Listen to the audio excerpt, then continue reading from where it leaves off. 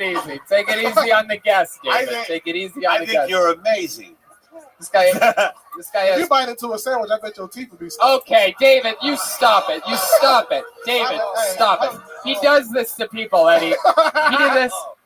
This guy did this to Michael Bisping last week, one of the greatest fighters of all time, and he literally would not stop making fun of him. I ain't scared though. I ain't scared. Fuck that.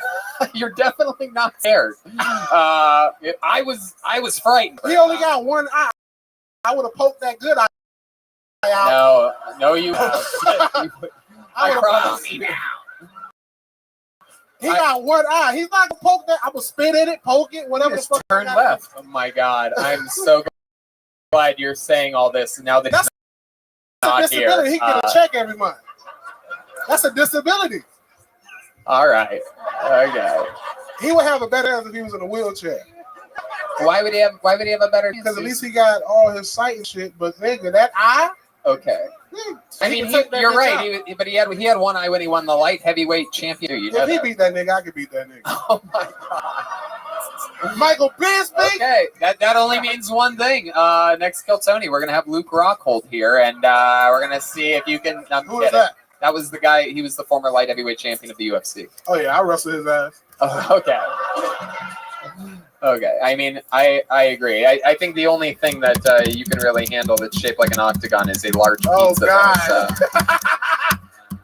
What you eat on your pizza? You look like you eat weird shit like shoestrings. I do. I eat shoestrings on my pizza. Actually, I've been exposed here on my own show by. Hey, let me get a large pizza, shoestrings, and paper napkins. Absolutely. Which reminds me, when you lose your feet to diabetes, I'd love your shoestrings. I'm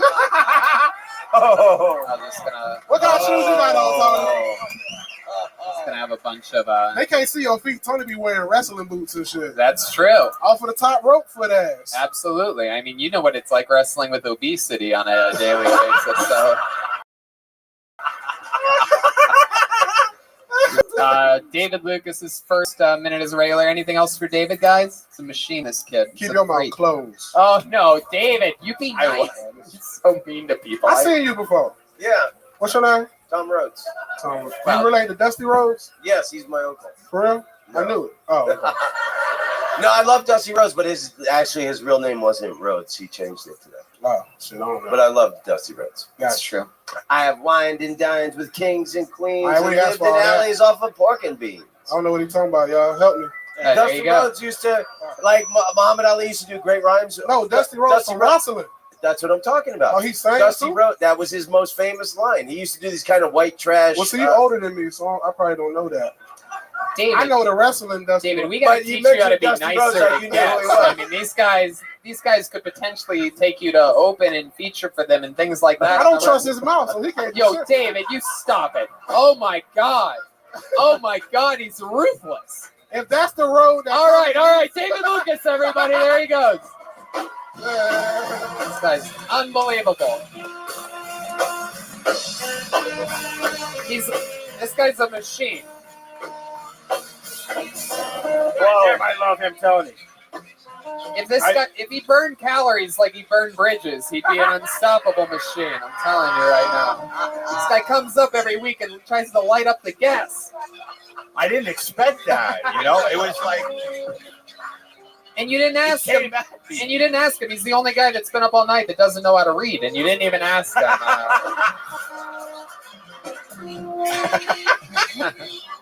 I'm just kidding. Menus. He reads menus. You guys want to go back to the bucket one more time, huh? All right. Here we go. And your final comedian of the night will go by the name of Celeste Torrance, everybody. Celeste Torrance. Here we go. That's not Celeste. Is that Celeste? Is that Celeste? No. All right. Let's hold on a second here. I guess that's not Celeste. Nope. So, we know this young lady. She is an elite member of the Apollo 13. Make some noise for Mina Q, everybody. Mina Q.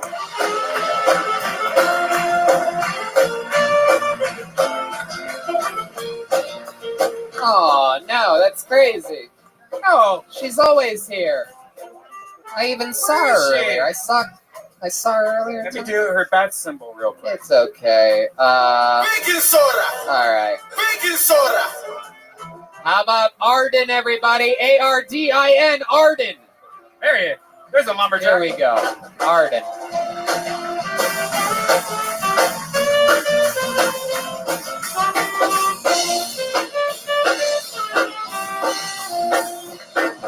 Your final comedian of the night. It's Arden, everybody. Here we go. Hello. It's good to be here. Good to see y'all. Thanks for hanging out. And I know what you're thinking, that, oh no, another white guy here to gentrify the place. And it's not. I'm an actor as well as a comedian, and you always got to be ready to audition. So I keep the hair up like this because I'm tired of the gender inequality.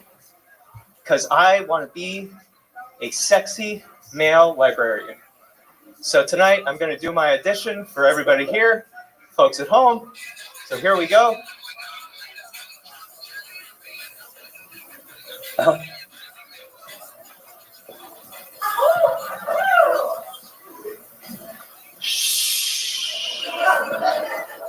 And I think that I should be paid $1.5 million for that. I think it's totally fair and reasonable.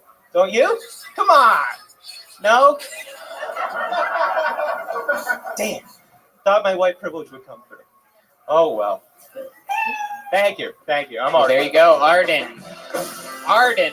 All right. That's one way to put a big ribbon on a fun episode of Kill Tony.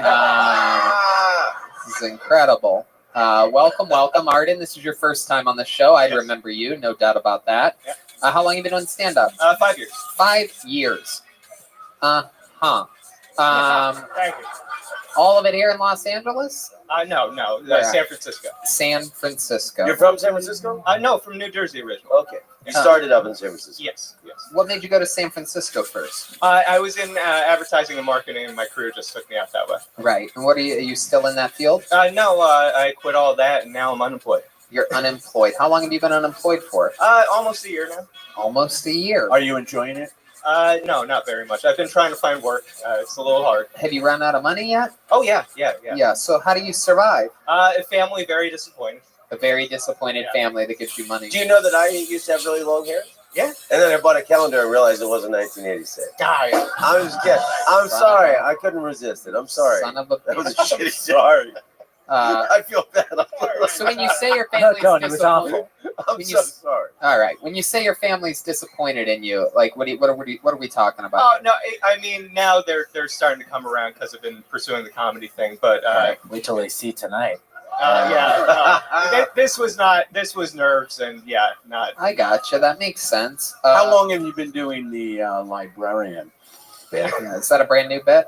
No, I've been working on that for a bit. It's just a little anxious. Do you wear your hair in that bun ever? Yeah, usually. Why? Just You have internet, right? yeah. You know everyone hates that shit. Yeah. So we all make fun of you. Why do you do it? It's just convenient sometimes. Hmm. Yeah, I don't wear it constantly like that. Wow, Yeah, Jesus that's right. Christ! Look at that. There's a real live YouTube commenter in the audience. Everybody, just dropping some 0-star knowledge of. You do have great hair, by the way. Oh, thank you. Yeah, that is incredible. So tell us more about you, Arden. What are you into? You seem like a very hip dude. You're clearly, you have the San Francisco. You had a man bun a second ago. Yeah, when I had money, I was into rock climbing. That was a big thing for me. Yeah, no. How expensive is rock climbing? pretty Is it? expensive. Yeah, I used to travel with it. I used to go to like Mexico, Puerto Rico, upstate New York, Yosemite. Just All to climb rocks. Yeah. Wow, you thought Red Band hated you before. Wait till you find out his feelings on rock climbing. So rock climbing. What else? I mean, there has to be something that makes you interesting, This Arden. third There must one. be. I used to be a raging alcoholic. Now I'm sober. How long you been sober for? 3 years. Yeah. 3 years. It makes dating very hard. Just sober day. I'm very anxious. You person. think that's what makes it hard, huh? Oh yeah, that and the personality and the hair and everything else. Yeah. Right. Do you rock the man bun while going on dates with women? No, usually I wear it down. Oh, okay, that makes sense. That's a good move. Yeah. Yeah. It It's interesting, your joke about the librarian, and everybody listened when you said, shh. It was incredible. Like, very, not really hilarious, but it was very effective. The room was dead silent during. I'm sorry about breaking it Sorry. down. You know what I don't get about the hair? You know you can fucking get rid of it, right? Yeah, it's just. You like it? I kind of like it. I just also can't figure out what I would want to do with it. How many of you think we should give him a haircut right now on this stage? Oh no! No? No, your hair is great, man. Your hair is awesome. You just keep it like that until you start balding like me, and then that's Artist says no to the haircut. What an interesting thing. Why is it? What do you got going on where you don't want to cut your hair? I'm working on a TV pilot that's about me kind of looking like Jesus. So yeah. Oh, okay, that makes sense. They never pick. Those things never get made. No, well, You could fucking cut your hair, man. That's true. Yeah. Absolutely. So you got no girlfriend, no real love life. Dating's hard. yeah. I mean, I had a panic attack in a lift on the way to a date recently. Really? Yeah. What kind of That's panic great. attack are we talking about? Let's I'm talk. talking full on sweats like this, Yeah. a sinking feeling, heart palpitations, the whole nine. What happened when you got there? It was pretty much okay. It was a coffee date, but I had decaf, so that was all right. Do you have any meds for it? Yeah. So now I take Lexapro and some other stuff, but Right. still dialing it in. Takes Right. a while. I'm sure your dad was excited when he found out he'd have to pay for all that too, right? Well, I mean, I was 5150, so he kind of, Oh, they did you like that? Huh? Well, I was well, not to make light of the situation, but I was beating myself up, and my roommate called the cops because he didn't know what What to do you mean beating yourself up? How many of you I would mean, like like- to see this guy beat himself up tonight? No. Christopher, there you go. No, I beat myself with my fists and my belt, and You what? I beat myself with my fists and my belt, and so they called the You cops. beat yourself, so like where would you hit with your fists? So anywhere in the torso region, and then Right. my back with my belt. Yeah. My goodness. And then they came and they saw you and they're like, oh my God, what woman did this to you, right? They're Well, like, no, this I told light bruising from I your... told the cops when they showed up. They said, "We heard you were hurting yourself." And I said, "No, I fell." And Right. they didn't believe me, so they took me in. If just an idea to make money, just when next time you're going to beat yourself up, put it on pay-per-view. Yeah. Yeah. No, I'm trying not to do that anymore. That's why I'm taking the meds now. So, All right, well, that's no, good. mental health is a serious thing, and anybody, if you need help, please call for help. Like, don't get to where I got. Would you like to co-host my show? Absolutely. We take mental health very seriously here on Kill Tony, and that's a real thing. Yeah. So just want to make sure that disclaimer's out there. Sorry once again to bring down energy again. You ever use CBD for your anxiety? Yeah, and THC. Very And, good. Yeah, Very good. But You can use the promo code KillTony at infinitecbd.com and get unbelievable discounts. Yeah. It's incredible stuff. It's our old friend Brody. Beat himself up the old school way. You know what I mean? To the finish line, not like you just fucking throwing the ones and twos at yourself. He didn't slap himself with a belt like a fucking pussy. You know what I'm saying? Brody knew how to finish the fucking job. Alright, yeah, I'm still. By the way, I suffer from a lot of fucking anxiety, and anxiety can be such a fuel for comedy. Like seriously, like scream that shit. I've been screaming for 40 years, which is why my teeth are fucked. yeah. So do you ever think of using comedy as like a cathartic experience to get that I anxiety mean, I out? talk about my mother's suicide attempt. I talk about. Boy, you're a all my trash. shit. How did your mom try to kill herself? She downed a handle of gin in my prescription for Claritin. Oh wow, Claritin. Yeah. Oh my goodness. And it was The old loud cry for help. You know what's wild? She must not have sneezed for like 3 weeks after that. That's incredible. She flow-sneezed herself. to death. You don't look like you have lived this pain. Yeah. You just look like a guy who's like, hey, let's blow Yeah. bubbles. Yep. Yeah. You look like you do acoustic covers of Dave Grohl songs. Yeah. There's some of that. Arden, anything else crazy, interesting that we should know about you before we let you go? Any fun facts about you? You have like 8 toes or like a 2-foot long cock or something like that? No, I tried making a game show pilot about doing dabs with comedians. Oh. That went nowhere, but Yeah. At least nobody fucking died in that story. Yeah, exactly. Exactly. Yeah. Game shows with dabs. That's an interesting one. Called it Dabs for Dollars. Dabs for dollars. Yeah. And how much could they make by taking a dab? So the joke was that you can't actually win that show. Oh. Yeah. That's a great joke. Yeah. That's why it went right up nowhere. there. Put your hands together for Arden, everybody. There he goes. He's Thank on you. social media at Arden Comedy. That's his first appearance on the show. But as we know, a lot of people come back, get redemption, have a better set next time. How about one more time for Arden, everyone? Look at this amazing drawing from Ryan J. Ebelt. Look what he did while you all sat there doing less than nothing, drinking and enjoying yourselves. He was hard at work. RyanJEbelt.com for all those prints. Still tickets for Kill Tony Mania this Friday and Saturday at Cobb's in San Francisco. Brisbane, Melbourne, Sydney, D.C., Columbus, Ohio, Pittsburgh, Cleveland, and Calgary. All on sale now. How about one more time for Eddie Pepitone, everybody? His first time on the show, definitely not his last. Make sure you check out Pep Talks on the All Things Comedy Network and EddiePepitone.com for tickets to see him do stand-up. He's heading out east in November and the Southwest in December. How about one more time for the return of Tom Rhodes, everyone? His new comedy album, Around the World, is available at tomrhodes.net. This is exciting stuff. How about another hand for Jeremiah Watkins, everybody? He was Christopher tonight, and he is headlining Huntington Beach's Rec Room with Joel Jimenez, William Montgomery, and a bunch of other people going with him, November 16th.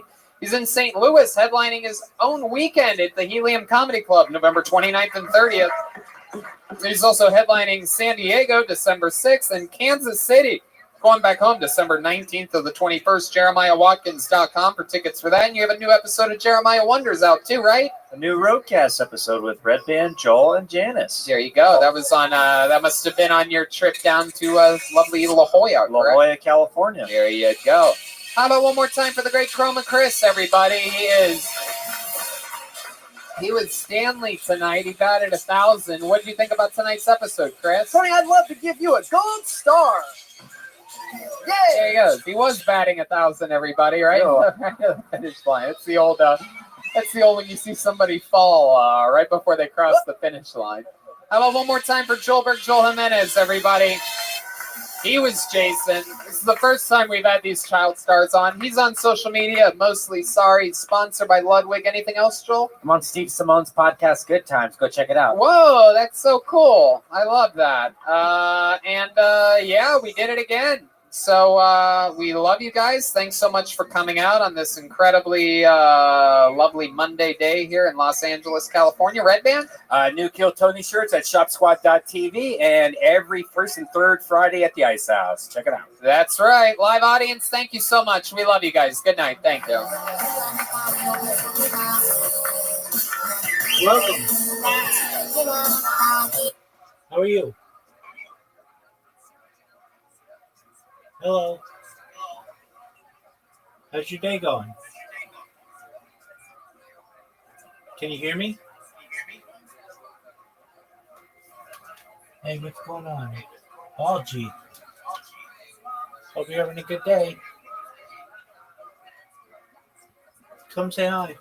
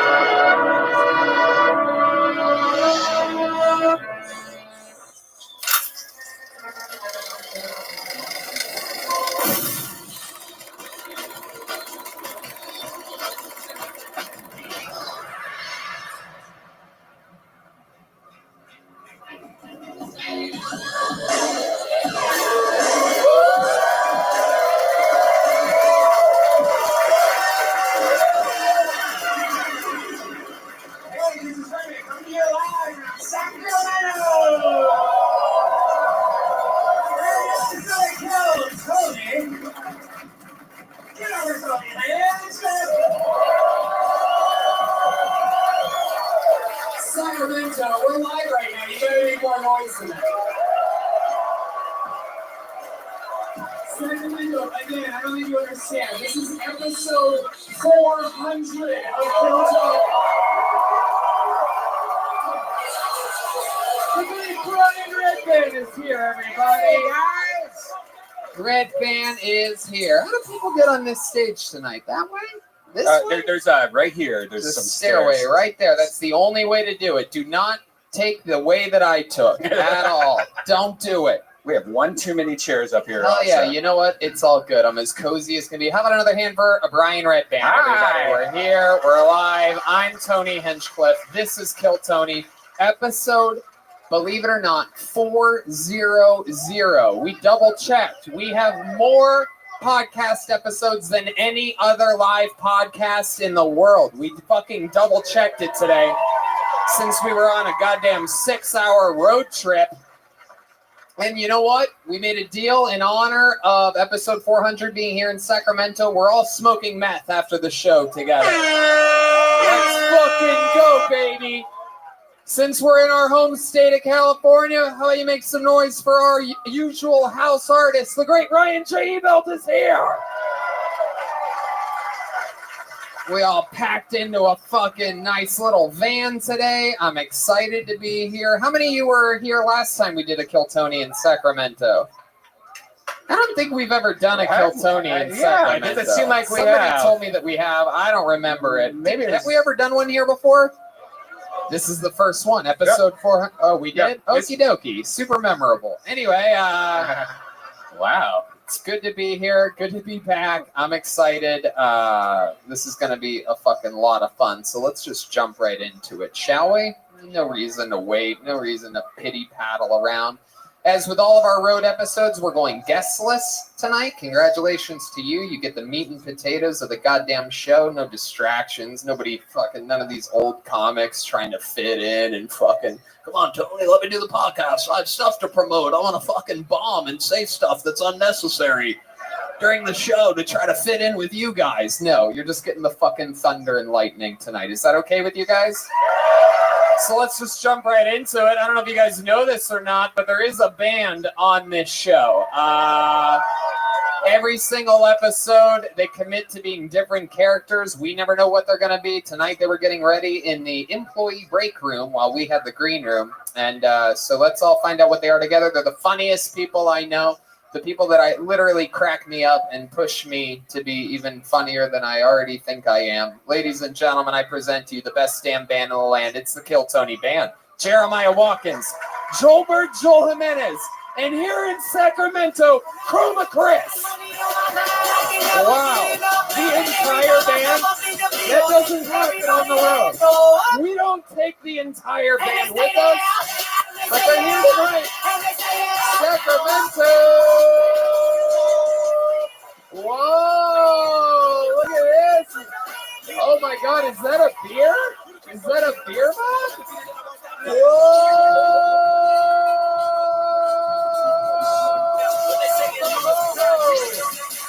I think I know what they are. These are college frat boys for sure, everybody. How exciting is this? Come on, make some fucking noise, everyone. Oh, wow, all right. Good Lord. Good thing those two people didn't show up in that seat right there. Welcome to the show. You've been on the show before. Remind me of your name, band leader. What's up, Curtis, star quarterback? Curtis, star quarterback. You could have gone pro, but I got my girlfriend pregnant. You guys in high school or college?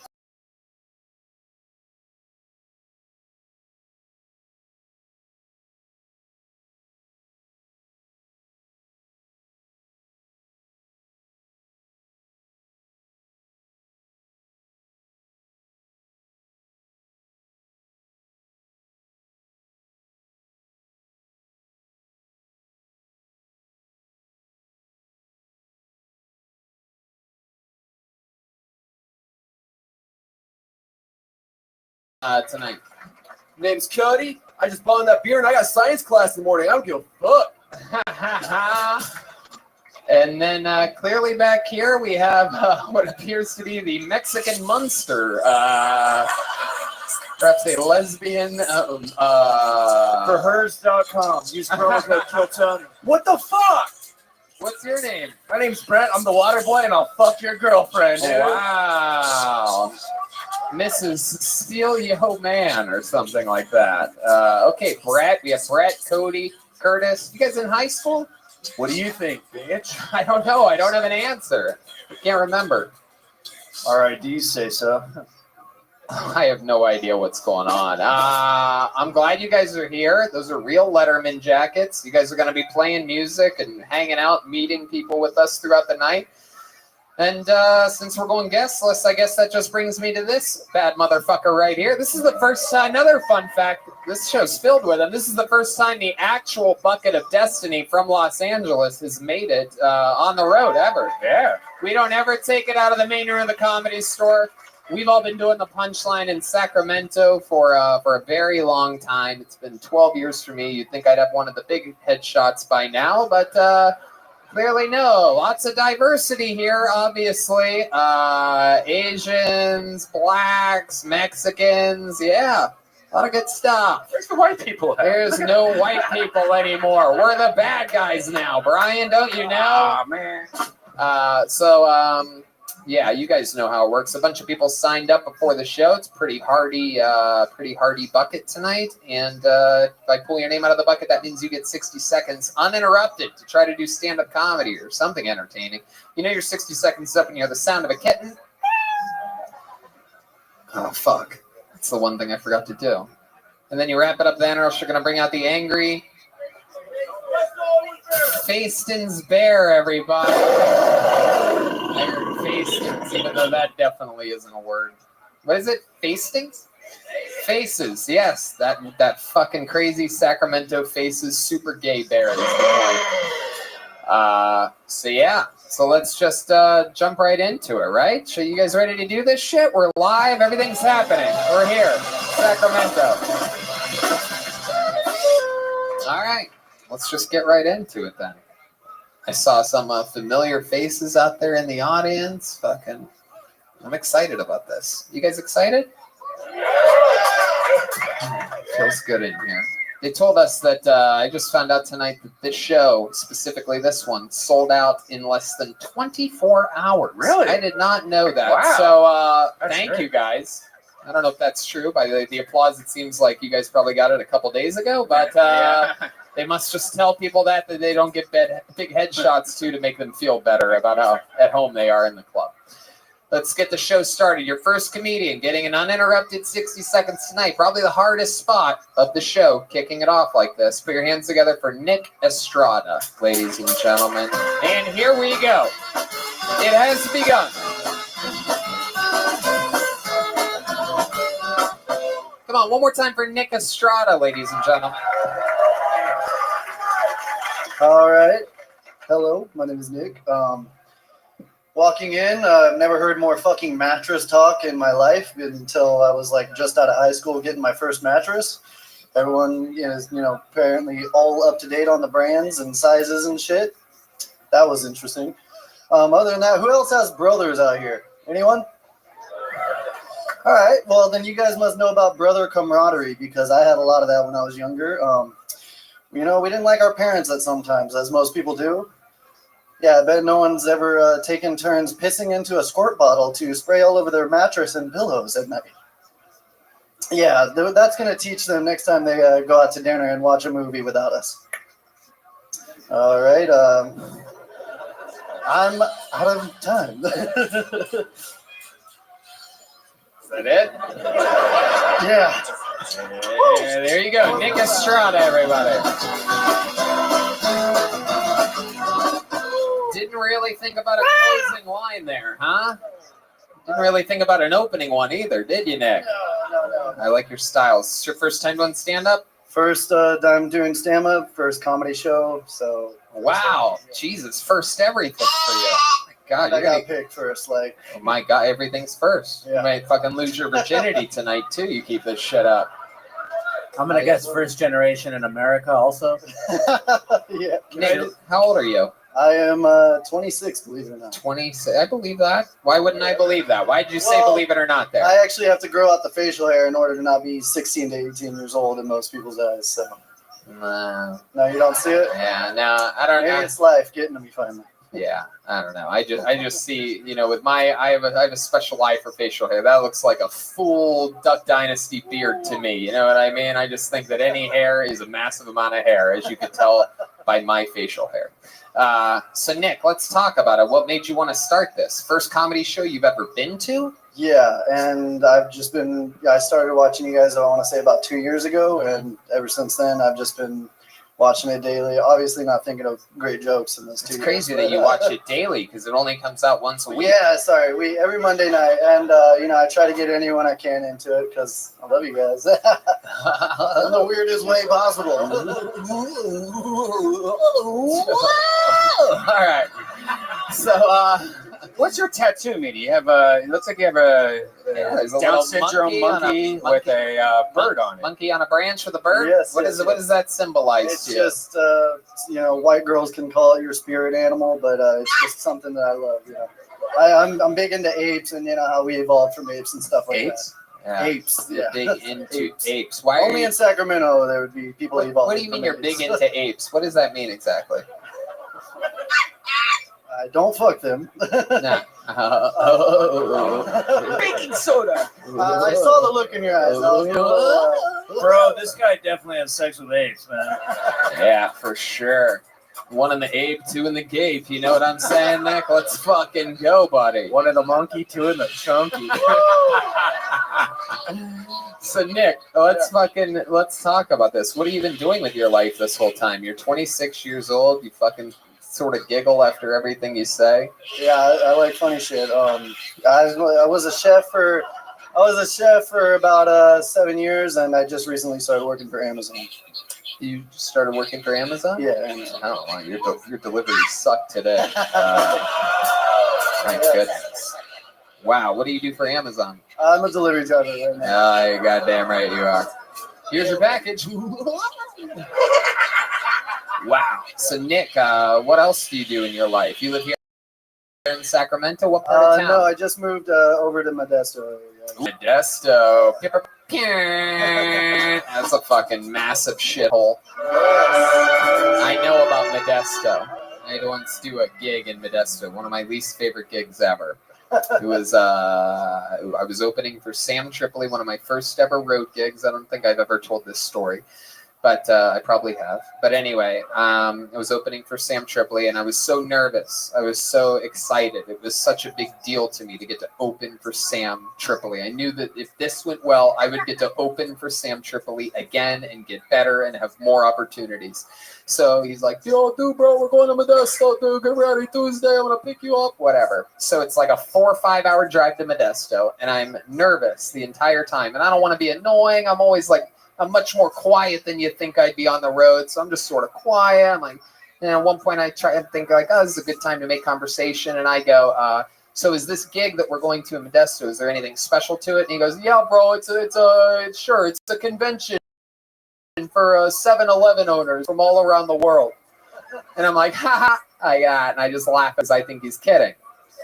So the remaining 3 hours of this trip, I don't write anything about 7-Eleven owners. I don't think about it at all. Turns out it was truly 7-Eleven owners from around the world, and I bombed harder than you can ever imagine. It was a 5-minute long set. They said that I had to be clean, and during the entire 5 minutes, you could only hear one thing, and that was from the back of the room, and it sounded like, and it was Sam Tripoli recording me on a flip phone. Do you remember your material, like what you did in those 5 minutes? I remember literally just dying. I mean, it was just horrible. I had no clean I still don't have 5 minutes of clean material. It's ridiculous, but no, I just died. I did a couple really bad jokes. Plus, it was round tables. I'll never forget. The microphone was connected to the podium, so you're just like standing at a podium like it's a Comedy Central roast or something. And there was a dance floor in between the stage and the entire venue. And then everybody behind that was at round tables, and they just served dinner. and nobody gave a fuck about comedy. Taquitos and It's literally the worst gig you can, like, if you created it in The Sims, like, worst comedy gig ever, this is what it would be like. 7-Eleven owners, round tables, 80 feet away, just got served dinner, 7-Eleven owners. Okay, That was my favorite vagina monologue I've ever heard. very good. Thank you. Thank you, Curtis. It always hurts every goddamn time. So, Nick, enough about my worst time on stage. Let's get back to yours, all right? So tell us something more about you. What's interesting about you, dude? You're in Modesto, working for Amazon, but what's the real you? You know what I'm talking about? You have any fun hobbies or anything like that? I mean, you have a girlfriend? No. Mm-hmm. Why not, dude? Yeah, Why not? You took her. You took her, bro. Yeah, I did. Remember?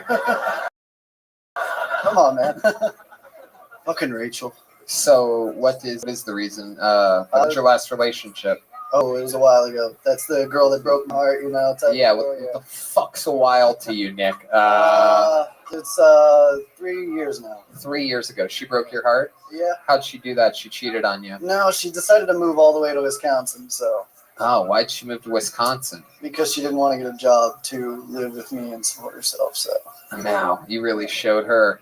Yeah, stuck You want to move to Wisconsin? Well, I'm going to move to Modesto. See you on Facebook, bitch.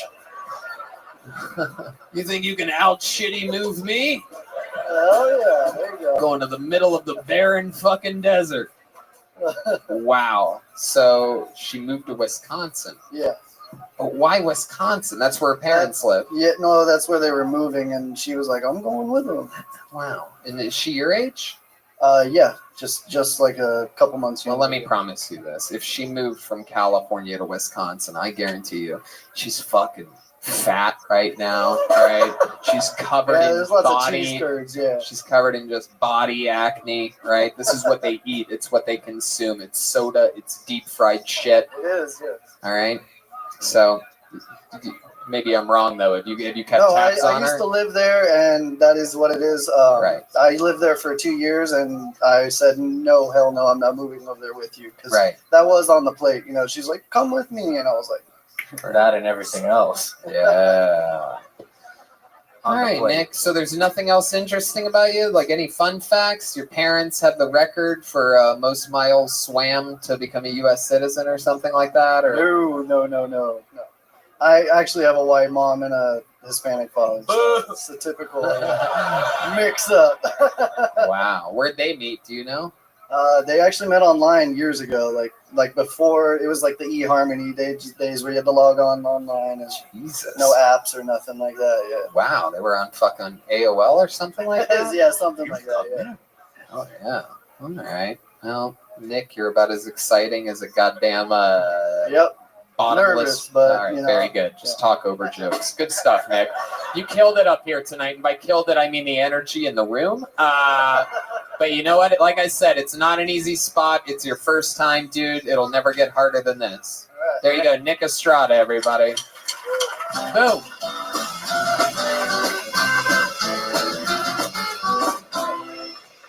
All right, that's one way to get the party started. It's sometimes good to ease into the show, you know what I mean? It doesn't always have to be fucking fireworks from the get. That's not how they do it on July 4th. One more time for Nick Estrada, everybody. Before he kills himself, or worse yet, moves to Wisconsin. Pull another name out of the bucket, put your hands together for Drew Absher. Drew Absher. Wow, it's got a big applause there. Here we go. School's out for summer. Yeah. School's out for... Here he is, everybody. Drew Absher. How's it going, Punchline? I don't like people my age. People my age change the definitions of words all the time. I don't know if you ever noticed that. Like, we changed the definition of the word addiction. My friend said that he was trying to quit drinking coffee because he was addicted to it.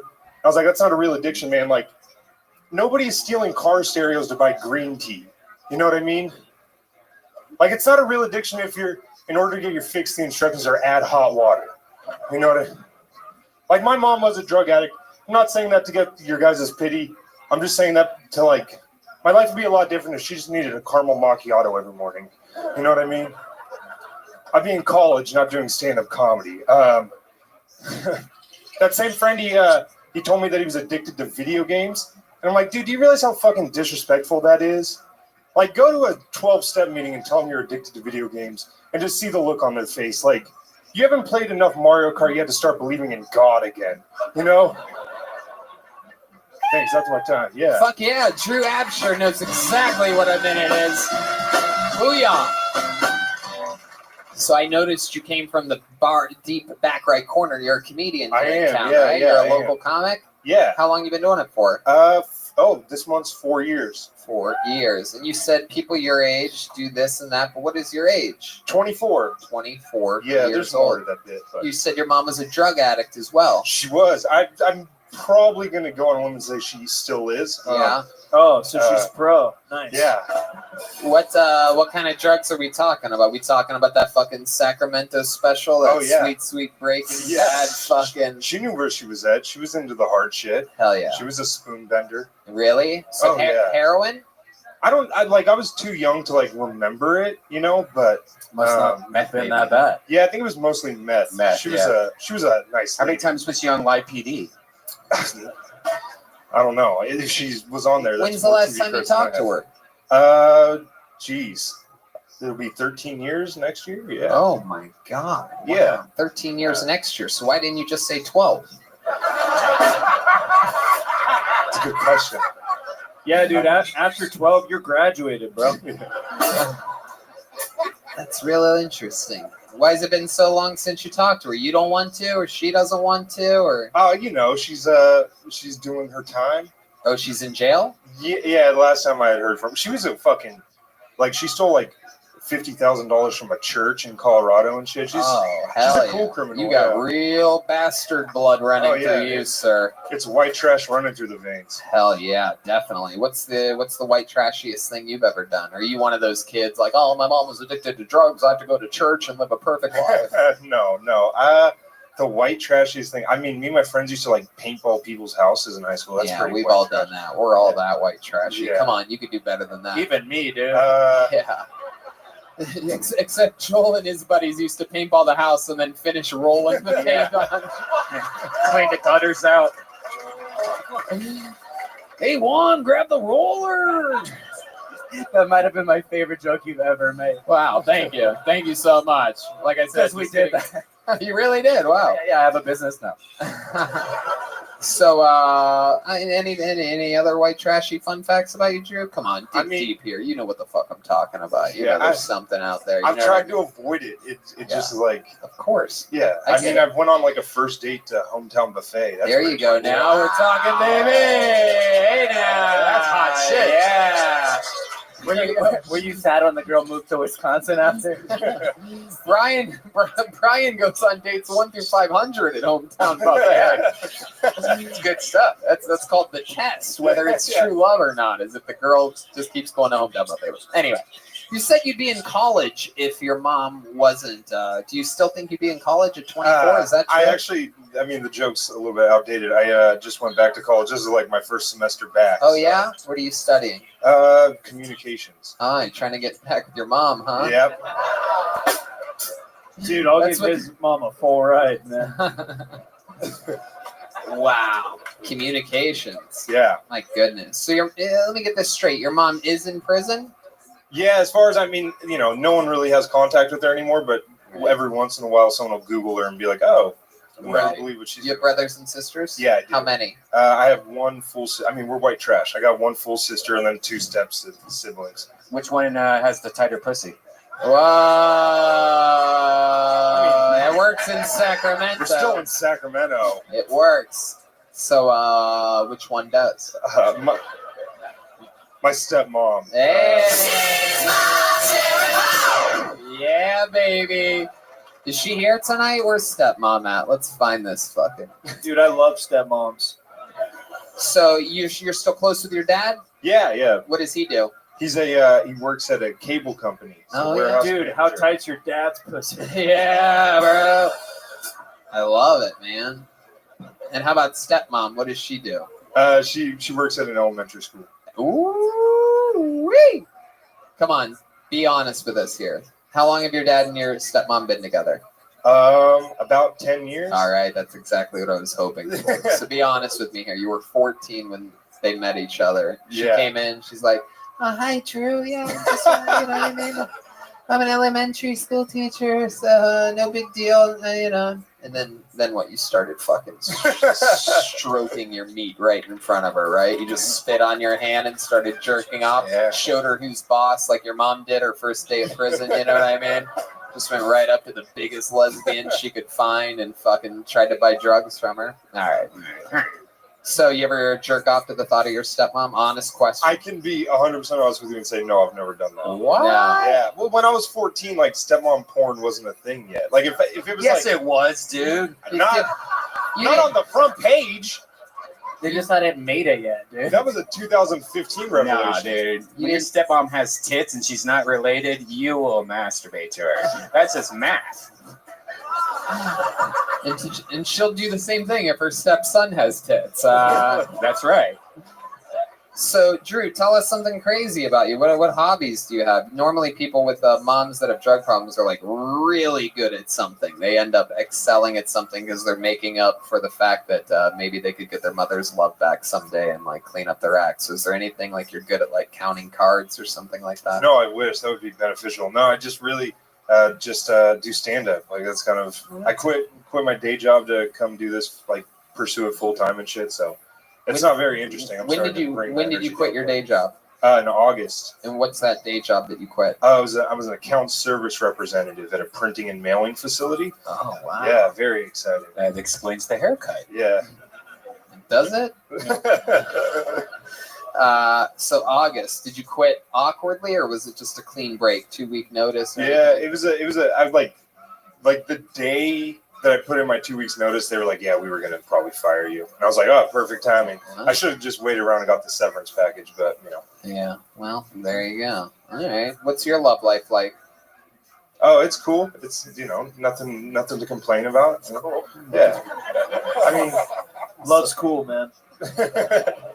You have a girlfriend? No, nothing like that. Last date you went on, what was that like? It was cool. We went mini golfing. I upgraded from Hometown Buffets. I'd rather do that. It was way cheaper, but yeah, went mini golfing and. She's a little person. Mini golf. I get it, mini. Oh shit! Maybe Can I get some heroin back here? Okay, Joel. All right, so you went mini golfing. Then what? Played a little fucking putt with her butt. You know what I'm saying? Then what happened?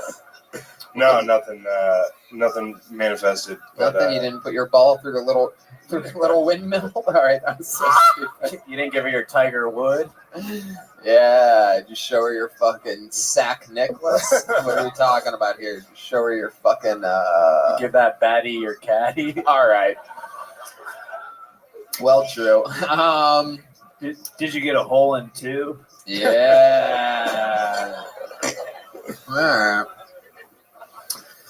Well, Drew, this was fun to meet you, dude. Local comic, you've been doing it 4 years. Yeah. You know, you're fucking in it, man. I would just say you leave a lot of sort of open-ended things out there. I would just say sort of like give the whole truth. You know what I mean? I'd say I'm 24. People my age have changed. You know what I mean? Addictions. Yeah. So saying people my age because we don't really know. You seem like you could be. You know, you have a little Benjamin Buttonsy shit going on. Do I? You know Fuck. I mean? Yeah, you could be like you're either 18 and just joined the military, or you're like 37 and have leukemia or something like that. I'm not really sure. Let's check in with Curtis. Can I give him some advice? Yeah. Dude, have sex with your stepmom. What are you doing? Yeah. She's right there. She's right there.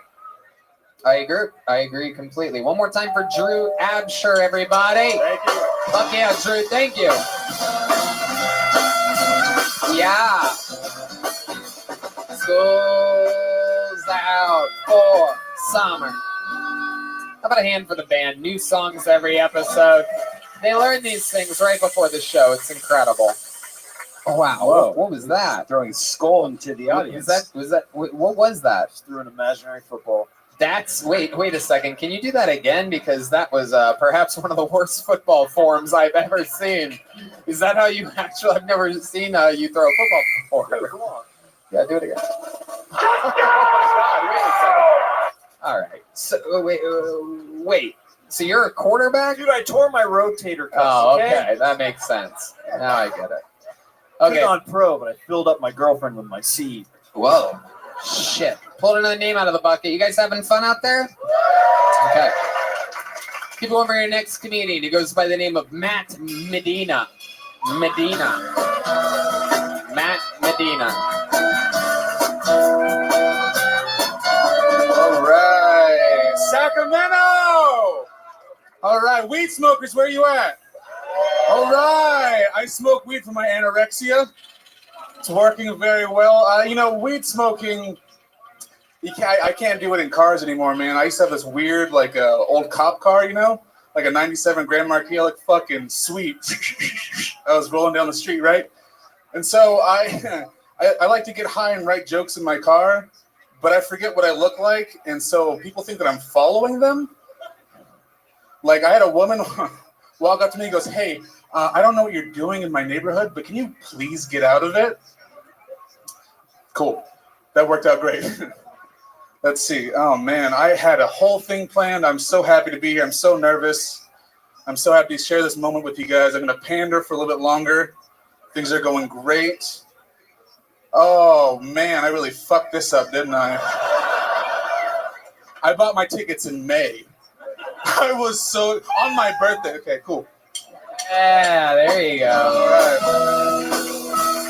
Matt Medina. Really killing it the last 20 seconds of his set by just talking through it. I like your style, man. Very good stuff. Appreciate it. Hell yeah, absolutely. I'm guessing that's not the first time you've waited around for pussy. No, absolutely right. Oh yeah, there you go. There it is again. For some reason, makes no sense, but there it is. So welcome to the show, Matt. Mm-hmm. You're new at stand-up comedy? I've been doing it about a year and a half. About a year and a half. Yay. Soft. It was just me and you that got excited about that, Matt. I'm going to be honest with you. That tends to happen. Why does that tend to happen? People don't think I'm funny. Why? Loud, aggressive. You are? Yeah. A lot of people are loud and aggressive and funny, though. Yeah, but no. That's very true. Ever heard of Sam Kinison? Yeah, oh, very good point. Hilarious. I mean, we could go on and on. There's a lot of those. So what do you think it is? Do other comedians think you're funny? I mean, they tell me, but Do they? Yeah. Do they after your set go, good set? Yeah. So. All right. What made you want to start stand-up comedy? I got a divorce. Whoa. Yeah. Hey now. How long ago was that? 2 years? A year? 2 years? I don't know. What happened? She moved to Wisconsin. No, she fucked a 40-year-old. She fucked a 40-year-old? Yeah, hell yeah. Well, she was pregnant with my kid. It's great. Whoa. It's a good time. Whoa. And I hope she watches this. Oh, Dude, my God. That's what we call the 40-yard dash. How old are you, Matt Medina? I am also 24. 24 years old, and she's 24 too? Yes. And how long have you guys been together? How long were you guys together for? We were together for 4, married for 3. Together for 4, Yeah. married for 3. Wow. So wait, you were together for 7 years or just No. 4? 2. Okay. 4. Yeah, Okay. altogether. 3 years married. Yep. And this 40-year-old probably a boss, a coworker? A parts dealer at a local famous car dealership. Yeah. Wow. Looks like he gave her a part under her hood she really wanted, huh? Yeah. My goodness. The worst, how pregnant was she when she did this? Oh, no. Pretty pregnant. Yeah, wow. Yeah, that's incredible. Very, actually. So the worst part is that... Fourth wow, goal, or what are we talking about? Curtis, just go right third ahead, goal. Curtis. Pay no attention to anything else, Curtis. I can't see you at all, so You don't need to see me, Curtis. Just use your ears, Curtis. It's a podcast. No, we Curtis. do a lot of plays on the field. I need to see you. All right, you don't need to see me at all. I promise. I would love to make eye contact with you, Curtis, we've been doing this for years. You don't. Dude, need to... I want to look at you. Okay. All right, very good, Curtis. How bruised was your child's head? Okay. There you go. I don't know. There you go. Thank you. This is now we're cooking into the part of the show that I was warning about earlier. So we're talking 7, 8, 9 months pregnant? Yeah. Wow. And you know that he came inside of her, right? Huh? You Well, don't pull out with a pregnant chick. No, you know this. no. So You his can do cum whatever was you want. within Yes. millimeters Yeah. of your baby's your Baby tiny has skull. salty lips. Huh? Yeah, salty lips. Unless he put it in her butt. Wow.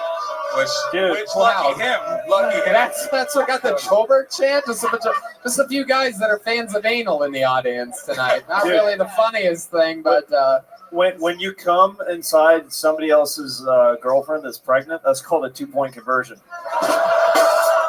that's actually true. So, okay, yeah, soak it in, Curtis. Really, really wild one tonight, Curtis. Man, really overcompensating for that torn rotator cuff you have. Dude, my coach said I could. There you go. So, Matt, how did you find out about this? We got done with couples counseling, and we went to Black Bear Diner, where I ordered. Why does that get a groan? What's Black Bear Diner? We're not it's locals. I guess it's not in LA, is it? It's like a truck stop diner, right? Yeah. It's like a. Okay, it's like so a you're franchise. out of couples counseling. You go to Black Bear Diner, and then what happens? And then she looked at me and she said, "I don't want to be with you anymore." And then I was like, "Well, then why did I order my food? We shouldn't have. I wasted $15." That's what you were worried about? Your pregnant wife says you don't want to be, and you're worried about the fucking pastrami sandwich? No, it's the Grays is the breakfast. Okay. And then what happens? She says she doesn't want to be with you. You're like, I'm losing $15 on this. And then what? And then we drove home in silence, and then I cried for about 3 hours. Oh, my God. Wow. That's called a rain delay. Cause rain? Rain delay? Oh, yes, I got it, yes. Matt. If you would just look at me, you get it. All right, very good.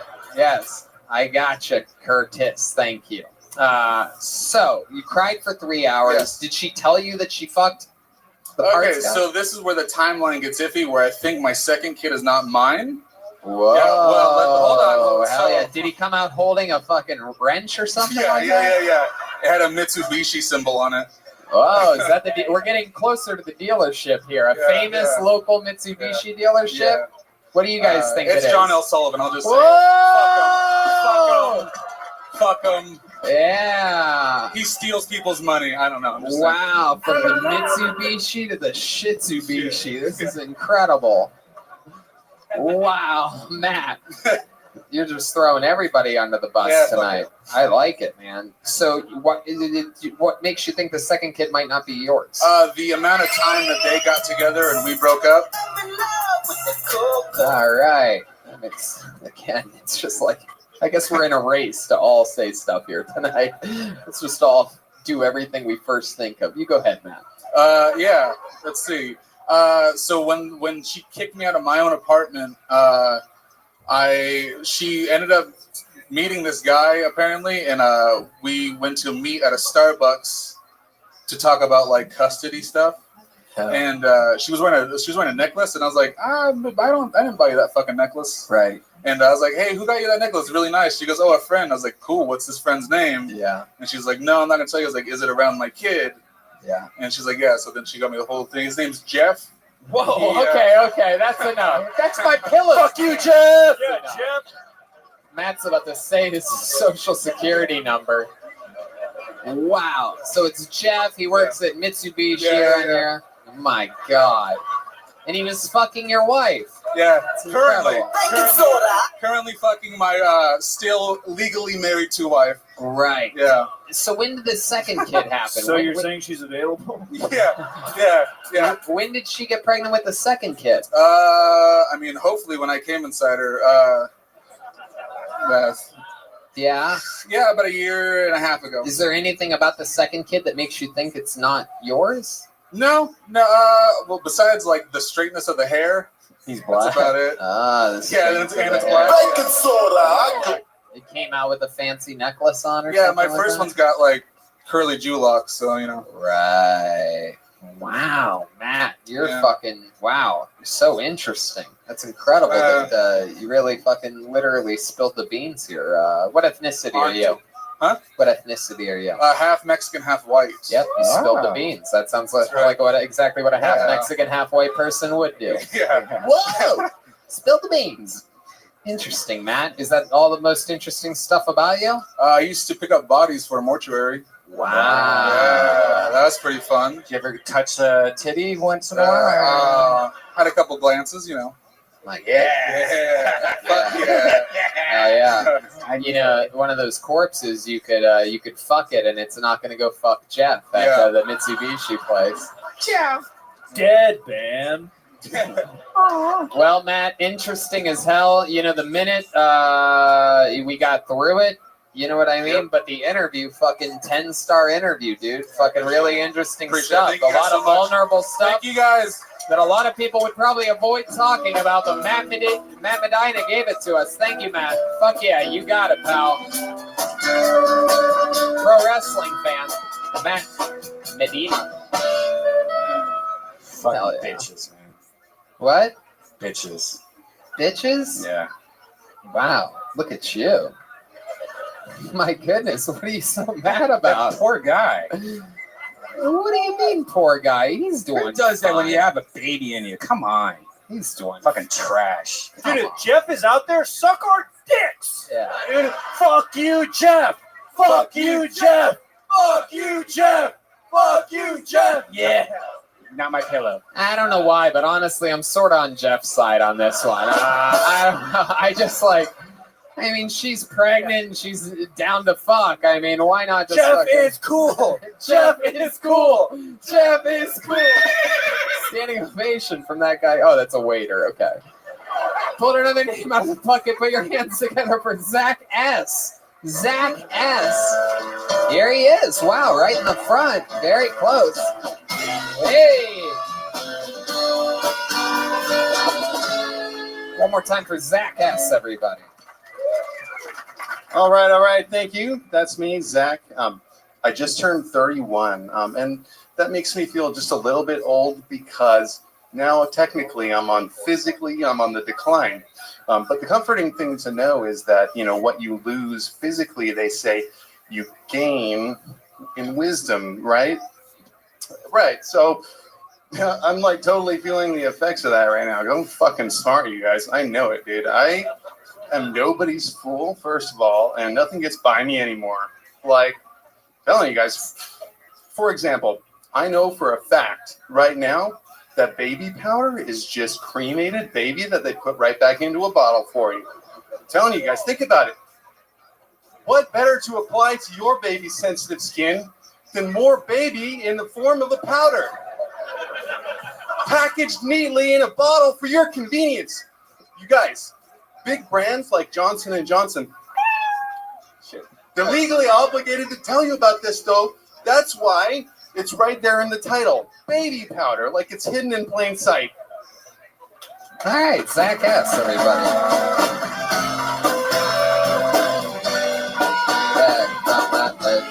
Zach S, welcome to the show. How you feeling, man? Very nervous. Why are you nervous? Second time doing stand-up comedy. Second time ever doing stand-up comedy, ladies and gentlemen. Second time ever, and still somehow the second best set of the night tonight. Incredible. So Zach S, congratulations and welcome. Second time ever. When was your first time? 2 years ago. 2 years ago. You're wearing two collared shirts right now. Now this is something. I'll tell you why. This is something we almost never see in real life. All right, no. This is very, very interesting. You're excited to tell us something about it. Curtis, you want to say something about this? Yeah, why does he look like the most handsome guy on the Big Bang Theory? So you got fucking two collars. Right, I didn't know what the temperature was going to be in here, so I wore both of my favorite shirts. It looks like the temperature is bitch. You ever thought about like a coat or like maybe a hoodie? Yeah, you ever think about dressing like a human being? Yeah. You know who else didn't know what the temperature would be like in here? Almost everybody else. Yeah. Is there a reason why you decided to commit to fucking forever autism? You look like the autistic kid we always pick on, dude. Ah, Chroma Chris and I matching up on premises there. Look at that. That's big points, Chroma Chris. How about a hand for Chroma Chris? Silent but deadly. Not a comedian, but somehow always bats 1,000. Yeah, dude, the A on his Letterman jacket stands for autism. So, awesome. Zach, you said something. I must have missed the beginning. We were talking about a technical thing for a second. You said that you had some kind of disability or something, and or no? No, I was just saying that, like, you know, in your 20s, you feel young and invincible, but after you turn 30, basically, you feel your physical decline, but you also feel smarter at the same time. Yeah, I don't know. I think what I heard was right. I think you have a disability of some kind. I'm not a doctor, but I've been right about these things before. I have diagnosed people as autistic. They hit me up later. They're like, dude, I went to a doctor, and you're right, bro. And so I think I might be close to right about this. You ever have any head injuries as a kid? You play sports a lot? I probably had a few concussions, but, I mean, it was probably from snowboarding or what the fuck does it matter how you got them? You got them. Yeah. Once you get it, you got it. So interesting. What do you do for work, Zach? I do furniture upholstery. I own my own upholstery business in Davis. Awesome. Heck yeah. Look at that. What's Davis like? It's chill. It's got a lot of wealthy hippies. Oh, really? Do they wear 2 shirts with collars on them? Is that a thing there, maybe? If they're above a 5 in douche factor, then I'm sure they do. Let me ask you this. Have you ever seen anyone else do that before? Yes, I have. Who is it? I went to UC Davis, and this shit happened plenty of times between the years of 2009 and 2011. You're autistic, dude. Yeah. I do remember I did it again. I called you autistic because you knew the exact years. Hey! Heck yeah. Old 2 collars Jenkins over here. Zach S. What's your childhood like? What are we talking about? What do we got going on there? Some fucking couple go-kart accidents or something like that? You ever get ejected from a go-kart in a massive pile-up? Am I close to right about something? So you're asking me how I got my brain damage. No, I'm just really talking about your childhood overall. Brothers, sisters, cool parents?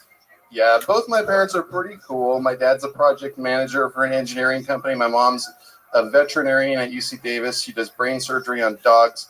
My brother, she should do brain surgery on you. All right. Fair enough. She's probably if she does brain surgery on dogs, then she's probably performed brain surgery on somebody with 2 collars before.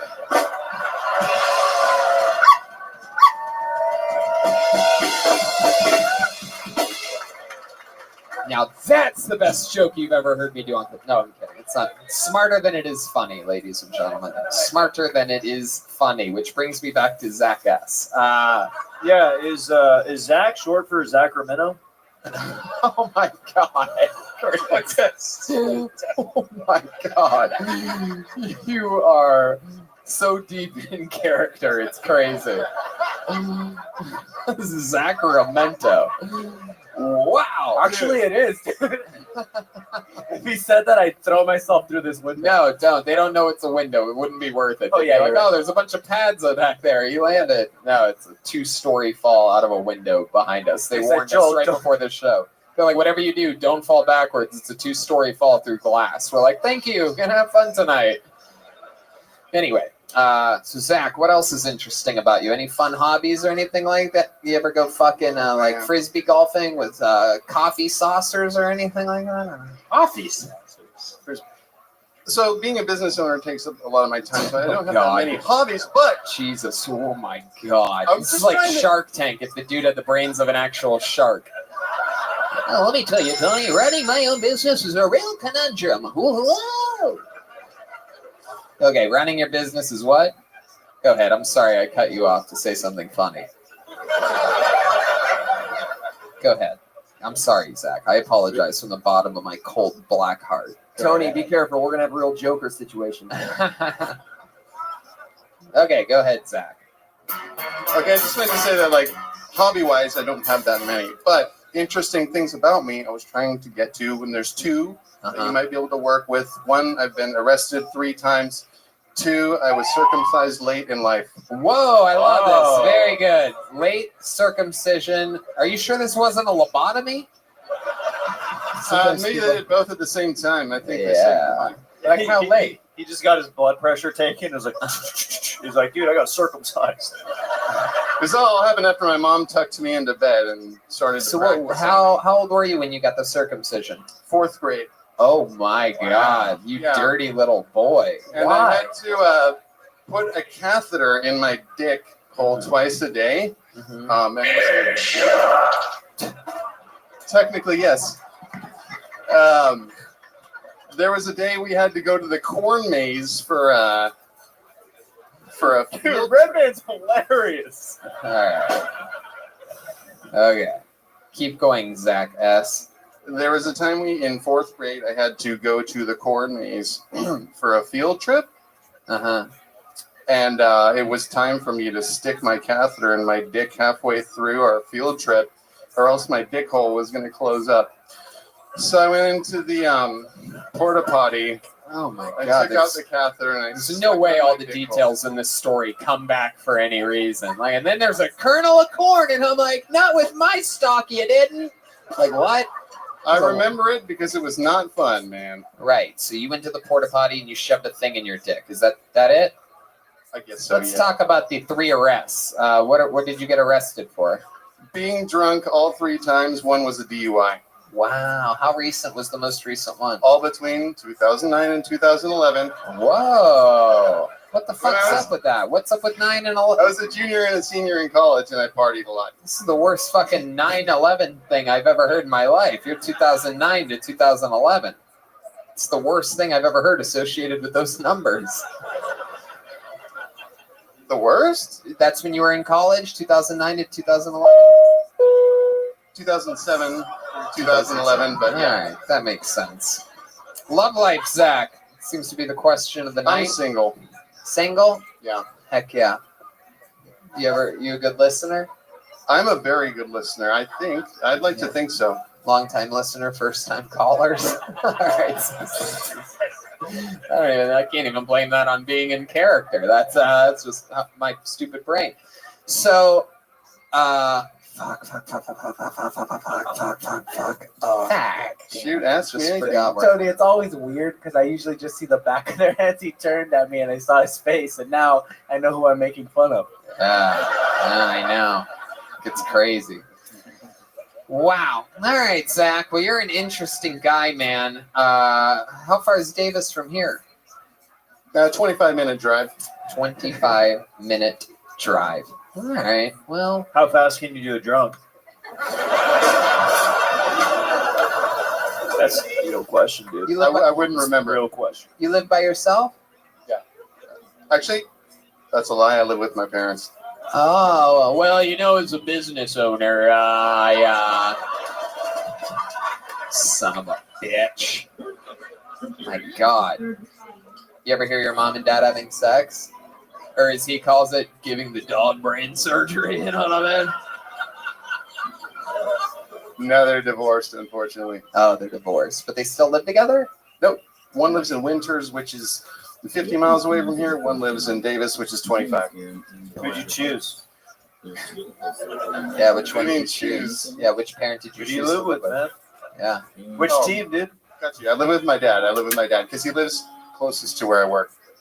Closest to where you work? You do not sound like a business owner to me at all, Zach. I work approximately 4. You said you don't like people promoting things. What's the business that you own again? It's called Davis Upholstery. And it's just an upholstery business. That's How did you correct. learn how to do that? I knew the former owner of the shop, and I asked him if I could practice on pieces of furniture until I was good enough that he could pay me for it. Wow. And then he started paying me for it, and then he sold me the shop. Now Wow, here we are. very That's good. That's incredible. Very cool. It's good to know you can do something with the material that you can create. It's a good outlet for you, I think. Thanks for coming on, Zach. It's Zach S, everybody. We got to follow up with him. I want to know if this guy's autistic. I think there's a good chance he is. wish that you would step back from that ledge. He left his circumcised dick microphone. Look at that. Wow, look at that. Heck yeah. So, Wow, look at that. Professional. Fuck yeah. Hey, little butt slap. Oh, I think he likes it. Oh my god, these dudes are about to fuck. Whoa, he grabbed it. Get in there. Wow. Oh, there's not even a name on this. That's interesting. Just a blank piece of paper ended up in Is there. there an invisible person who signed up tonight? Okay, there's 2 of them. All right, guess we just cut up all the pieces of paper and threw them in there. Are there invisible twins that signed up tonight? All right, I'm going to tell you right now, this is a fucking crazy name. I have a feeling something very interesting is about to go down here. Put your hands together for your next comedian. He signed up as the real Spaceman Spiff, everybody. Here we go. Here he is, the real Spaceman Spiff. What's up, everybody? All right. I'm the real Spaceman Spiff. Yeah, you're right. AKA Kyle. I've often been considered by others to be a little psychotic. But if you overlook that, I'm pretty normal and relatable. One time, while I was on ecstasy, around 3 in the morning, I masturbated in the front lawn of a girl I had feelings for. Yep. Before you start judging me, I had a very good reason for doing that. Another time, I took an extended vacation to Sacramento's wonderful facility, RCCC. For those of you who don't know, that's jail. While in jail, I earned the unofficial title of Shit Bandit. That's for real. I was never caught. I also had a really good reason for doing that. One night, I got so drunk, I argued with my girlfriend. And I passed out in a bush down the street, and I also called a buddy, ordered $100 worth of Coke, which I didn't have, and then I walked back to my car, shit myself, and drank gutter water. Wow, there you go. All right, Kyle.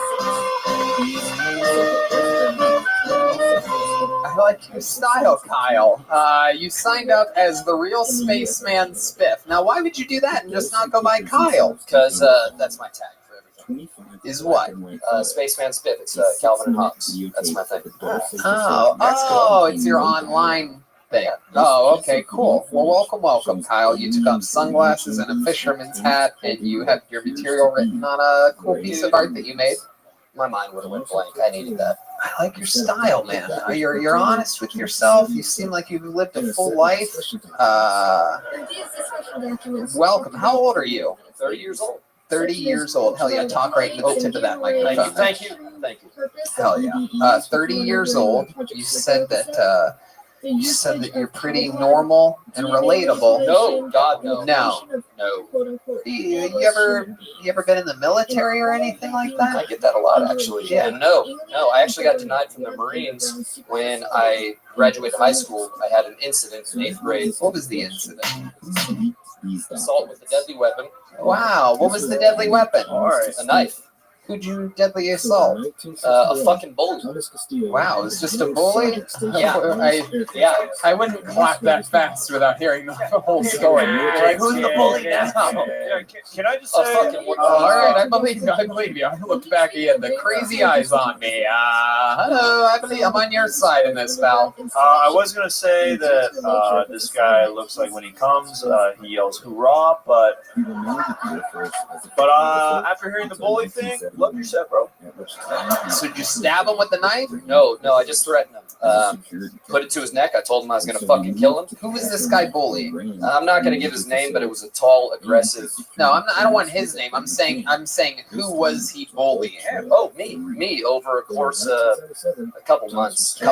What was he saying to you? What was he doing? This was in 8th grade? 8th grade.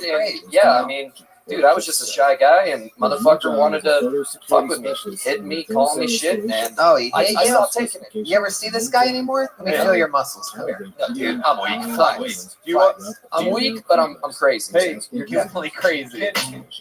Can we reenact a I mean, I don't think there's really much to reenact. All he did was threaten it, but Curtis, since you're literally out of control tonight, sure, let's go that direction. No, it's easy, very easy.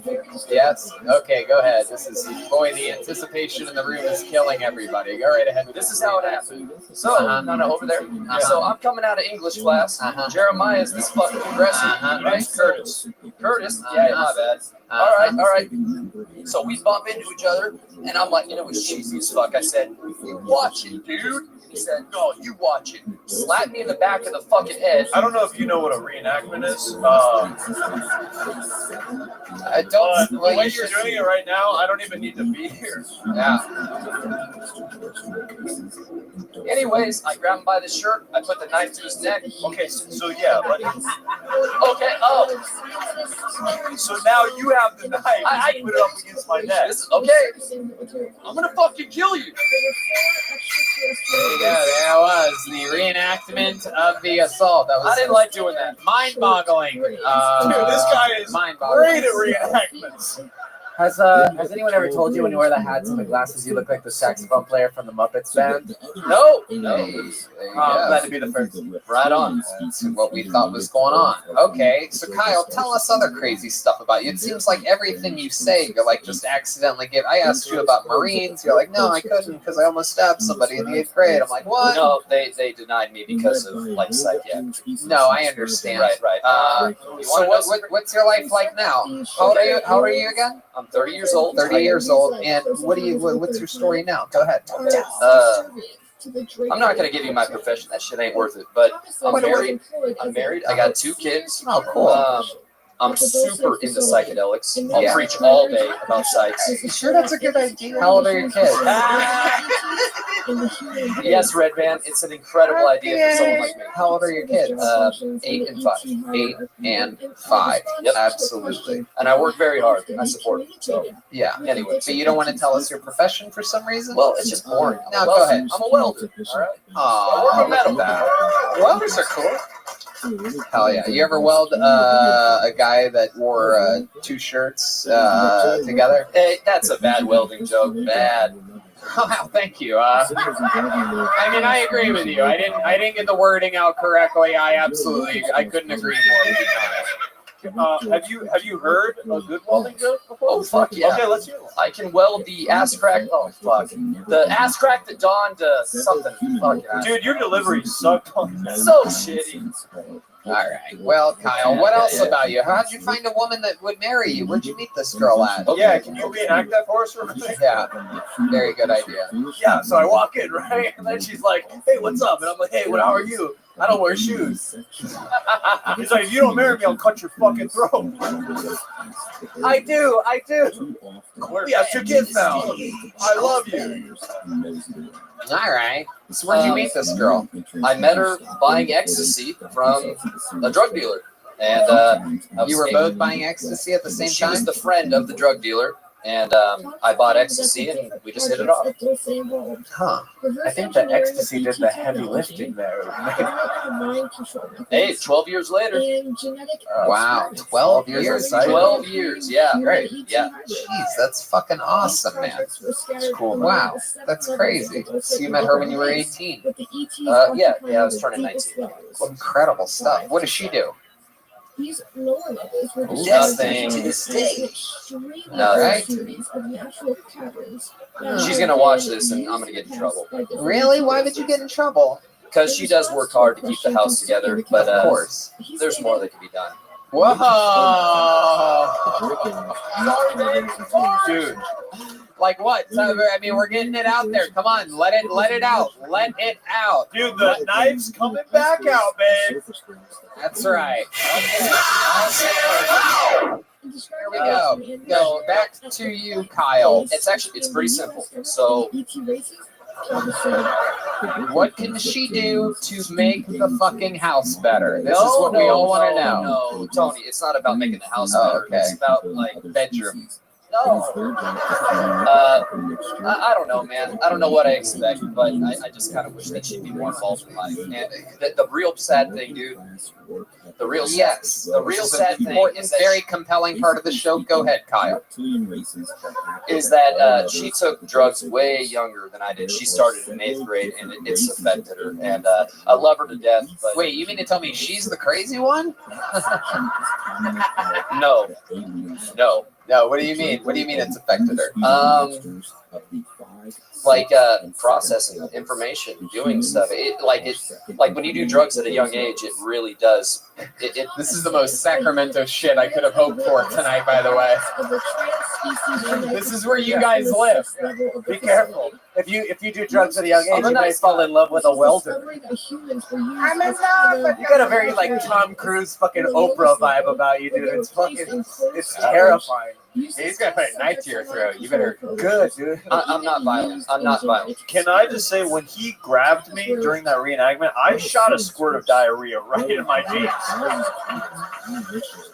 All right, Kyle. I got one more thing, Tony. Oh, whatever you the fucking want to do, you get to do here. So you just go right ahead. First thing, anything you want to say or do. If you want to mess with any of the levers or buttons over here, if you just want to pull wires, you can literally do whatever you want. You're allowed. You're special. I came here to challenge the king for his throne. Wait a second. Hold on a second. Are you telling me? Wait, Kyle. Are you telling me that you know how to play drums? I used to be pretty good about 10 years ago. I haven't touched a drum set since then, but I still practice. You haven't touched a drum set in 10 years? You were good 10 years ago? No, I'm not going to be worse than others that you've had. I can be better. Are you sure you think you can really put a challenge up on this? I came to take the throne. Wow. Well, you know what? Whoa! What's he doing? What he's asking for something from the audience. Oh my God! He has unbuckled his belt. His friend just threw him something. What is happening? He has a strap on. This is unbelievable. Dude, that's the smallest strap on I've ever seen in my life. He's wearing it on his head.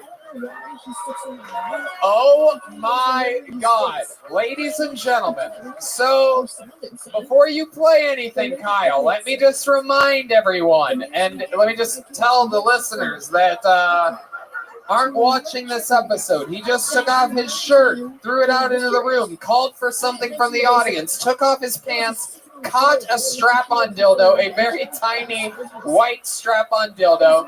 He put it on top of his head. He's wearing underwear, tight, colorful Pikachu Pokemon underwear. I literally, I mean, it's just Pikachu, colorful underwear. He has a dildo on his fucking head. He appears to know what he's doing on the drums.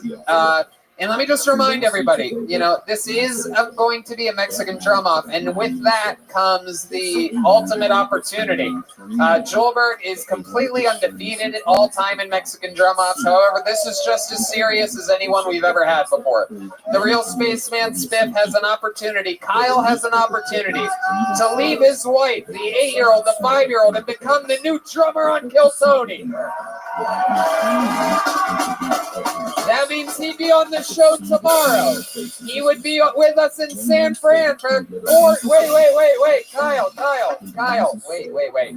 He would be with us for 4 shows this weekend in San Francisco. He'd come back with us on Monday and be on the new episode Monday with Josh Wolf and a special guest. He has the opportunity to go to Australia with us in just a week and a half and be in Australia for the first time in his life. If he wins, he takes Joel's job, and Joel takes his. He just licks up. Wait, Kyle. He just licked the tip of the bottom of the dildo. Hey, Nicholas, can you make sure that camera's all squared up and that everything's good there? So, ladies and gentlemen, I present to you this is a Mexican drum off, and now going for the throne, it's Kyle. Everybody.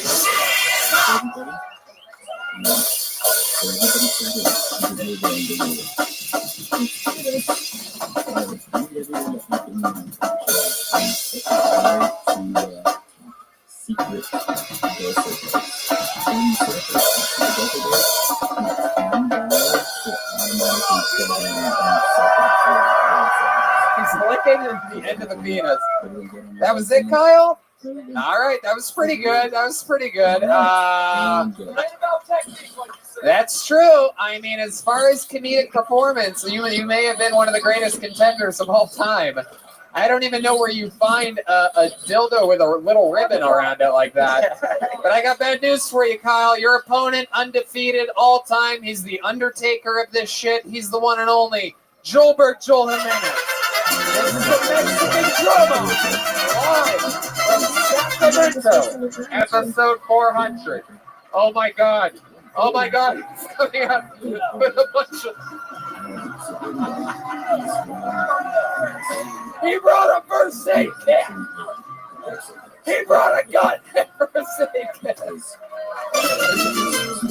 Weirdest ass in the game. Giant purple dildo.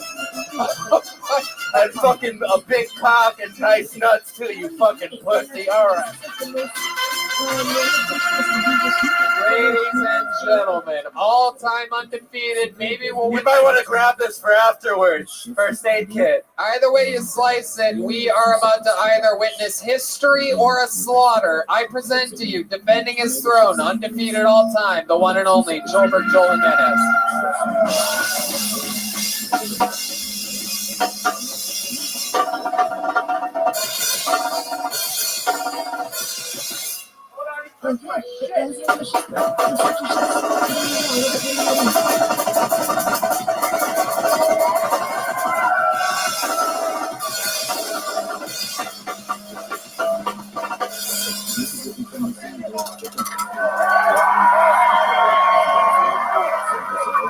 Whoa!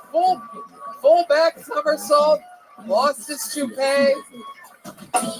Oh, he's just warming up his feet. Wow.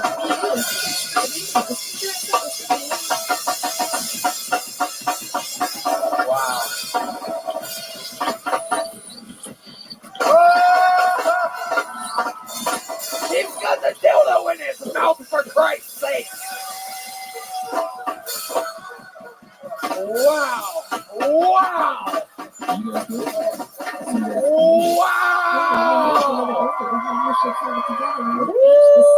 Woo-wee. There was a massacre here by a sleep mattress live in Sacramento.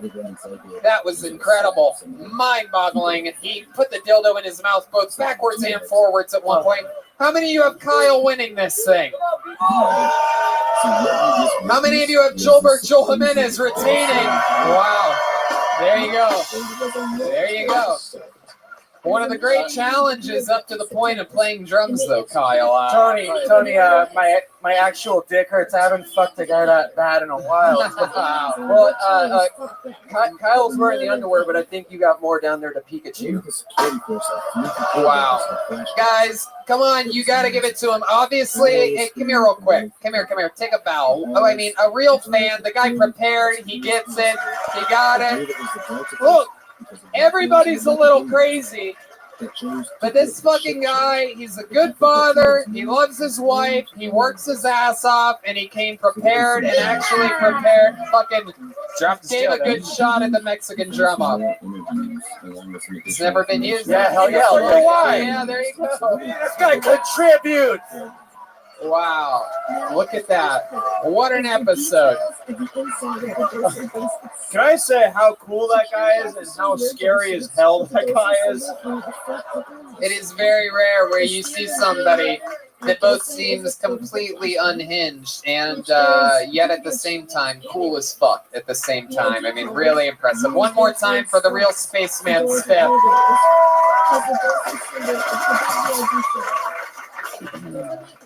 One more thing to explain to TSA.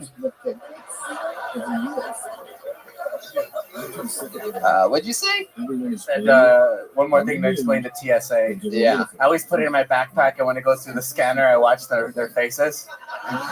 It's always like a black dude. He's like, The fuck's that, man? I love it, dude. Hey, man, this guy gay. You should just go through it with the white one on your forehead, like Just he had. wear it, yeah. Hell yeah, dude. Just fucking make them wonder whether they should give it a pat down or not. Australia, here we come. Hell yeah. Excited about that. Look at you. Yeah. You dirty boy. Wow. I mean, I don't really know how we could possibly top that, but I do have one idea. We have a regular on this show, ladies and gentlemen. Every single week he writes and performs a brand new minute. I think we're all excited to see what he does here tonight. Ladies and gentlemen, make some noise for the one and only William motherfucking Montgomery. Here he is. Crazy wild. Lonely. Where the fuck is Patrick? He told me I could smoke out back. I fell through the roof. I lost one of my Crocs. He knows I have Lyme's disease. How many of y'all hire a clown for your kid's birthday, and when you find out it's a Jewish guy, you're a little... Patrick! Why'd you tell me to say that?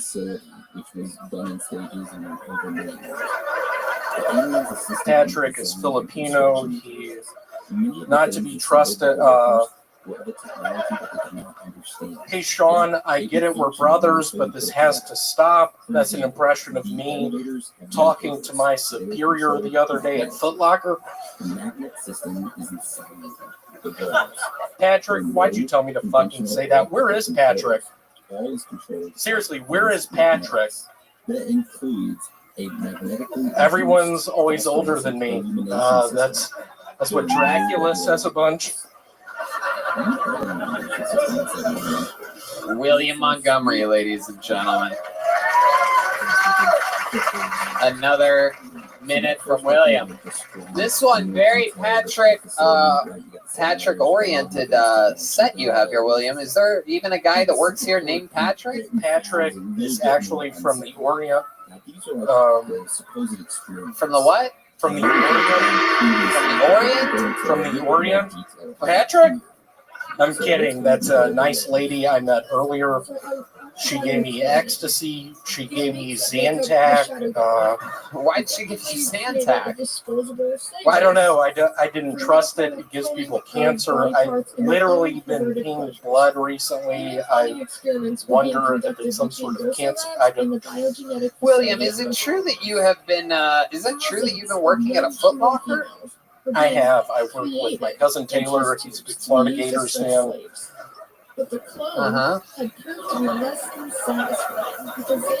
William, what have you done since you got here in Sacramento today?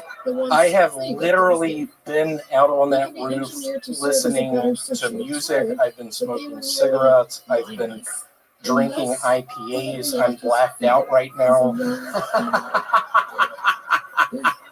I'm trying. Who the fuck said that? Oh, I think it's that guy. Don't throw me off! Who is that guy, William? Do you know him? Tony Chin? Oh, look at what that reference does to the room. That could be him. Oh, look, it's Joel Jimenez, fresh off of another victory of the Mexican drum-off. Have you ever seen a Mexican drum-off before, William? Did you ever watch the show? I have not. When I was working at the La Quinta in Scottsdale, however, I saw a Latin guitar off. It was very exciting.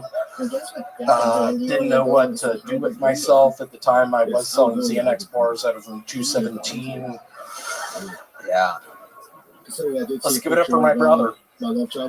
That's your brother right there, Jeremiah? I'm kidding. Literally in my state of mind right now, I see that my confidence is thrown off. I don't know what to do. I'm a giant Mike Bibby fan. Let's give it up for Mike Bibby. Is that a Sacramento basketball player? It is. I did a bunch of research on AOL. Who the fuck said that?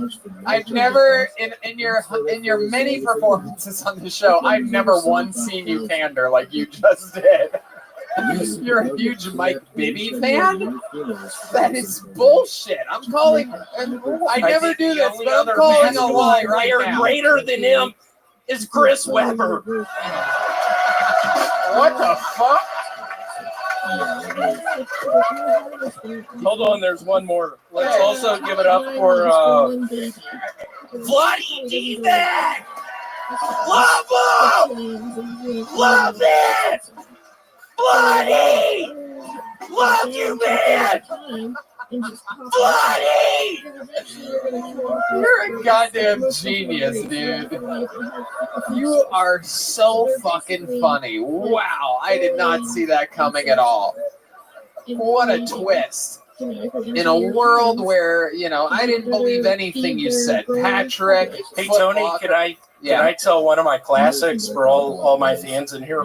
How many of you want to hear William do a joke that you've heard him do before? But you get to see it live.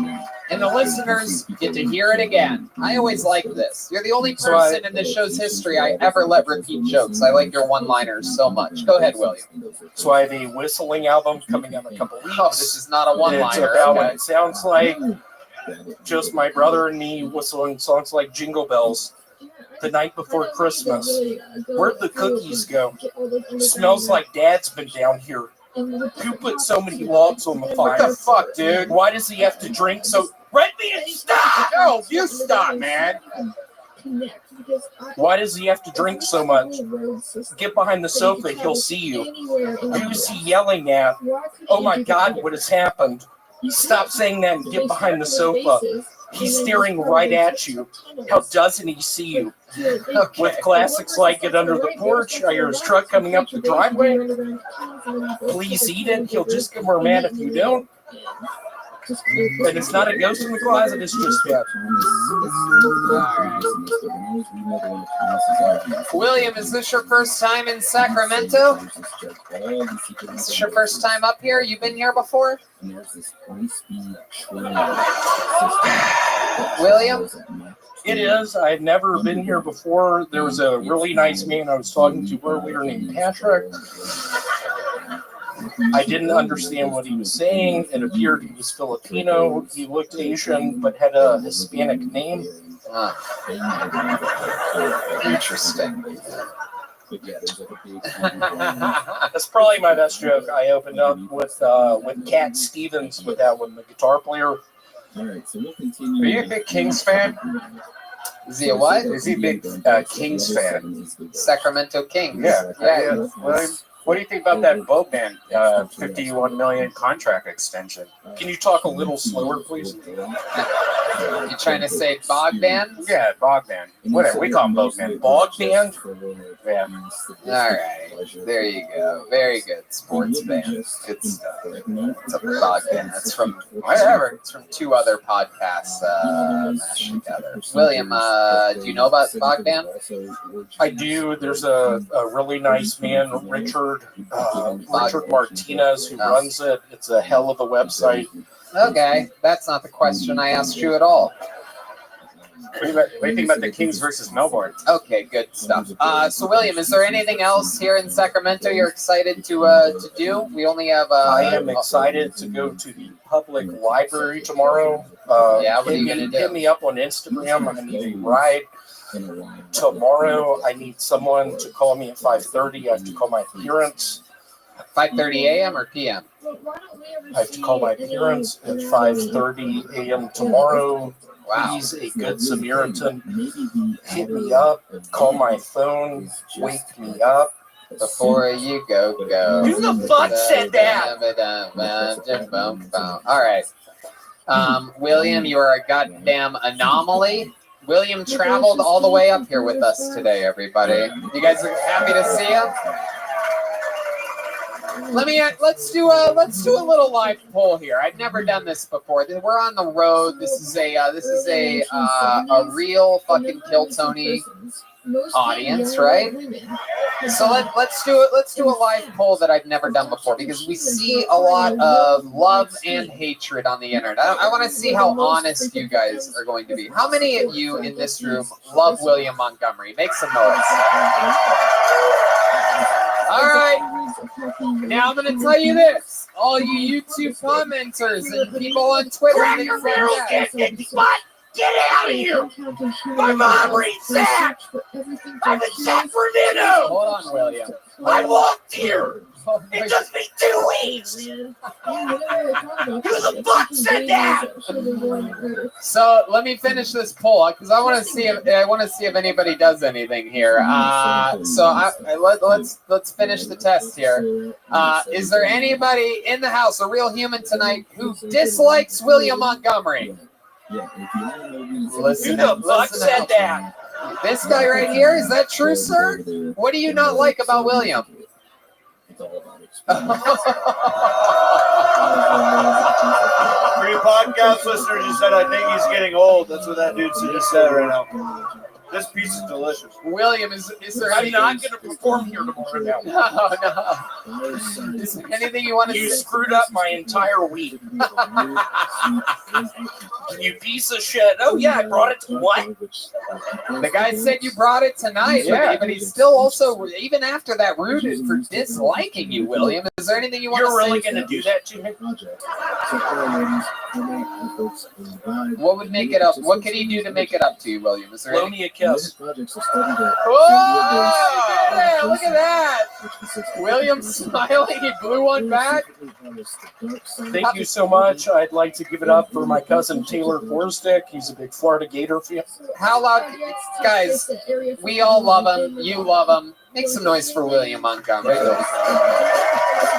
So much fun. He's going to be with us all weekend. We got a lot of shows ahead of us. This is the first time we've ever done a run like this, I do believe. A lot of shows coming up. A little fun fact, if any of you are bored on Friday or Saturday, I think there is a couple tickets left to the actual Kill Tony Mania, where there's going to be even more special guests and special treats joining us, joining panel. It's a special show that we only do in San Francisco, and there's just a few tickets left, I do believe. So just a heads up on that. Speaking of special treats and special things, would you guys like another special treat? I don't know. It doesn't seem like you guys really like special treats. All right. Well, in that case, I should tell you that we have another regular on this show. He is a brand new regular. He's only done one spot other than being pulled out of the bucket and being given random spots the last few weeks from me. This is his second ever spot as a regular, and it is here on episode 400, live from Sacramento.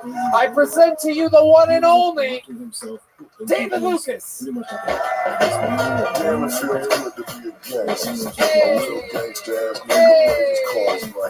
Guys, you better make some fucking noise for David Lucas.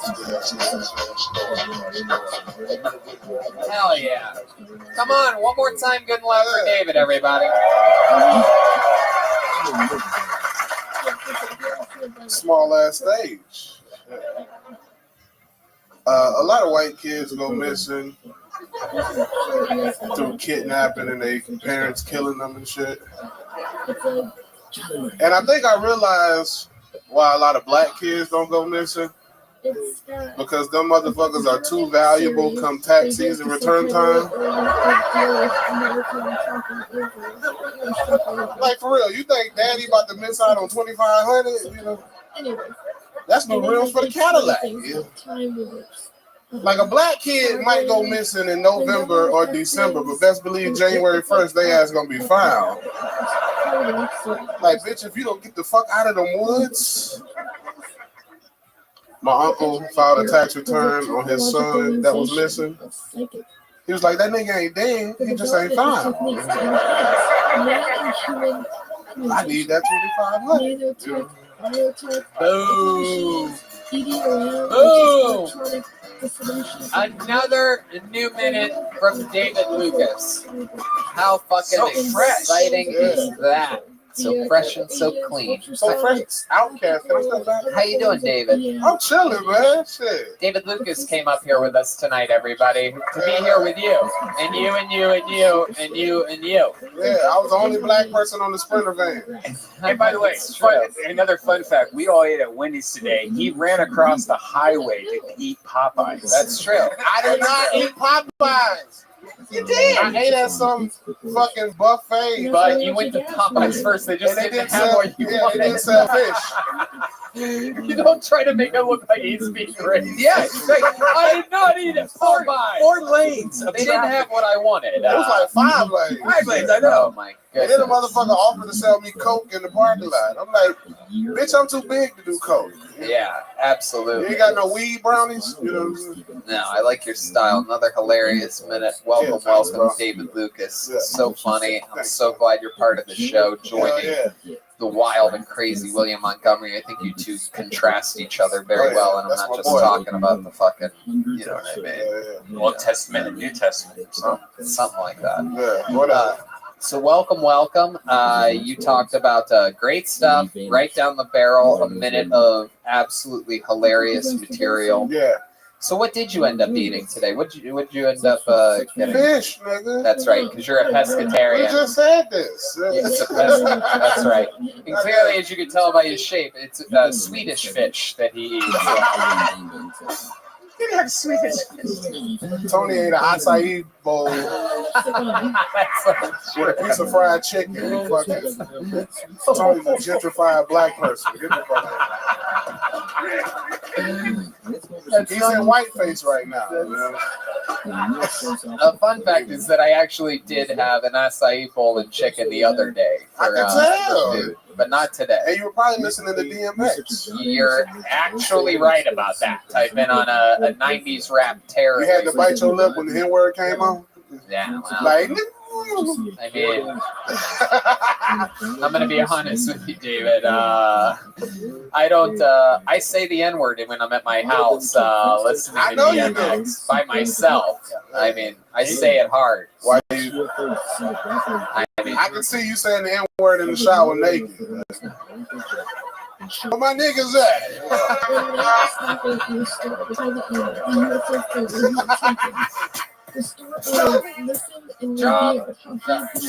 no, that's good. Fuck yeah. No, I love it, man. You got me spot on. You're absolutely right. I can tell. You know what's funny about me and you is, let me tell you something that I think is true. I think I'm blacker than people think I am, but I think that you're whiter. Hell yeah, bro. I listen to Matchbox 20. Said I don't know if I ever been good enough. I'm a little bit rusty. I wanna push you around. Yeah, I will. Well, I will. I wanna push you around. Yeah, I will. And I will. I wanna take you for granted. Yeah, I will. Wow, dude. I feel like you could sell out arenas just covering Matchbox 20. I mean, I listen to black shit like Biggie Smalls, you know what I'm saying? Right? I can do Biggie Smalls, You dog. can? Hell What does yeah. that sound like? You can do Biggie Smalls? Super Nintendo, Sega Genesis. When I was there broke, yeah, you couldn't picture this. 50-inch screen, money green leather sofa. Got 2 rides, the limousine with the chauffeur. Hey. And if you don't know, Now you know. I wanna push you around. Well, I will. Well, I will. What's the other one he got? And then she said, baby, it's 3 a.m. I must be lonely. You singing white people songs is my favorite thing of all time. Of all time. You heard it here. What's that song I wake up to every morning? Wake me up from there. Wake me up inside. You like Evanescence? Yeah. Wow, you listen to the whitest music. This is incredible. Hey, 3 doors down. Wow, listen. Kryptonite, how you gonna do that to me, man? Yeah. He puts the Crip in Kryptonite. Wow, Chroma Chris knows this one. I don't know the words. This is the last guy you Put the want. words up, I'll do it. This is the last guy you want living 3 doors down from you. Tony, I wouldn't want you living above or below me, motherfucker. It might smell like zoo up in there, bro. Oh, wait, why would it smell like zoo? Because you know you got the wood chips for your bed. What makes you Tony sleep on cedar chips. That motherfucker is an angry beaver in disguise as a white person.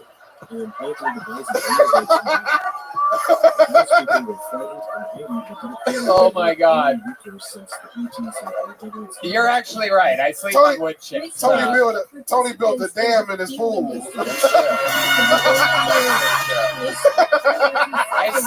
I sleep on wood chips, and David sleeps on potato chips.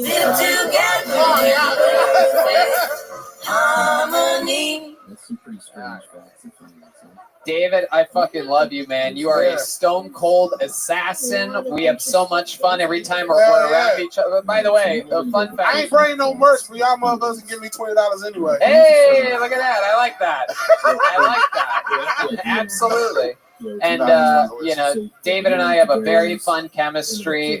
When we first saw each other at, what the fuck was it, like 9:15 this morning, we started guns a-blazing with jokes on one another, cracking each other up. We got a black Sprinter van. He was like, yeah, I got a vehicle that looks like you. Yeah, it's like this. It's a 22-foot long, 6-foot high black box. You guys are like, bro, it's too early to crack jokes, man. Fuck, Tony. You guys are like oil and vinegar. Hey, you can't say that shit. Say that shit with an AH. Yeah, say vinegar. No. Yeah, David. That deserves a real Joelberg chair right there, I'm telling you. You gotta say vinegar, not vinegar. Motherfucker, you Hispanic, but you can still get pimp slapped. I welcome it. David, have you been up to Sacramento before? Hell no. Guys, how about you show him how much you love him and his first appearance in Sacramento here tonight. David Lucas, everybody. Love you, man. David, if I go crazy, then will you still call me Superman? If I'm alive, then where will you be there? Holding my hand, I'll take you by my side with my superhuman, my kryptonite. Yeah! You guys having fun out there? Should we go back to this bucket one more time?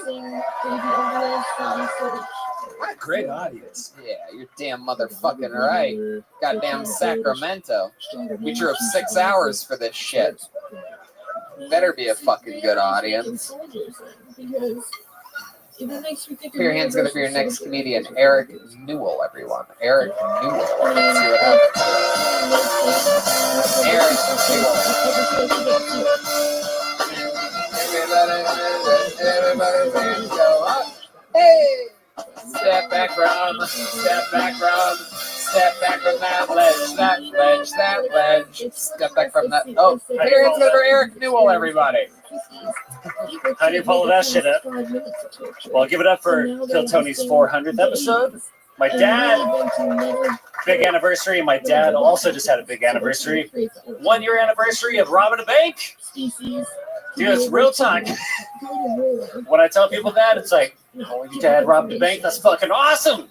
Like, no. He walked in, he passed a note, he got the money, he passed it right back. He sat in the fucking lobby. Cops got there, arrested him. It's like, man, that didn't even make the news, didn't make the paper. The only thing it did was disgrace the family name. It's like, what am I supposed to do to, like, get the family name back? Rob the bank like Rambo? It's like, no. Just like everywhere else. Only reason I wouldn't do that is trying to find that girl, trying to find that special girl. But I like the nerdy girls. You can't find them here. You can't find them at the bar. Woo. You gotta find them at the.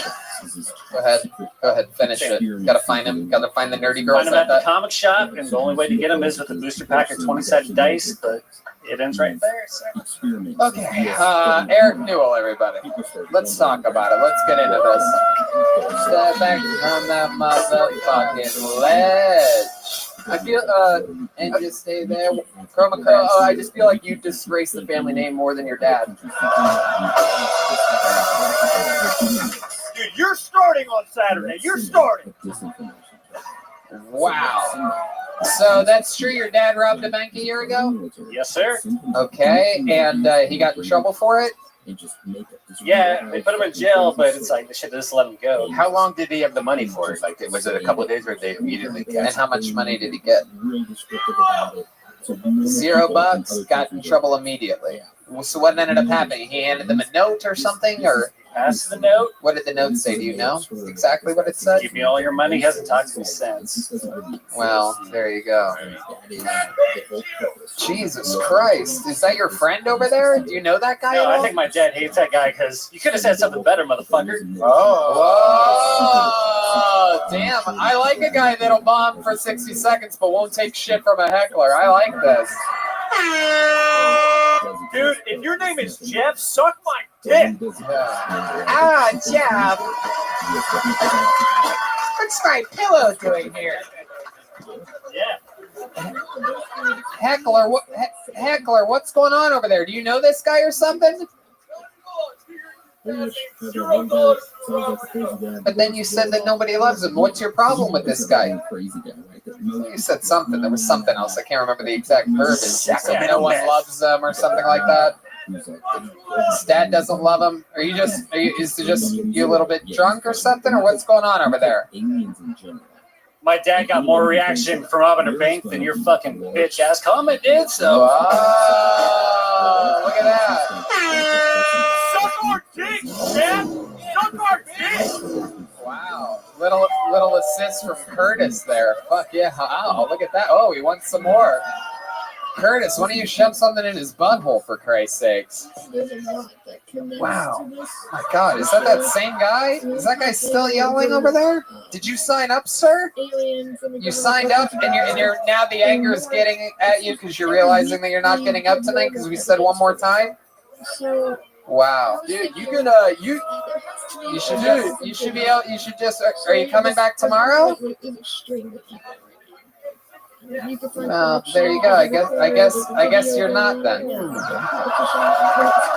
Dude, that dude could suck Moby's dick. Yeah, that's right, Moby. Don't let anybody do that to you. These people should praise you. They should praise you like they should. So let's talk about it, Eric Newell. You really like nerdy girls? Is that true? I do. Heck yeah. Could you get any girl that wasn't nerdy? Probably not. Hey, what's your success rate with nerdy girls? You don't want to know that?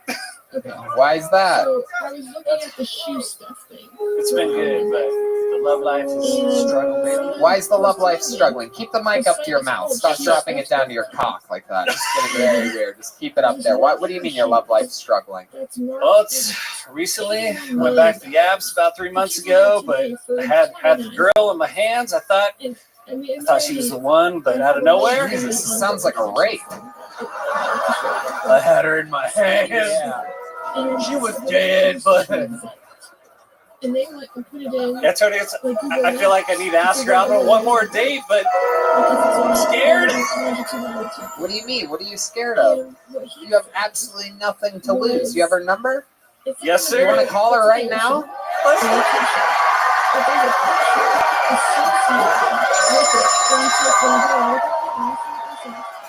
Seems like you have nothing to lose at all. I mean, just call her and ask her if she wants to go on another date. All right. You guys got to be super quiet. Yeah, everyone has to be really quiet. And if it goes to voicemail, just remove the phone immediately. And as soon as you hit send, hit speaker and put the bottom end to the tip of the microphone. But if it goes to voicemail, remove it right away. And you guys all shut up, especially you, and you.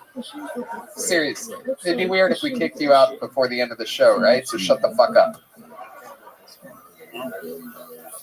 All right, this is exciting. And you could say you're on the show. You don't have to say it. No pressure. Put that. Sorry, wrong number. Correct number. That's it. You got your phone disconnected. Dude, you just dialed the number 536. 555 1235. Dude, this chick's number is 911, bro.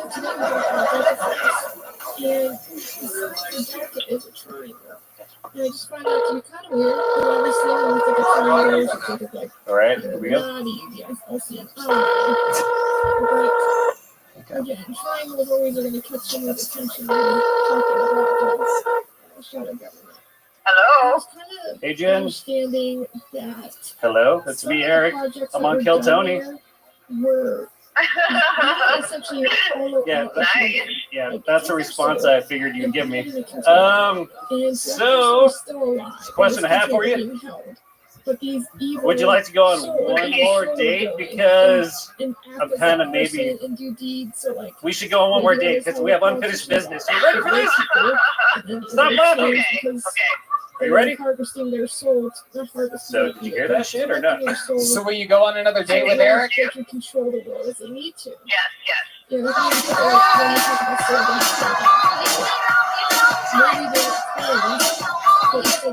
Wow.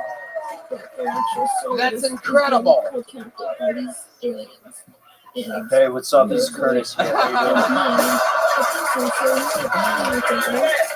doing? Hey. Hey, so this is Curtis. What's up, girl? So, I was wondering, I know we've never met before, but are you into anal? What'd she say? I've seen this show. I'm not going to answer that.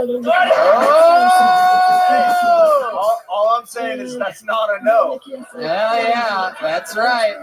One in the Curtis, two in the Hurtis. You know what I'm saying? How about a big hand for Eric, everybody? He's gonna get that second date.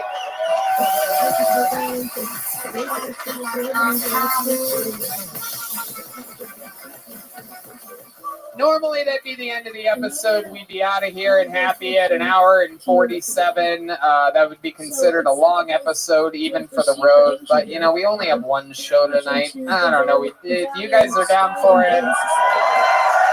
That's gonna be but I mean, you guys do understand that normally that would be a momentum-filled ending, and the fact that we're going later is just for you, right? You do get that.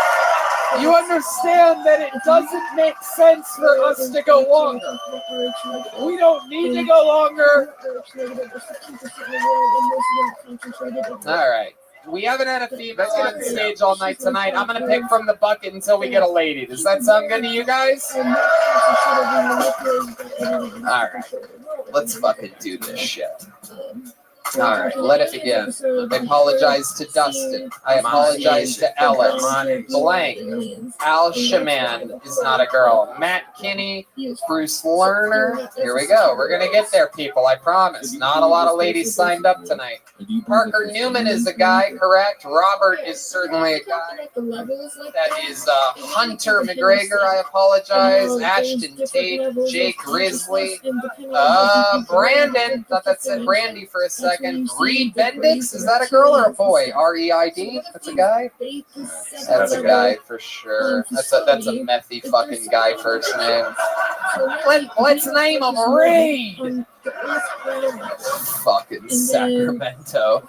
Is there a female that signed up? No, we're gonna get yes. There's always a female that signed up. We're gonna go through this the fucking fair, old-fashioned way. Ooh. Oh, I think that's fine. I'll tell you this: I've never seen a Danny spell his name with an I before. How about Danny D? Is she here, everyone? Danny D, D-A-N-N-I-D. Is Danny D out there? Let's give a little lobby check real quick. I'm gonna keep searching in the holster. There's always comedians, and I guess I'll say this. Now because we don't talk about it a lot, and a lot of people ask if there's ever a local comedian that's done comedy multiple times, and the club knows them. They don't have to buy tickets to the show. They can always just sign up and wait in the lobby or the hallway or outside. That's Danny D right there. Nope, that's not what I asked for. We are going through like I said, we have a fair way of doing this, and it's letting the bucket of destiny choose. And I guarantee you this person's here. Ladies and gentlemen, put your hands together for Bridget Bennett, everybody. Bridget Bennett. Let's see what happens here. Here she comes. I see it.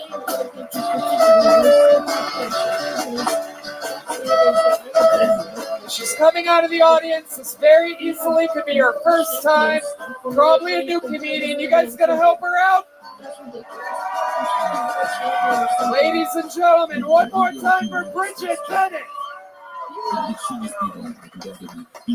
I bet you can tell by looking at me that I get laid a lot.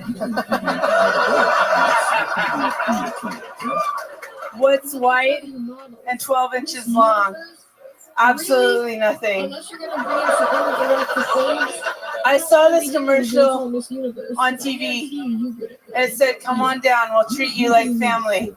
And I thought, what if your family treats you like shit?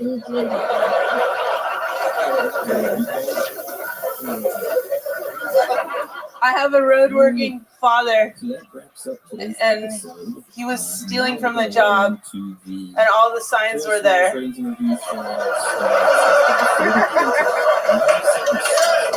The other day I traded signs for a child, and it was the best damn trade I've ever made.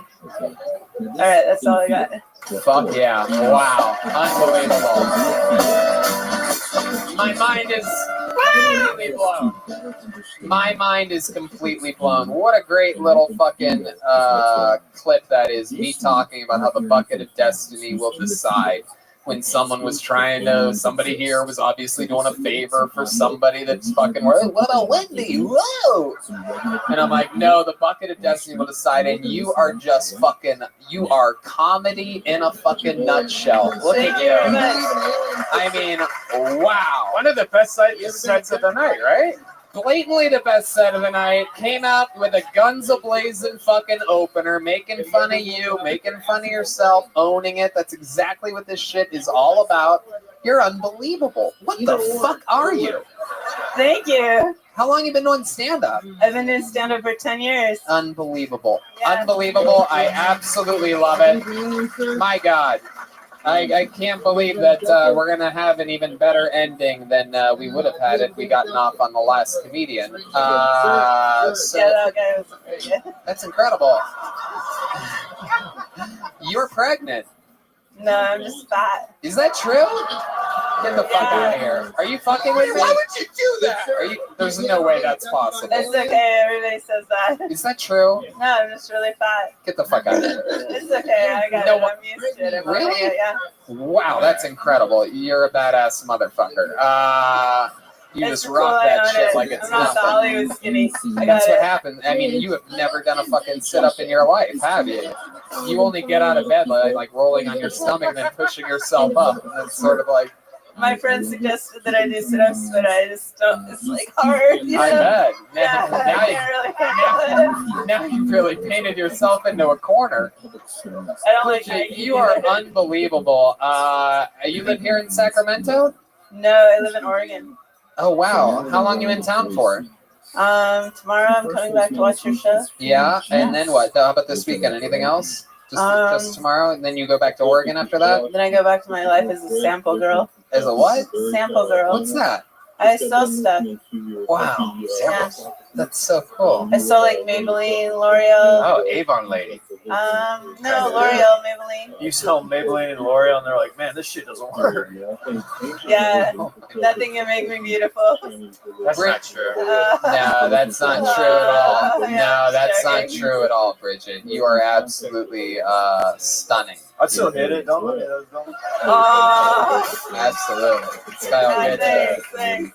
It's called nagging what I just did to you, girl. Pregnant and all, yeah. And you are absolutely so funny. And since you're going to be here tomorrow, what do you say we just pencil you in for an automatic spot tomorrow? Huh? Is that okay? We'll get another new minute from Bridget Bennett tomorrow night. Bridget Bennett, everybody. Now that is the way to do 400 episodes of Kill Tony. Am I right, people? Mind-boggling. The great Ryan J. Ebelt is here. He drew this episode. Look at that, everybody. Incredible. While you all sat there doing nothing, he drew that from start to finish. A big 400 with everybody in it. Plus, he drew special posters that'll be for sale after the show. We'll sign them all for you. We'll take a picture with you if you get one or whatever. There's other things as well. There's the official new Kill Tony pin. There is the new Kill Tony t-shirt. Kill Tony shirt. And I also went through my closet, got all the old school Death Squad shirts that have been out of print and stuff. There's a lot of like little Easter eggs out there if you need them. There you go. Literal Easter eggs he found in his closet. He's going to be selling after the show. There's also the Tony Hinchcliffe pin available for sale. If you big gay Tony Hinchcliffe pin? Yeah, it's a big gay Tony Hinchcliffe pin, and if you want, I will draw my own big gay mustache on with a Sharpie marker for you. It's the gayest pin available. I shoved every single one of them up my butt and in my pee hole. That's how gay they are. But there is nothing gayer than the band Skylander. How about a hand for the band, everybody? Come on. How loud can this place possibly get for the great Jeremiah Watkins, Jeremiah Wonders, new episodes. He's on YouTube at Jeremiah Watkins. Jeremiah Wonders has new episodes. We just did a roadcast on the way here today, which is going to be an exciting one. What else, Jeremiah? I got a few headlining dates. November 16th in Huntington Beach, November 29th through 30th in St. Louis, and then Kansas City, December 19th through 21st, and Chicago and Zany's January 2nd through 4th just added. Silent but deadly. He batted 1,000 tonight, as always. How about another hand for Chroma Chris, everybody on the guitar? Chroma, what do you think about tonight's episode? It varsity blew my mind, so there you go. I still count it as at 1,000. The stats end once the Katamari music hits. And this is it. Well, how about one last big pop? The one and only defended his throne and retained Joel Jimenez. He's on social media, mostly sorry. He's also a big part of the Big Gay Calendar that is available for sale. There's literally thousands remaining. It's the gayest calendar you'll ever buy. And it's for the year 2020. So you're thinking, wow, we need to buy these before year 2020 comes. That's how calendars work, you idiot. We're not selling 2019 calendars, dummy. Well, sometimes it's easy to forget something that nobody's bought for the last 10 years. Dude, my uncle's heart gave out. We're doing a fundraiser for these calendars. Okay? Big fundraisers. That is not true. Yes, when he says it's a 2020 calendar, that's how many we have left. If you have a lot of calendars left over, you have nothing to do with it. Like, you're going to be using that to wrap presents and shit. Dude, let's prove them wrong tonight, Sacramento. Yeah, they're going to wrap presents for it because everybody they know, they're just going to wrap other calendars with the calendar. All right. Oh my gosh. I mean, this ended up being absolutely so much fun. There's nowhere I'd rather be spending episode 400 than in a crazy fucking California city like Sacramento. I love you guys. We had a blast. How about a hand for Red Band, everybody? Thanks a lot, guys. We love you.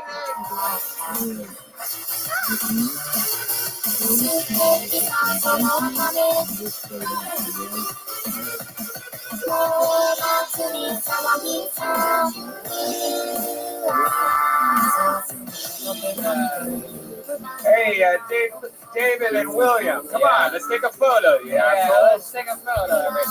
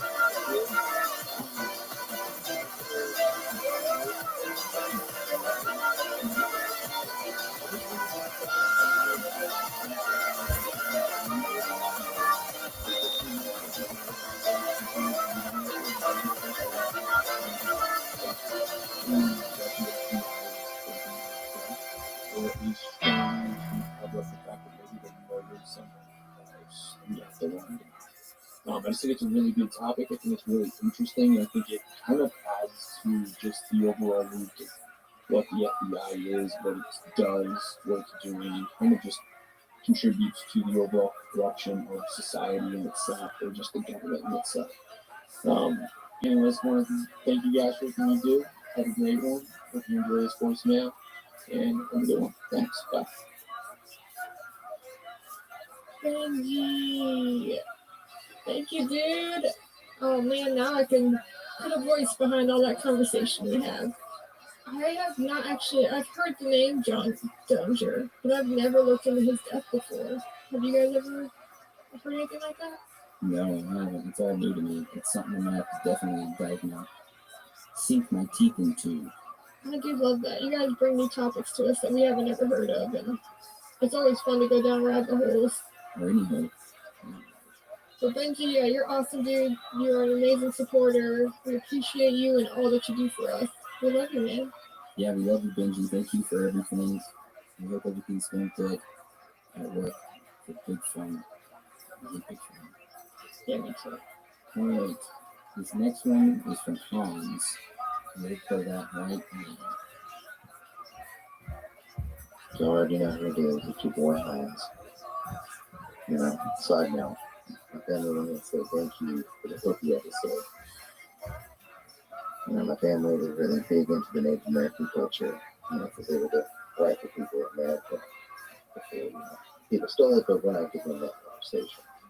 Alright, so I want to say that both episodes are extremely good. I have to get down to the real, you know, layers of this onion.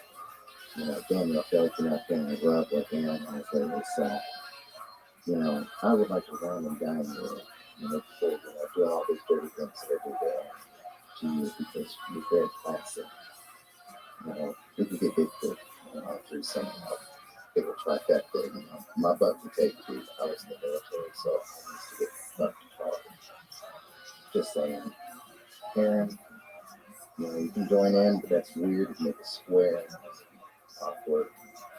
Anna, I don't know what you want to do, but you're doing great things. You know, keep up.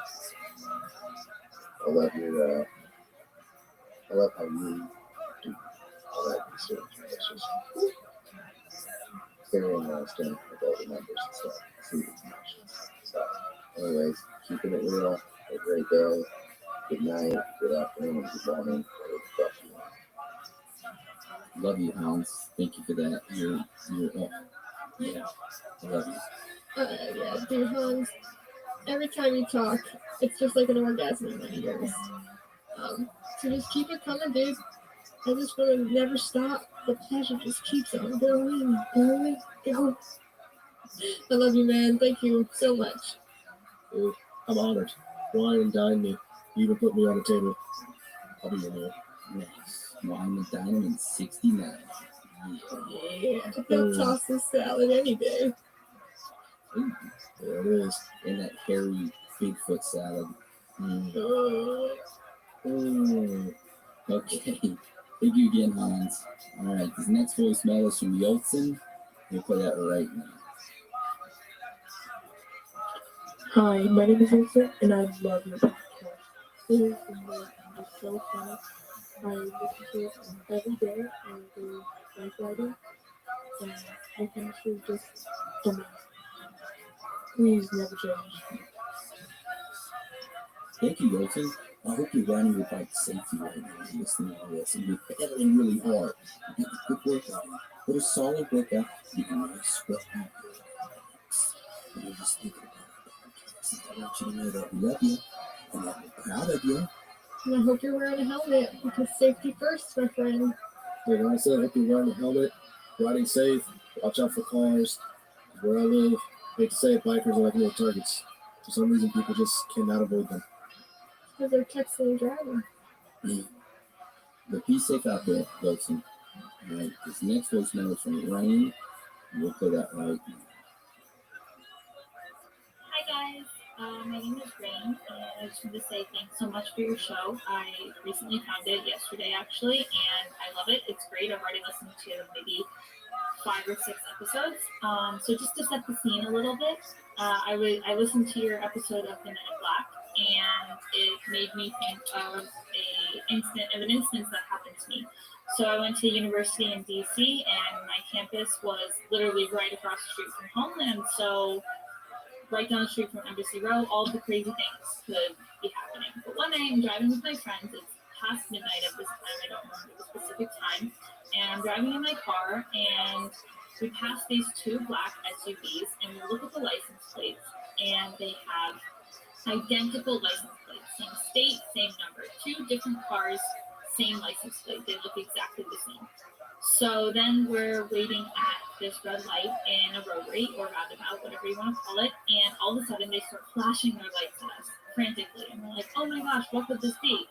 I never realized what, or even really thought about it again until this episode that you posted about Men in Black. And maybe it was them. Tell me what you guys think. Thanks. Bye. If they just flash their lights at you, would it be considered them? Would they be flashing? Why would they? Like, what's their purpose? I don't know. That's kind of confusing. Yeah. I don't know. 'Cause I think they'd be a little bit more secretive than that. If anything, they probably would have just got out of the vehicle and do whatever they had to do. If you're at a stoplight or roundabout. Maybe they did get out of the vehicle, mess with them, and then memory wipe them. Demoralize. Yeah, and then flash the lights at them. So that's all they thought was somebody flashing the lights. Do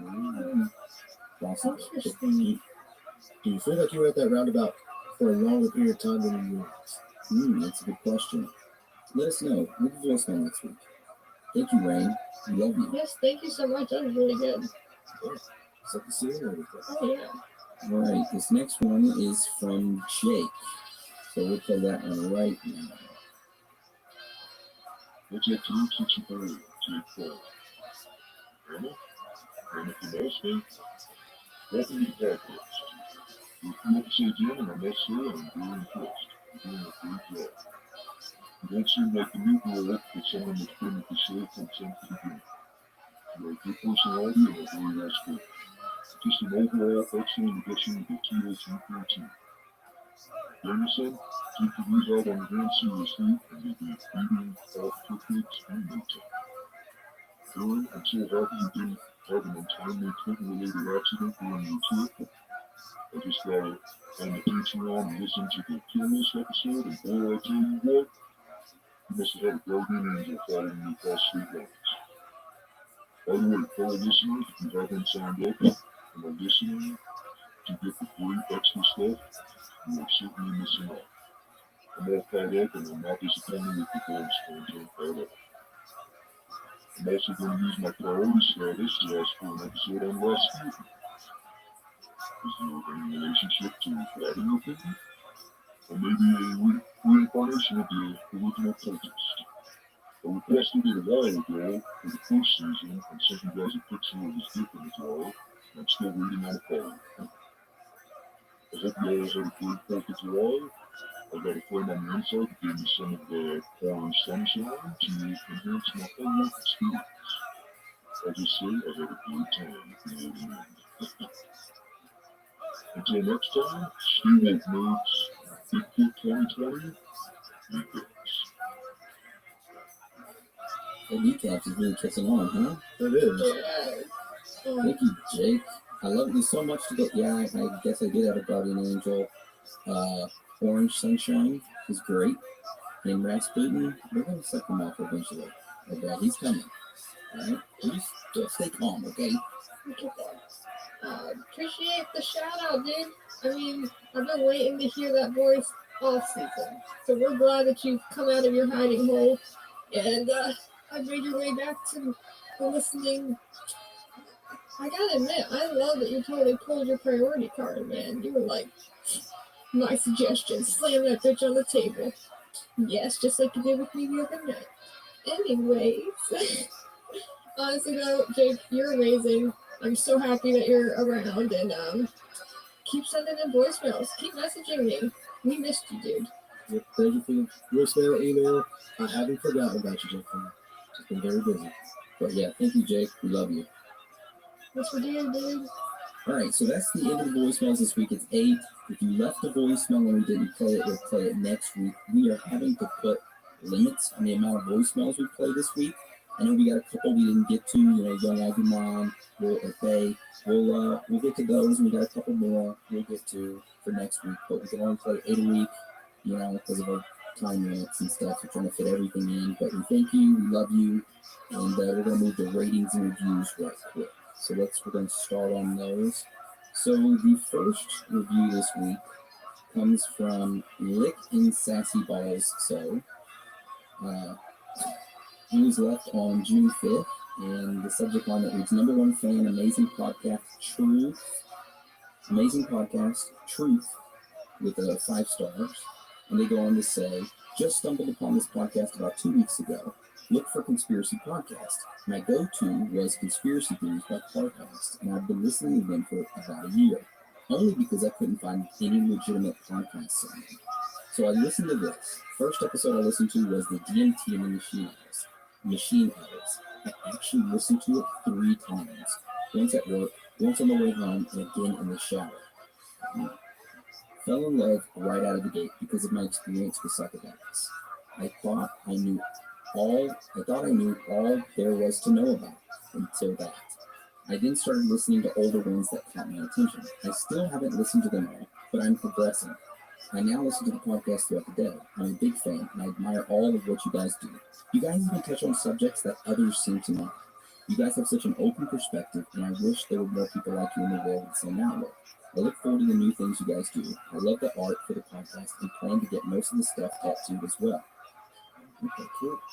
And I will be supporting you guys with merch and subscription. You guys started doing. Keep it up, guys. Leave voicemail soon, Johnny Tsunami. Thank you, Johnny Tsunami. If you get a tattoo, send a pic. If you want to send a pic, just send a pic or whatever. I don't care. I'll look at it. I'll post it up if you want me to. But thank you. And we love you, and thank you for the support and everything. You're awesome.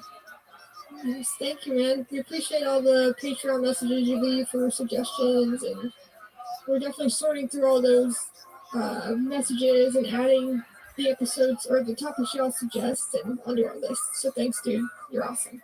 Yes, thank you for the review, 5 stars, and definitely love the whole review. Very well written. So this next one is from Steph YH23, left on June 5th from Canada. They gave us 2 stars, said go back to the original formula. Prefer it when it's just the 2 gentlemen. There really isn't a need for a third person, to be honest. This new girl brings down the level of intelligence the show once had. She oftentimes is disrespectful in an attempt to be funny. Not pleasant to listen to her. Go back to the formula that works. Just the 2. Oh, I'm sorry, Steph, you feel that way. I hope maybe we changed your mind. Because I was really rusty and new at the beginning, but every week I get a little bit better. So, yeah, hopefully you stuck around and saw that. But thanks for the review. All feedback is accepted. So thank you. Yes, thank you for the feedback. Thank you. The next one is left by nicknames 55555. Left on July 5th from the United States. Titled Not My Cup of Tea. He gave us 2 stars. And it reads, I just wanted to hear people discuss theories and whatnot. The whole acting stuff is cringe. People visualize things differently, you know, and we want to change it up, give a little acting, you know. Sorry, it's not your cup of tea. We don't do it every We're just trying to have fun with it. Yeah. But thank you for the suggestion and for the review. Yeah, criticism is always accepted. Yeah. All right, so this next review is by Techie Pod Virgin from Great Britain, left on June 5th.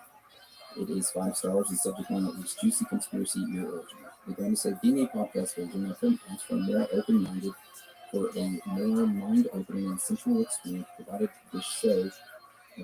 by this show as a way of getting into the world of podcasts. This show is truly enjoyable and thought-provoking treat for years. I've just finished listening to the series run from the start. This show has grown from strength to strength. The content and subjects just keep getting better. The hosts are well informed and knowledgeable and so hilarious. Can't wait to start season 2 and see what is coming.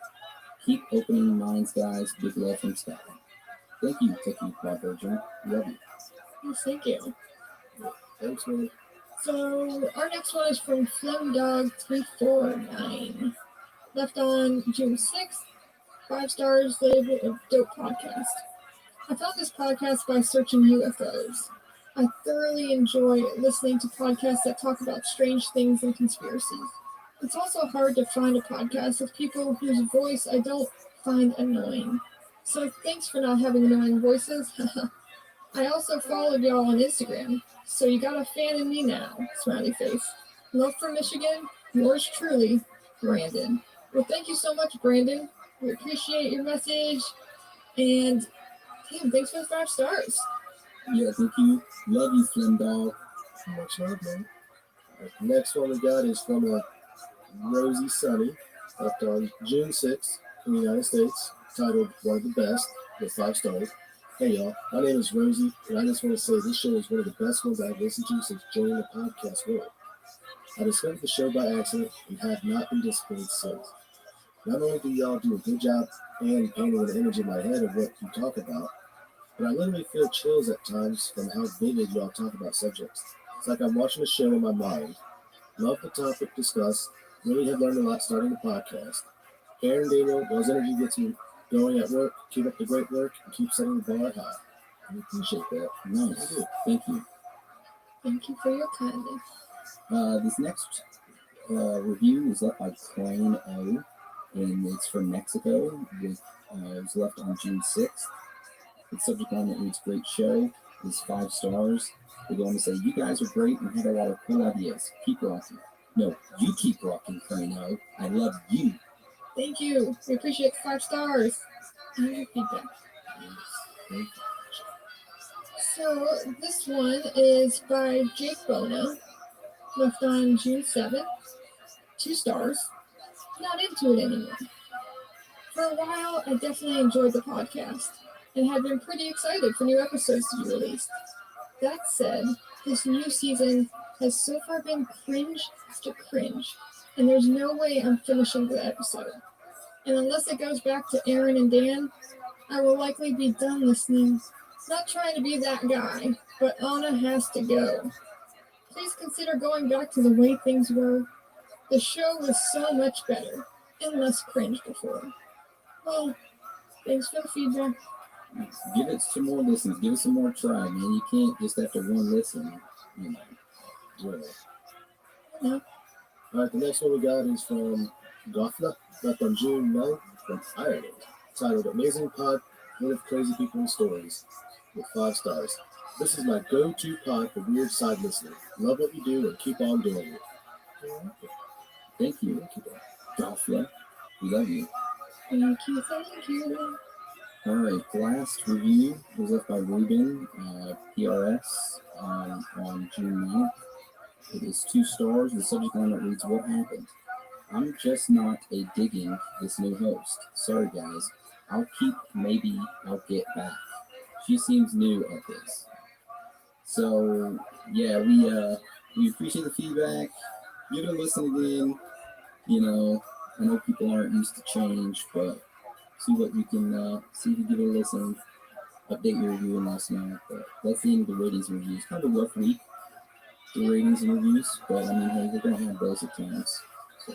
Thanks for the feedback. Hopefully you enjoy the newer episodes where I talk a lot better. So for shout outs this week, who wants to go first? I'll give a shout out to Tanya for offering her ass up for this. Oh yeah. Yes. Yeah. I got called out for having that picture and I didn't even see it yet. Aaron found it first. Hey, I'm the ass one. All I get was see a text. Look what Dan's been hiding. Like, what's he talking about? Give a shout out to Tanya. She has offered to volunteer her ass for the Bigfoot 8 My Ass, and I like the bumper sticker. Yes, and I think that we might have to approve that. Yeah, Angle? It's approved. Yeah, perfect. All right. I just want to give a shout out to I'm Getting Too Old for This. Her and her fiance, they're awesome. I want to give a shout out to Devin, Uncle Rock Pops, Tom C, Chloe D, and Sarah. I love you all. If I missed you, I'm sorry. I love you. Thank you for the Instagram love. Thank you for the love you're sending through Instagram. Sending it right back to you. Love you all. So going to the Twitter sphere. After our Hopi and our Prophecy Week, Enduros on Twitter gave me a food for thought. That was super interesting. And he said, most of the world's religions give a roadmap to a person becoming a better person and being more connected to outside forces. Is this a guidance to lead us to achieve higher dimensions? Yet our human nature has held us back. And then he responded, and they responded back with, could primitive species just be beings that are centralized to only seeing the universe from their flesh bodies and perspectives? Could more advanced species be transitioned into a multi-dimensional form? It's possible. I like the roadmap thing, because yes, everybody is always trying to become better, and it's like a guidance system. And then Avery, she's been messaging me a lot lately. Appreciate the love. So she's re-listened to a couple episodes. Hemi Sync, I believe, was one of them, and she keeps suggesting that we do a full episode on Hemi Sync. I mean, I almost kind of did, but there's still a lot of things that we could have probably gone down in people and whatnot. So we'll consider that in the future. But she had asked us if we'd ever looked into the idea of aliens actually being intimidated, or aliens being intimidated by humans because of how indestructible we might be in comparison. So I think that is really interesting. And so I was like, so we're like the intergalactic cockroaches of the world. So, I mean, yeah, you keep trying to destroy us and we just keep coming back.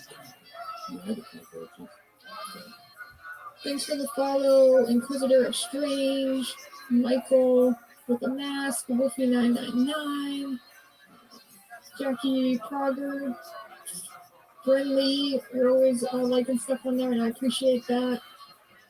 Gilliam Rivard, thanks for the follow. Definitely appreciate the love. My girl Lee, you know. Jalen Fitzsimmons, 81. She sent us a message on Twitter saying, I listen to this podcast at work. I joined the Patreon and I can't get enough. I've been meaning to write a review for over a year. I just want you to know that the addition of I Think You, or Anna, in this season has been incredible. I've been straight up terrified by the truth. We totally get that. We are every week when we uncover new things. So yeah, I mean, that's pretty much, I think, everything. I will say I got a correction on Elote's name. That's how he says it. So apologize, dude. But thanks for teaching me that apparently that's the corn on the cob thing. But he sent me a gift of this guy coming up eating some buttery ass corn on the cob, and he's pointing at the stick like, this is what it is, motherfucker. So thanks, dude. Appreciate it. Yeah, I think that's all my shout outs this week right now. All right, well, that's the end of today's episode. I want to thank everybody for joining us today. And again, thank you for your support. If you want more episodes, if you want more of us, go check out our Patreon, patreon.com/themusicthirdtime, or go to musicthirdtime.com. Click on the Patreon button and get you straight there. You can sign up for $5 a month and get an extra premium episode each week. And like Anna said earlier, the episode that we dropped today on Patreon is about Wayfair. So go check that one out. It was pretty interesting. All right. You're all amazing, every single one of you. So with that being said, Dan and Anna, you want to roll us out? It's okay to be out of this world with your thoughts. Because you're not alone.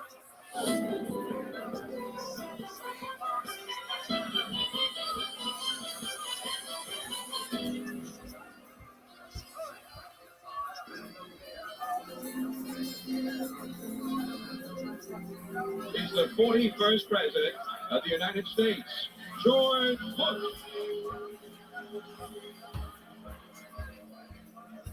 A new partnership of nations has begun, and we stand today at a unique and extraordinary moment. Our fifth objective, a new world order.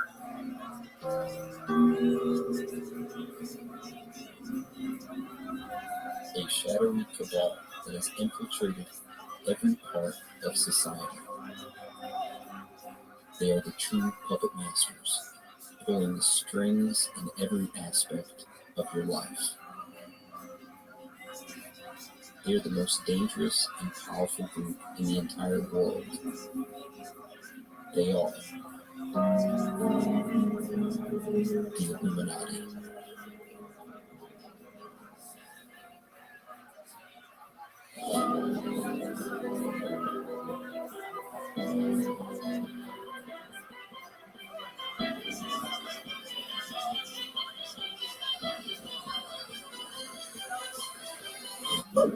The theories of the third kind.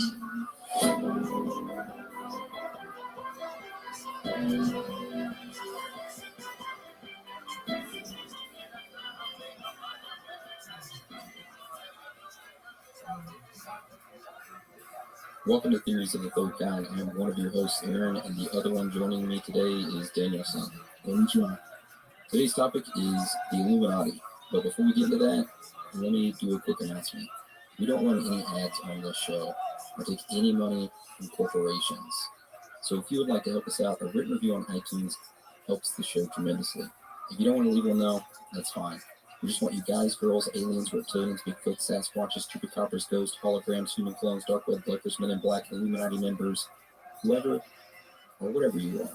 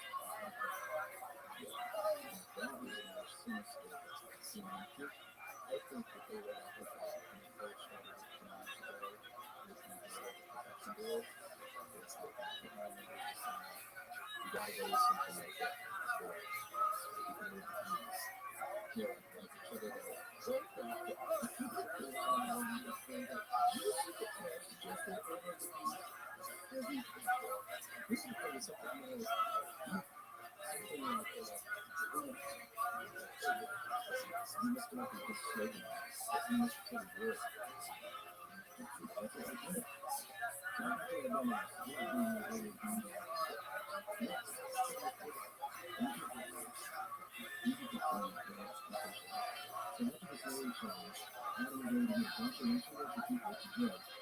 In 2018, the Secret Society was down to 6 names. So one of these influential people, or I should say families, that Adam got rid of was the Rothschild. They have a huge focus on building a position. The American fact that Adam was Jewish, they were very much built on creating a really Jewish entity. They understood what the United States and Europe and then completely disrespected so they have very diverse group with many people, students, leaders, politicians, and creators. At the end of 1794, the reunited was going to be organized. They said this is really dope. And especially from the Rothschilds, trying to associate themselves with the secret society.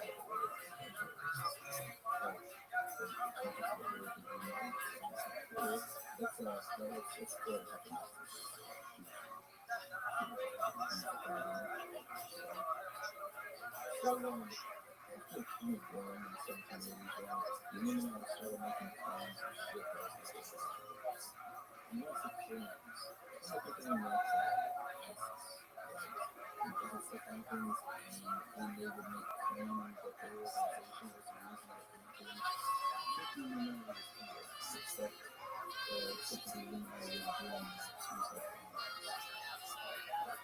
bombings.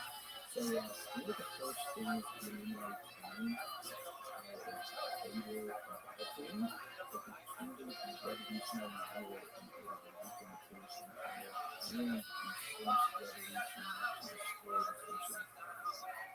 This forced the attention of the Bavarian government and in the late 1480s, the Bavarian more secret societies were Illuminati and supposedly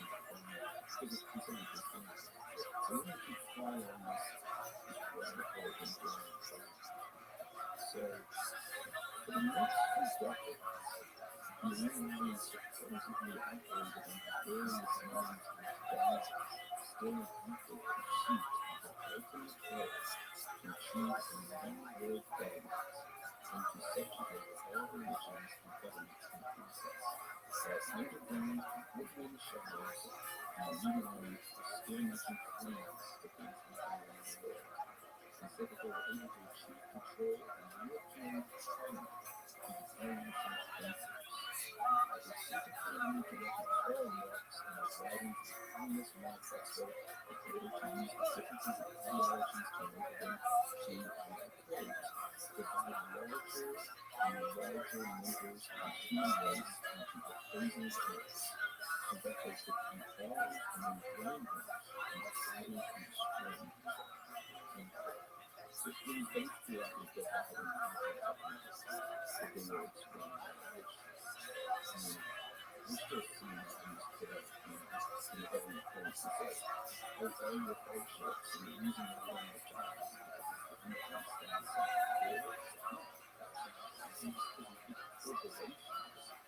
all these people and they just use everything that somebody else because the rich people are tracking the military to this and in reality to the America against the rich people. And it's still going on.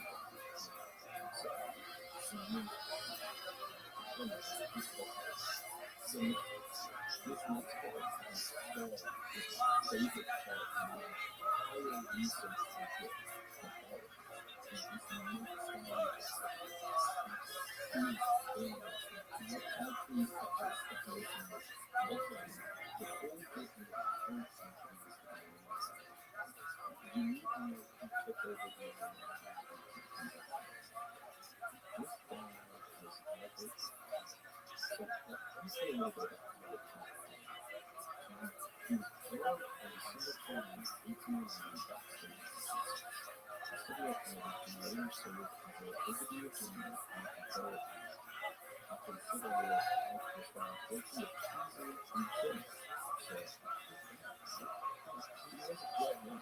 was that he was pardoned by President Andrew Johnson on April 22nd, 1966. President Johnson at the time was a Freemason and still was a Freemason. And after he was pardoned, he went straight to the Rothschild family.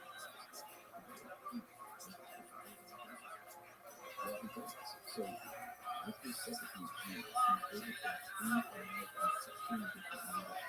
The various stages of his life, he was a poet, philosopher, businessman, soldier, humanitarian, and philanthropist. Which is also a 33rd degree Mason, which is the highest you can get. And he's also one of the founding fathers of it. And he's ground commandant for North American Freemasonry. So, another thing to talk about, in 1959, he was also the top ranker in the United States. He was, the guy is an all of us. Mason, people's clan leader, poet, philosopher, supposed genius, like president, veteran as well. He was supposedly also a Satanist. He indulged in the occult, and apparently he possessed a bracelet. And he said he used to summon Lucifer, with whom he supposedly had constant communication. To the reason. The question is, where the hell is the bracelet? He said they used to make us communicate with conditions. So, could you imagine if he put the head of that bracelet? Think he would make these questions. I mean, if you could honestly, so, why I mention this topic that in the 1800s, he was the one who was the leader of the Illuminati. The Illuminati, and the members of the Illuminati wrote out an blueprint for 3 world wars that would happen throughout the 20th century. This eventually would lead to a number of events at the end of the 20th century and the third famous world war. Interesting, right? That's the history of it. It's all the way up to the 20th.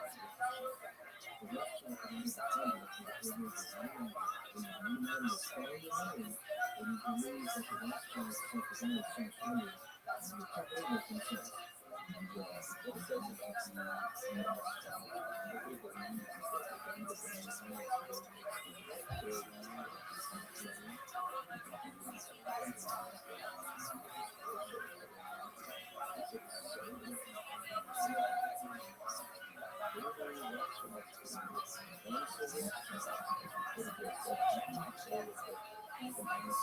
really believe out and embrace. Basically, the history of the well, it goes to 2016 also.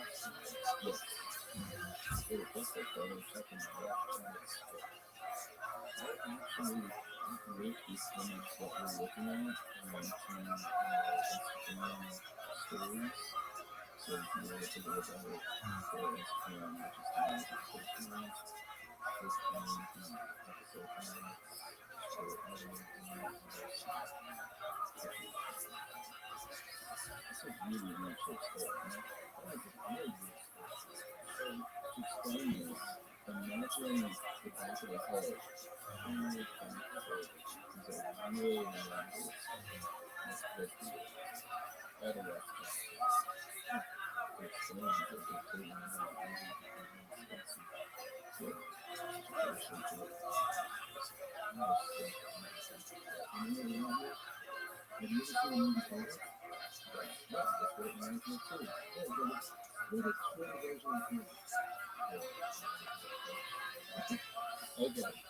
All right. So, this next one we have an autograph sheet. You know how you can control television. You go from intelligent shows you have to encourage new things and so they also control TV, they also control music, they control supposedly all planning. Now the thing that I get into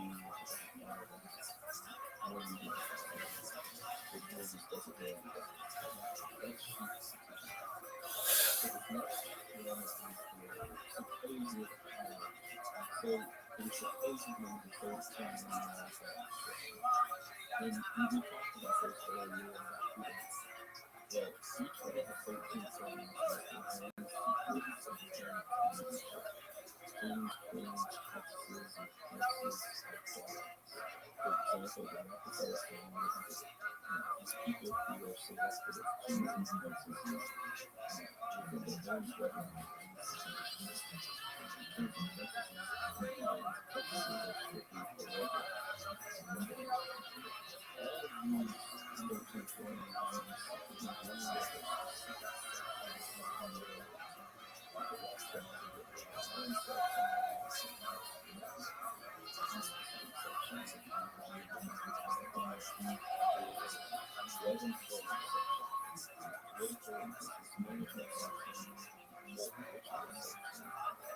All of these 13 leadership in the various areas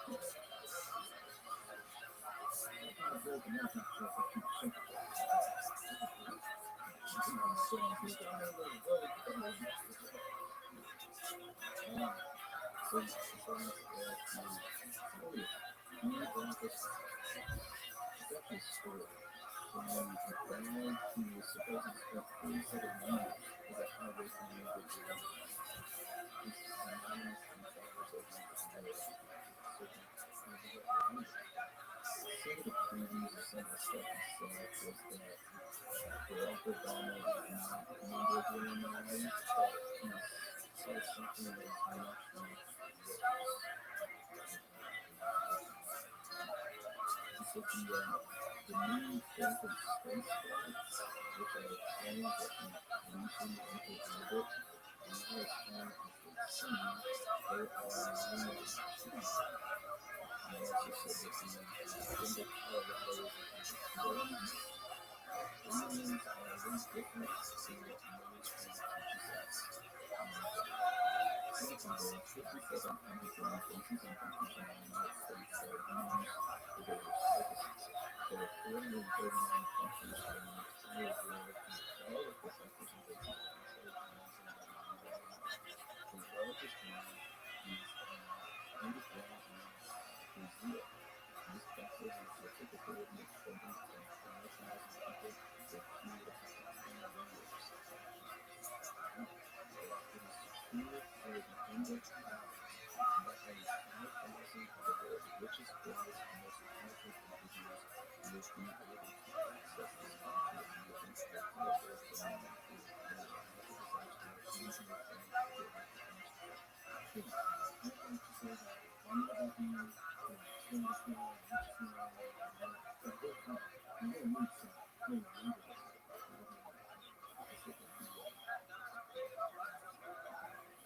Something that was pretty crazy was he said that these bunkers have natural amounts of propane water in them, and all the kind of gas in there as well. He also said that he even talked about Alex Jones. He said he's not, he says he is, they were used, he's been working on a cover under the circumstances of the work or whatever. He's placing the world of conspiracy theories to keep false information, to bury trackers as a child, and do not do it as a protection. They also go have some scientists working for the Illuminati to find a way that they can quote unquote shut off the sun.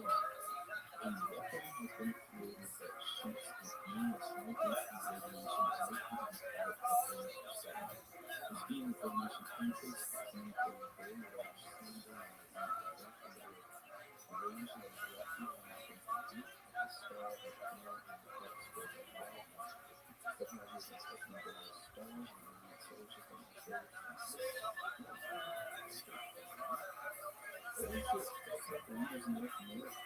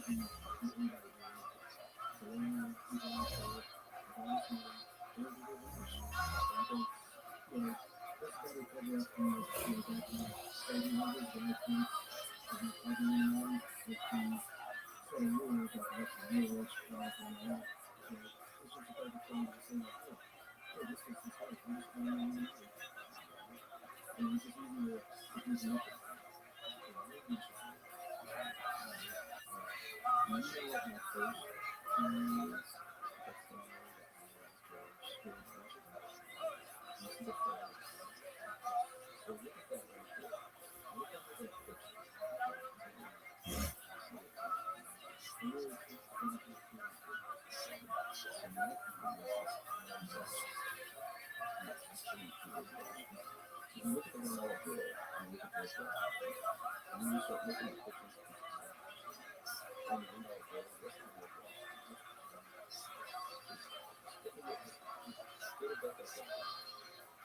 Look at what's happening. The dude is very similar.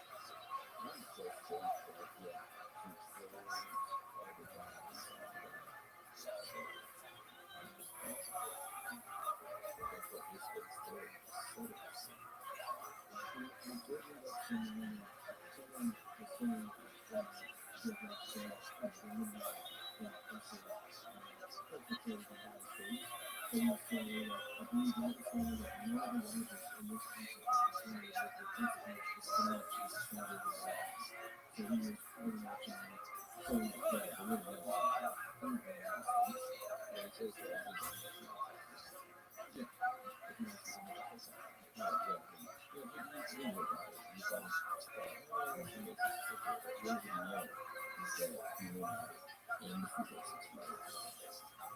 So my other theory is that they were originally built, I think we spoke about it earlier, we talked about the stuff of them changing their name. They were originally built in our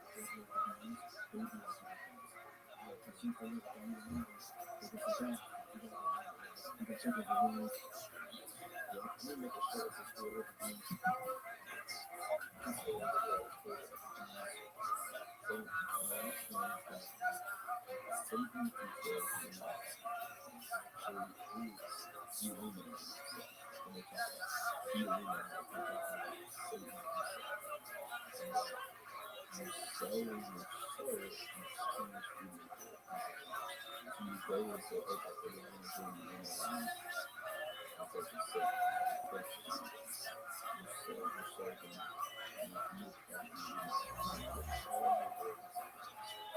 So for example, the music artists sell themselves to get famous, everything about them in exchange for soul processing, or being an artist. They can collect it, whatever they want, collect their soul. So this is why musicians sometimes have think they have receipts. Every level. It's just a theory. I mean, we talked about earlier, some of the musicians, Beyonce, Jay-Z, are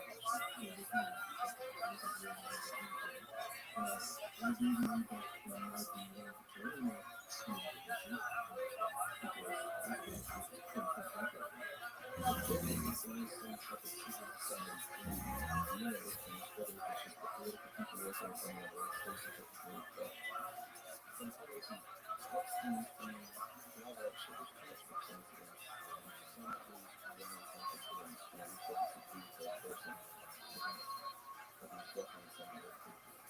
So I do think there's some that pretty much sums up the program. Like I said, we're going to do an episode over to that discusses beyond that.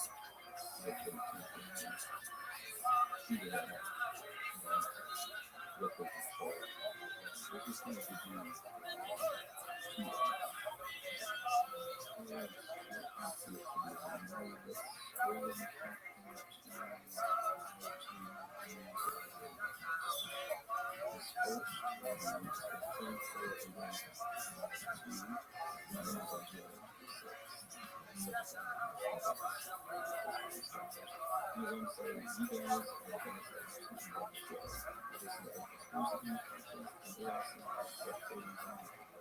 you guys are looking at some thank you, Tom, for that. You are guys. I love you. Thank you. Anyway, so this next one is from Jay Bristol Brown. It's from January 26th. The subject line is between best and what is 5 stars. The guy says, I love listening to the podcast because I like to hear you guys' opinions and different topics. Sci-fi and horror I'm obsessed with the number of places that I can watch although this week is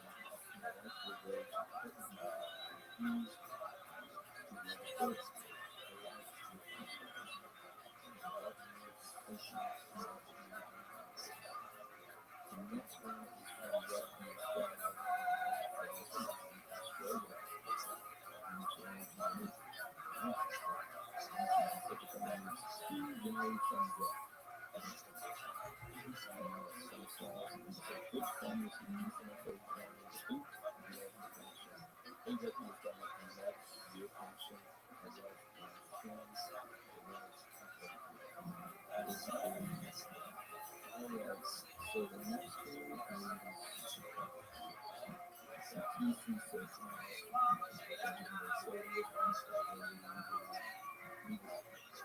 subject matter is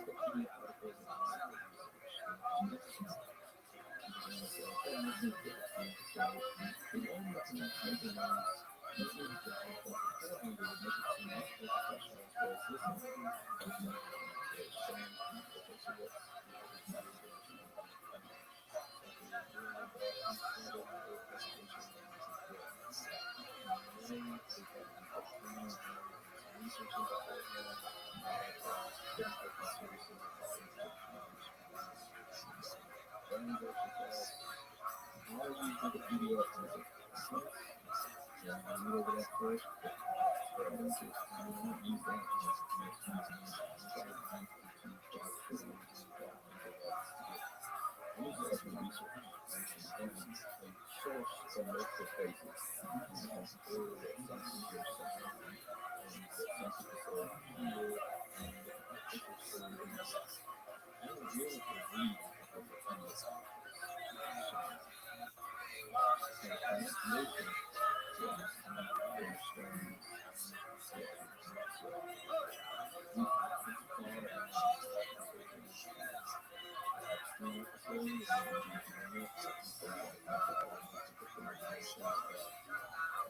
articles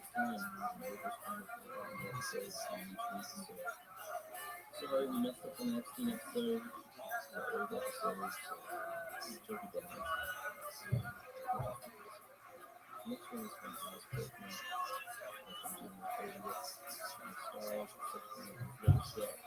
She was on the genuinely enjoyed the podcast.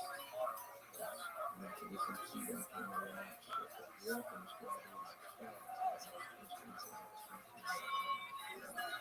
these episodes were long, great, and great change of tone. You get to hear it.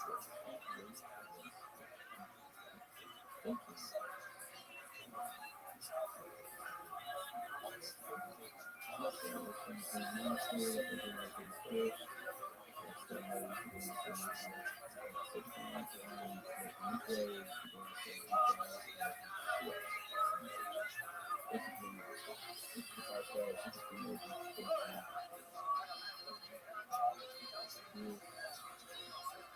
Next one's from Alex Scott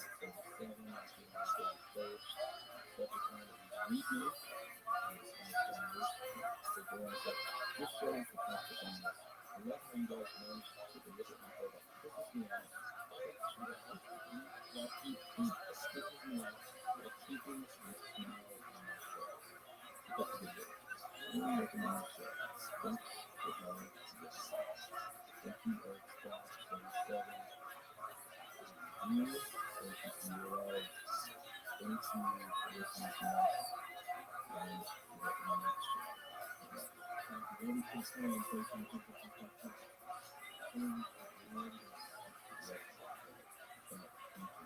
so the last review is from Emily Meyer on Facebook.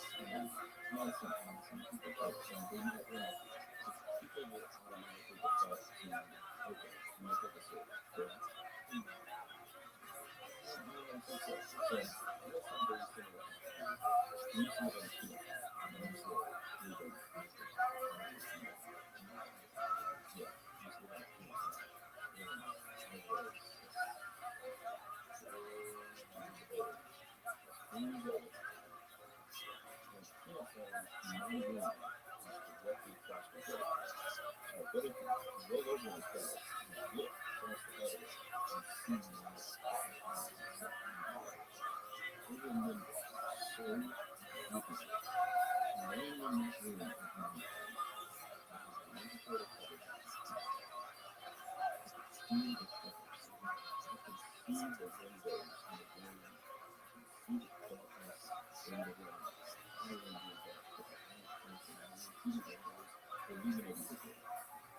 a lot, just enough so it makes sense. One of the main things I want to look at next is learning to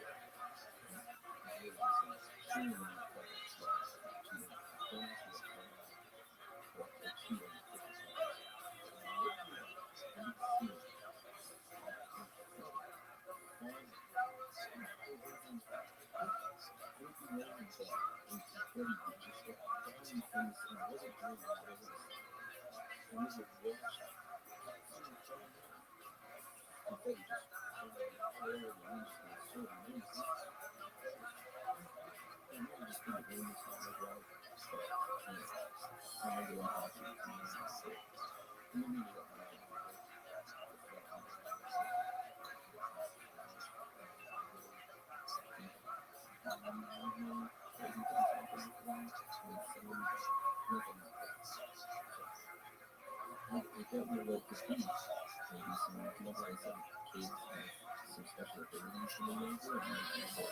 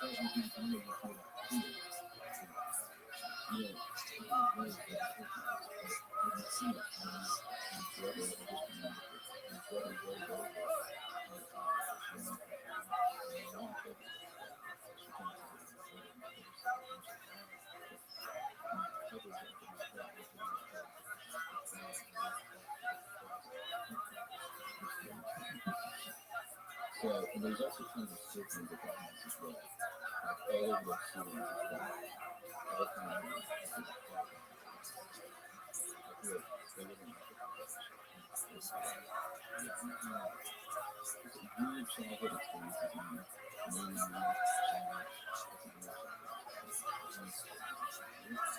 even those having childhood experiences that they would love to share, keeps on that. As a child, choosing that with some other children, and love to do excellent just put it different. I thought you might have for there.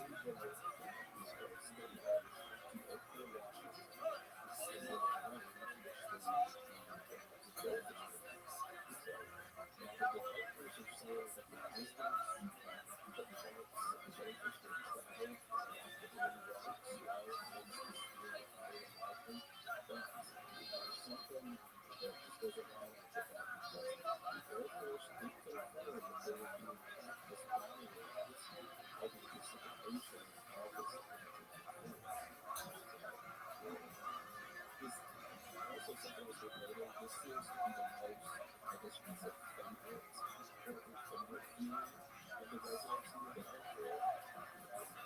So much so that the entire discussion over the jellyfish festival. So it's plausible. Somewhere I've heard stories of animals or toys that somebody else but it is extremely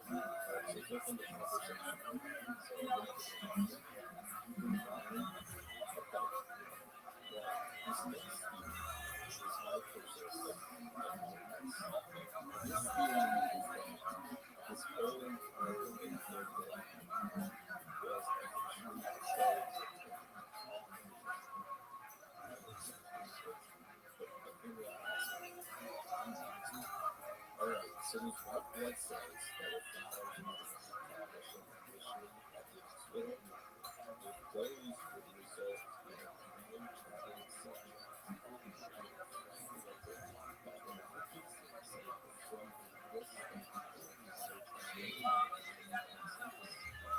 so somehow goes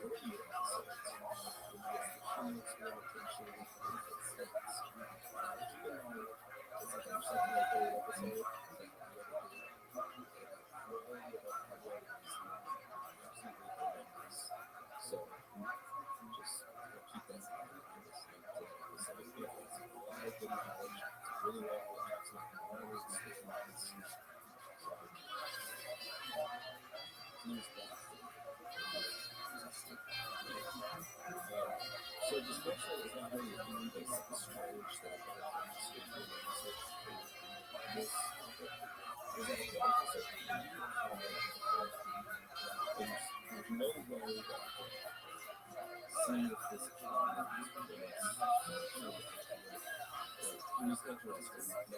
interesting, so this comment says the following: in the summer of 1994, my husband and I spent some time in Washington State near where the block had been found. I also heard of similar occurrences in other areas of the state. I became severely ill with an unknown illness in August 1994. This was routinely diagnosed or misdiagnosed as pneumonia, leukemia, and other things.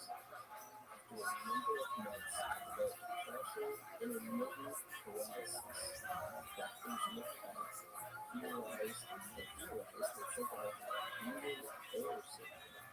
Among other symptoms like ophthalmitis that contained negative orange or green color flaws. The woman became severely ill and often described to herself as well as considered weakness.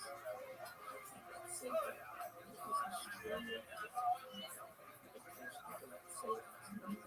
Of course, I cannot say it has to do with medical something period in Washington State, but I can say these diseases serve families there. I was so ill, the doctors kept saying that I've never seen so many symptoms of infection in AIDS. But after doing that in those days, I did the best research I could. What I learned is that there have been various outbreaks of strange diseases in various places that none of the scientists suggest that when mystery illnesses and mystery substances occur, biological specimens must be adequately preserved. If medical science today cannot explain these things, it has no way of teaching. To the control and suffering of the personal patients who get these diseases is good. Medical science seems to hopefully solve it for them. So that's the comment that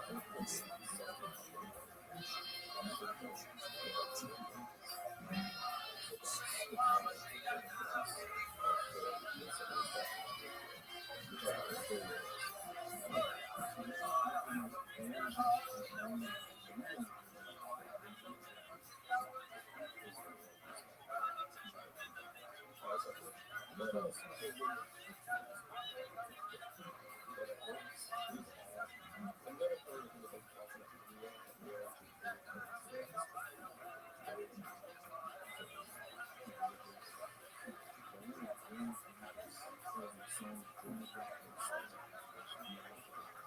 after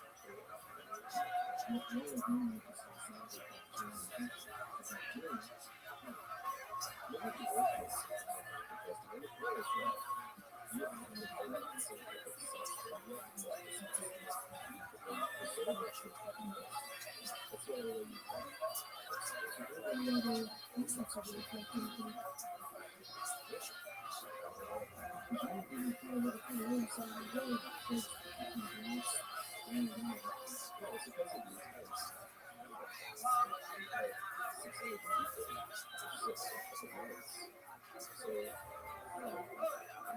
which I think is very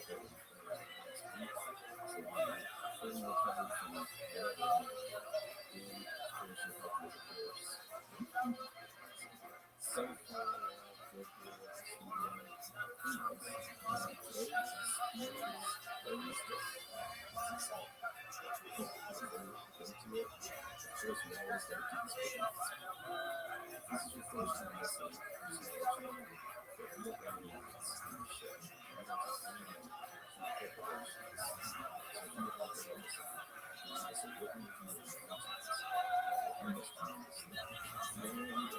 that's fine.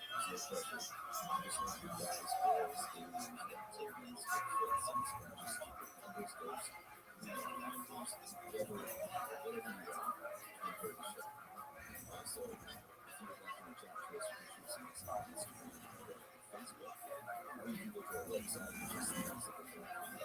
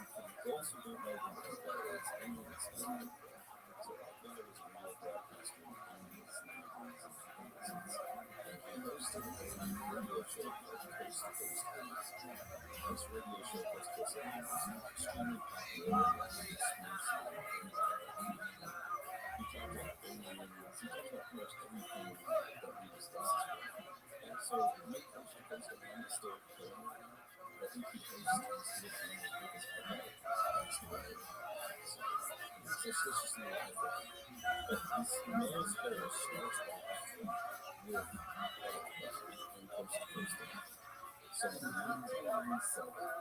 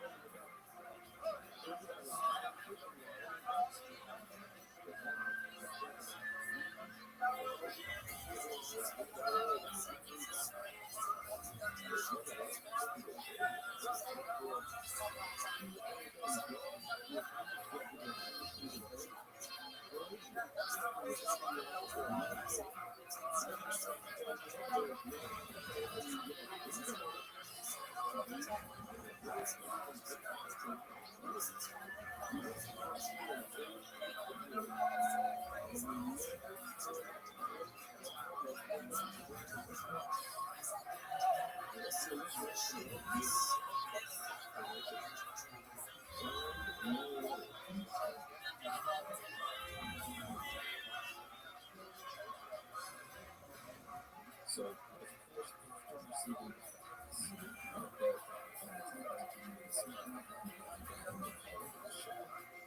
so during the phone interview, Mel went into more detail than this. And what you particularly learned as we discussed what Mel was saying, Mel mentioned in the story that he was out of town, that he was out of town of Williamsburg, Washington, which was close by. Just because this plays a role in it.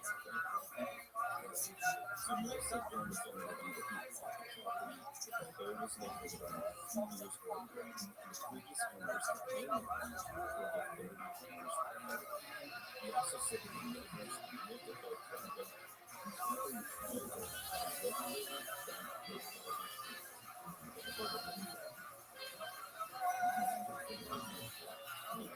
So Mel went on to explain that this hole was an incomplete garbage collector, a strong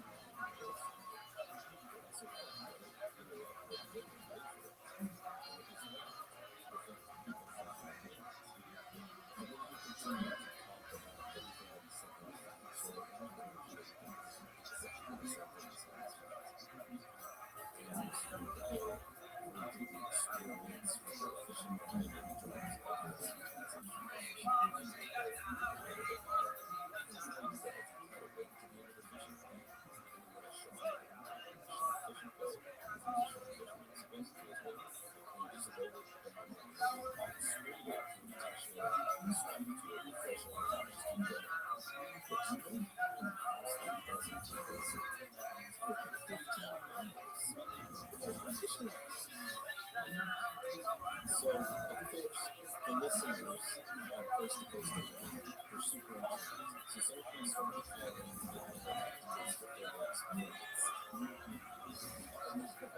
you're Steve, so I'm just going to mention one guy that called in, he actually suggested throwing his explanation was that if you do it with the you can listen how long it streams before the time of the clock. So you can try to do that.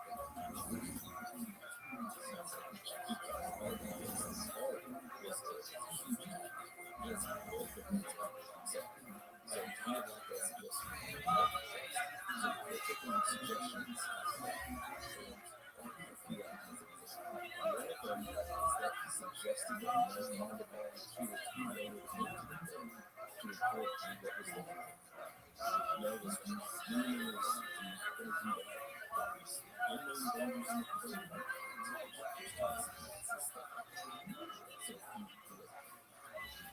So they continue talking about some other things that Mel mentions during it was that he would jump down the pit. Also, he stated that in his will, he finds clear instructions and passes along to fill his body in the pit. So that's the entirety of the but that is the place which, it's next to putting it in. And you think that would be important. And it's stories usually end right? This one matters. So, a few months later, another contact told him what happened since he got to the Coast to Coast.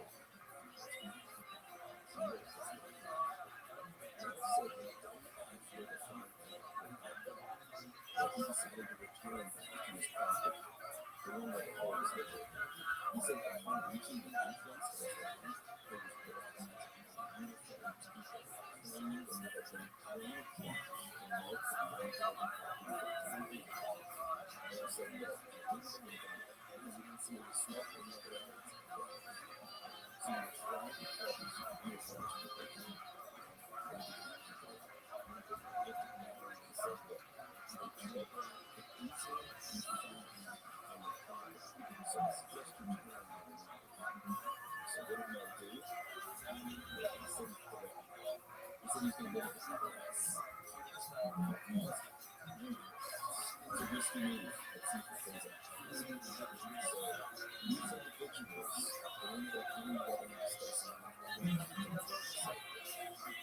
Let's look at allow us to research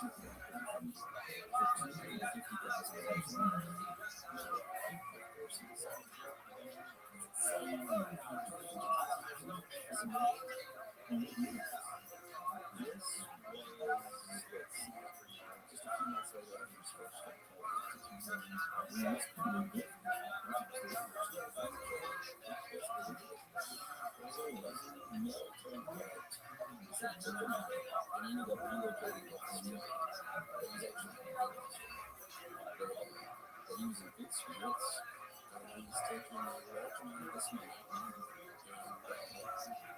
something that I always wanted to do. So you have to take a guess. And guess what you always wanted to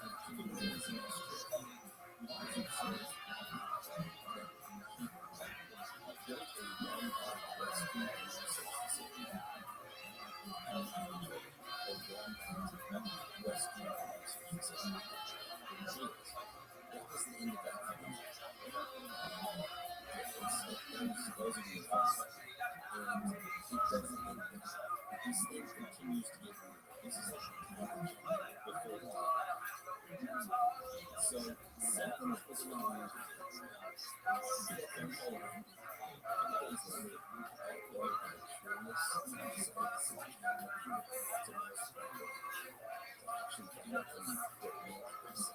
Because I had been listening to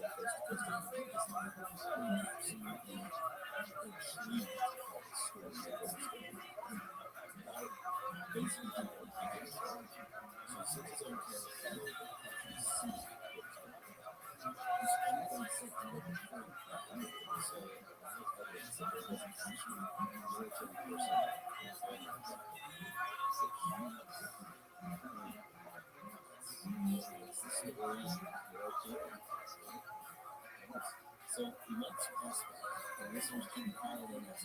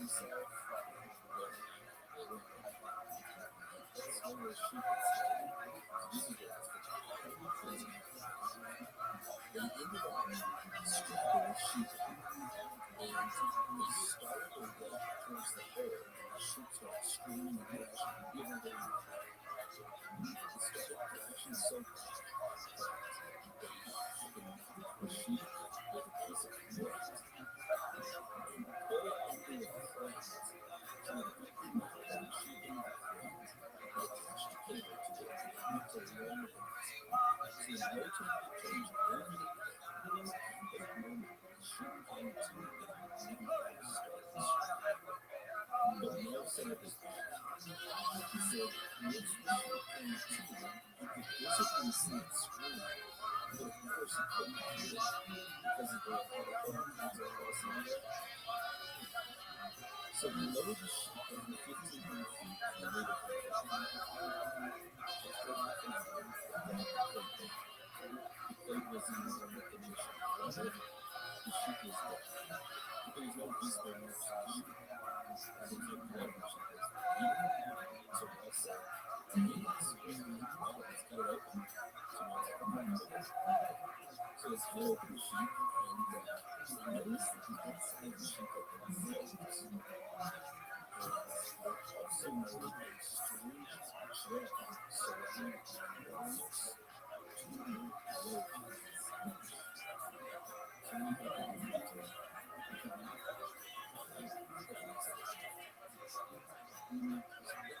so we decided to move it to a place to the table.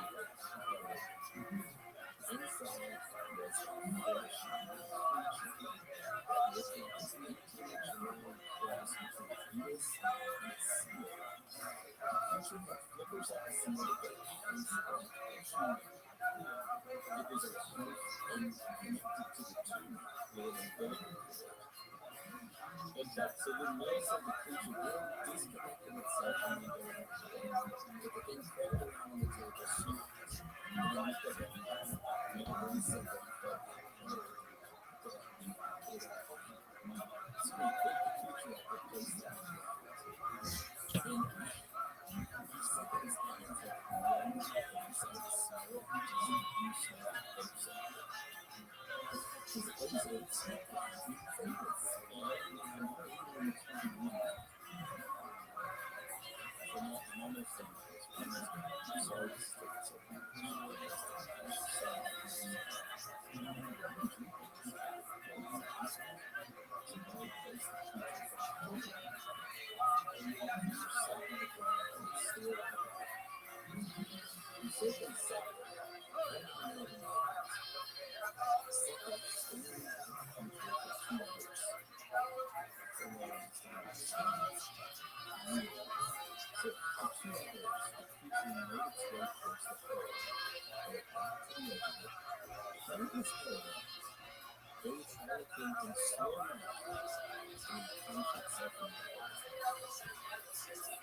You could come up with a better story. This is just something new.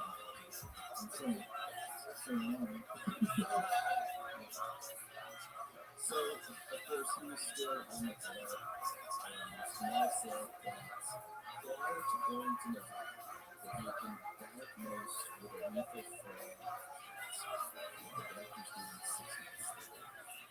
But after returning home from the cancer was Mel said that he believes his future therapy, and that was the end. But of course, it wasn't so drastic, you can keep coming. This is the last film. He's trying to find it. So 3 months later, December 2002, Mel called us again. This time, it was an update on the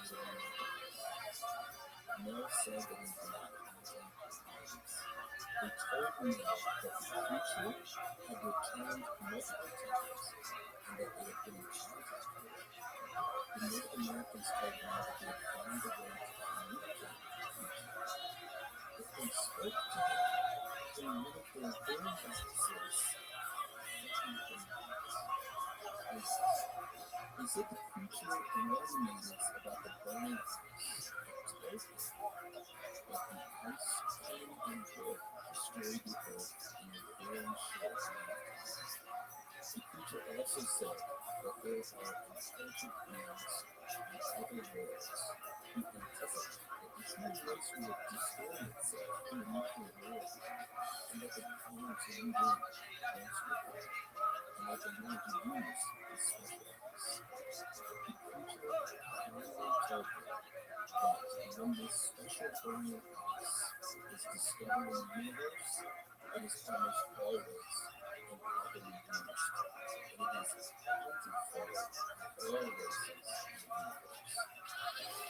so that was everything.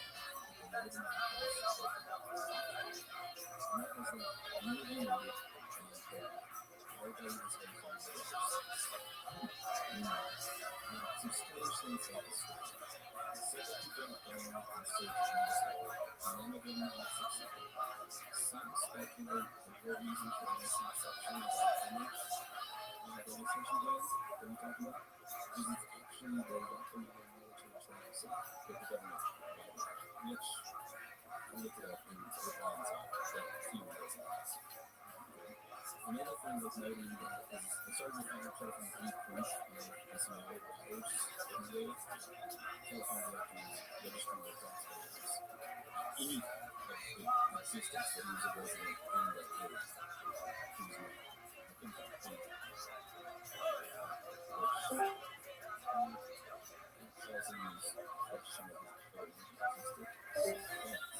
I'm not saying it doesn't, because there's not beyond the possibility for an unknown part of the government to raise evidence. It's possible, absolutely. So, yeah. It smells good. That's me. Alright, so what do you think about these bills? What do you think about that? Honestly, I've seen this week to make up something and I guess we talked about it. But then the government's a lawyer, the government is earlier, can't mention it. And then finding out that it has a change and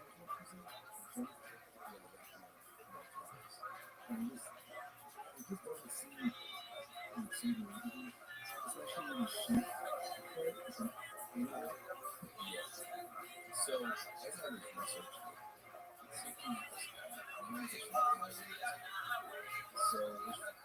that's nice whole if you enjoyed it.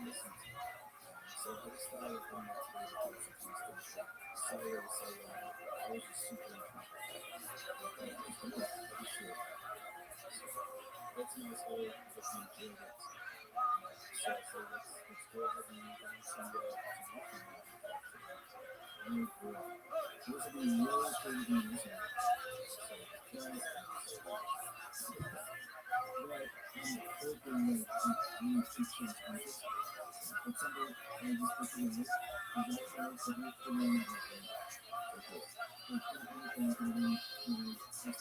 on to this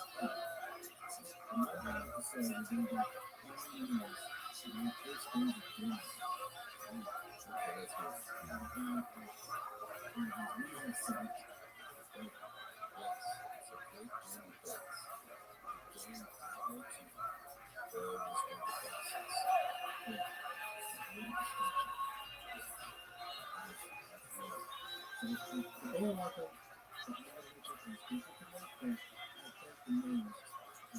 crazy music. Right, I'm hoping that you teaching practice.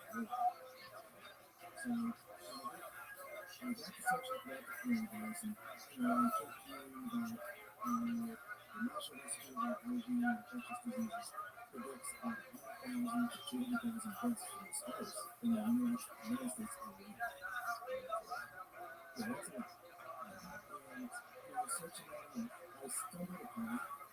that's how it's a good thing. So I'm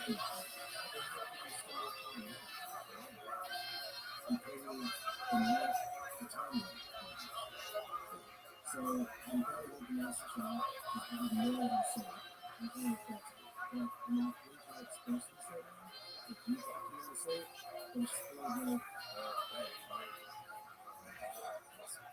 So you guys are Beyonce or something like that?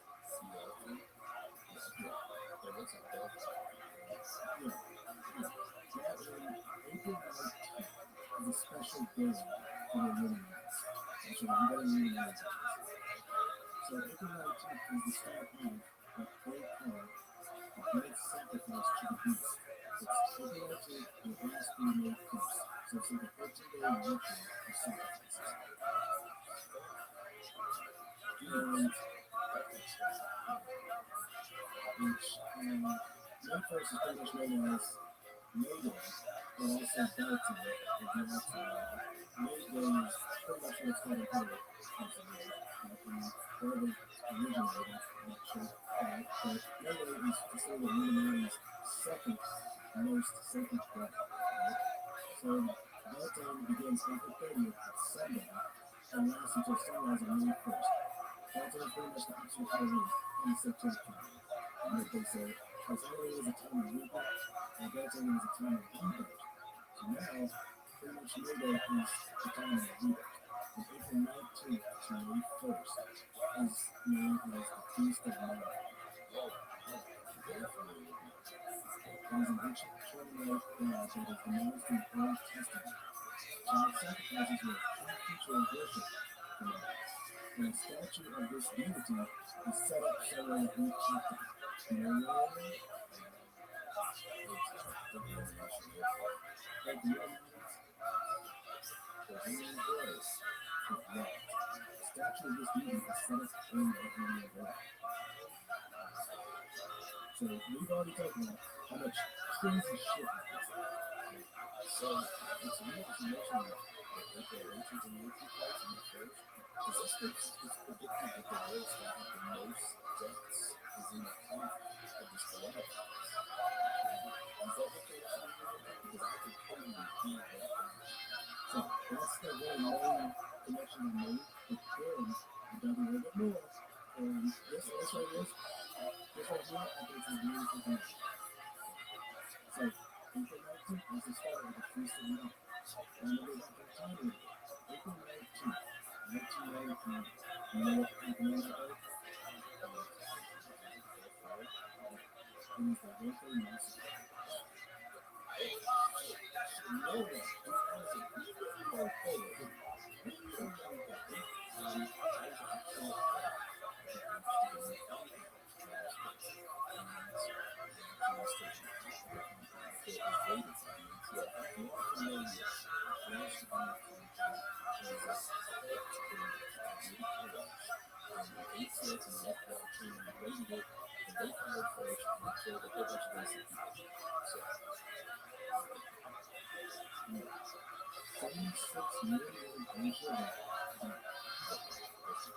April 19th, 1995. That's what I'm going to because one of the it was Oklahoma City bomb. That's right, it's off in the club. 168 people. Next one, April 20th, 1999. Manhattan High School Massacre. 13 people died. These other two, they're a little bit before it's April 16th, 2007. The beginning of Tech Massacre. 32 kills, 17 of them. That's the 19 and April 16th, 2013. Boston Marathon explosions. 3 kills, and 7 injuries. But the fact that some of these pretty much massacres happened around the Feast of Mary. Dang, that makes me want to start looking at dates to see if there's any more stuff that happened. So, with hearing about the prediction of deaths that's coming, I think it was in 2016 in New York, the particular RI was built in New York around the time of the Feast of Mary.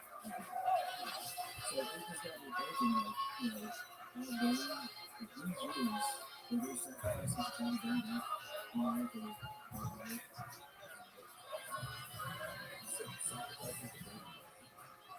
because one first like their own neighbor as a donor of Vivo. This is where they were trying to celebrate fertility and virgins, and Vivo was spent on the slowing down of egg. This is where the rain goes on beyond some wishes. So you're thinking that, correct me if I'm wrong, but totally serious. There's these events. Do you think it can carry out by certain individuals that are willing to do these sacrifices that they purposely make up with online kids being shootings? There's some type of inspiration that these people can influence them to do these things during the conflict to appease men or prayer. You know some interactions, I don't know too much about myself, but I know someone is controlling some people to do something. And this just, I don't know, just the timing of it seems, it's very close. It pretty much like the ISIS, but for a spirit. So they're spirit terrorists, some, I guess you could say. And like I said, all these events before, they kill a lot of people, but I guess they realize it wasn't enough. So, the players can do it. Yeah, the incoming coronavirus. I mean, as of right now, they handled it perfectly to where they're not sending out any deaths really crazy. Because as of right now in the world, we're 815,616 total cases. And 178,000 recovered, so 638 cases. It's going to be crazy in the next couple of weeks. I hope you're right. But I'm thinking about that now. It's just, it's something that's coming to play, and I'm just like, oh shit, I gotta talk about this. Yeah, it's so good. That's a good oh shit moment when you're telling me this stuff. See, I can get off this recording and see if there's any more stuff. I started trying to look up so many getting distracted, but I'm going to find out and introduce you to something has been about 2 days, it's like 6 days, in New York somewhere, and I think somewhere else as well. Yeah, I'm planning on changing it to time. But if you want more information, so if you could help you with it, then we're going to get you the packet and we're going to play both of these eyes. Stuff that they find out all these good news stuff. Sure she can. I would love to hear some more stuff. I mean, this was very interesting, right? It's definitely something story. There's very place to see. There's no big day open to see. There's never even stop this virus. All through these things, they're stopping this virus. It's back to June. Early June. They're doing possible. And then there's actually, I think at the time, there's only 10 or 12 people infected in the United States. And at that point, I say infected, but they were spreading, so there was only like a couple hundred infected. Really should have left this happen. Now, I know you need this virus, and if you're going to get people sending this message saying this virus is I've seen videos on videos of individuals of virus, which is from the head. And we're kind of hoping it's good virus too. I've been seeing the main source of people saying coronavirus patients. And the high voltage of this one started filming and showing hundreds of people in bonfires. And I was like, oh, that might be really recently. I saw a video that's coming from New York of the airport with the individuals that were developed that were in bonfires and putting the individual back in the cemetery or refrigerator because they have no more room left in the litters. No more babies. Babies are absolutely killed. Mothers are not going to have babies. This shit is bad. I mean, I don't want to be like a neighbor on this much. I don't know my mom, but my mom told me I got back in the driveway. And I said, when you get home, I said, what are you doing? So they're like, okay, I said, I love you, but you need to get back in your car and you need to go home and you need to quarantine yourself. So I think that's serious. And it's like, look, you're the most at risk, supposedly, according to the statistics. the most at risk for being serious cases of fraud.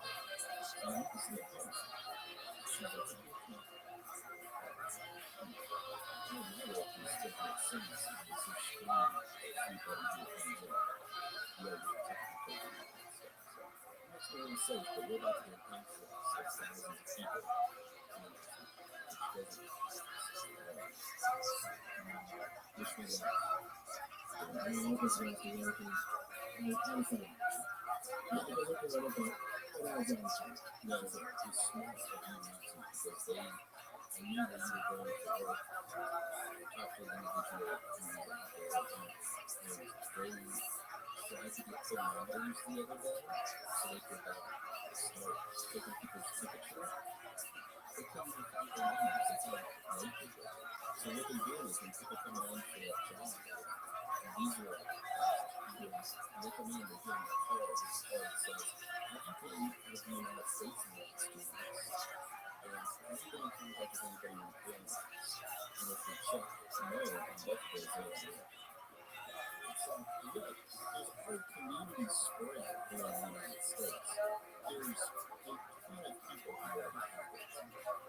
So it's not that rare. You think about how rare it is to encounter celebrities, any kind of celebrities, supposedly, even party pieces that celebrities are getting caught so it's good. My oldest brother, he told me that, so his little daughter, she was babysat by his older brother, and this last week, their friend from New York was coming down to vacation. And my older brother was just like, are you fucking kidding me? You think I'm gonna let my kid come over there and you friend from New York, you think I'm gonna come back over there? And he was just, good. Like, why would you put a new West knowing that this shit is done? Why would you travel 6 to 8 hours for vacation somewhere?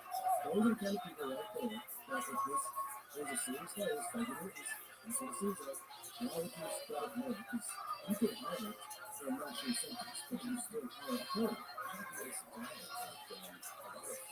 of NBA players that have their ACL. It's a lot of players that sniffle. I don't think anything else. So I like to go into the conspiracy of, well, maybe if somebody was trying this pushing an agenda, and they was scared, and she was sitting tell these NBA players, from the field, where they go, so it spreads around this fear. It's possible. So I check on the NBA, NHL, some of the I knew this shit was pretty serious when I was China. Going to 97 million people in January 24th. And we were early. So then there's success. In the world, some people here, and I looked at that, it was crazy. We need stuff. It's just stuff. It's serious. It's stuff. Make it serious.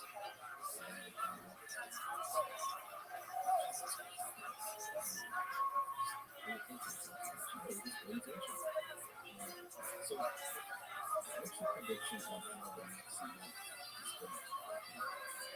March 31st to April 30th. What is your prediction of what's going to happen in the United States? Just the United States. I think everything is struggling because people are not staying home. I get it. They're both applying for the position and everything. But going to so many applications there and you don't really need anything, but you just want to buy something for that night.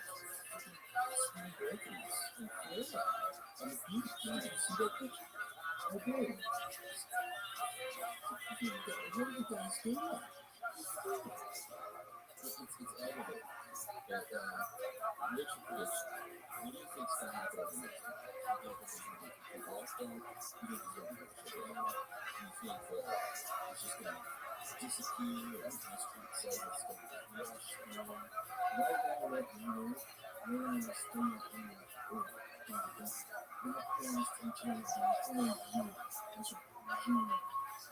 And literally, right now, it doesn't really change what we're doing. If you're essential worker, you go to work, you know they're checking someone, so if you're going out to get groceries or food, stuff like that, that's fine. But if you're going out just to chill and try to be social, you will get fined and possibly just. So if You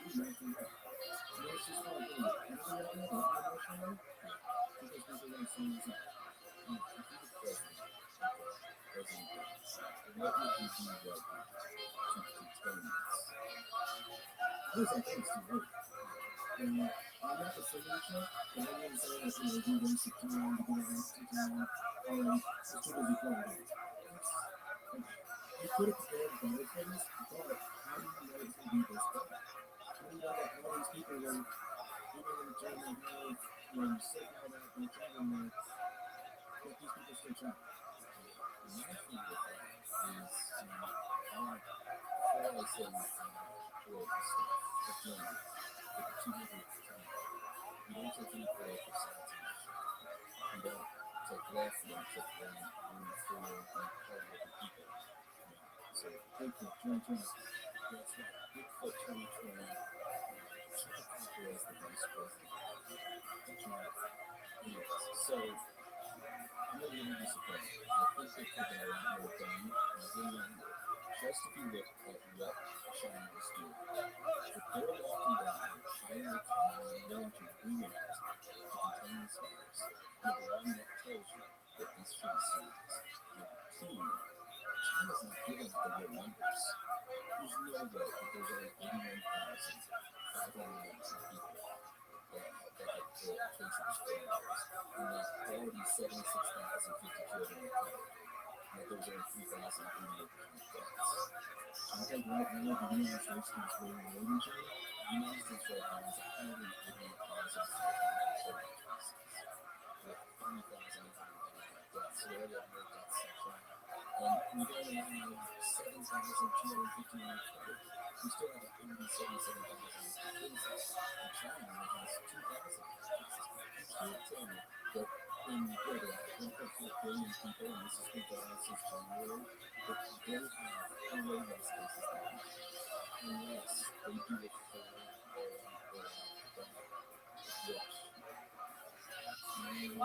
Now, the good is from somewhere, I'm not going to say that it is true, but I heard one state had to stop using this COVID-19 for removed from China because they were not giving the people, I guess, positive or whatever.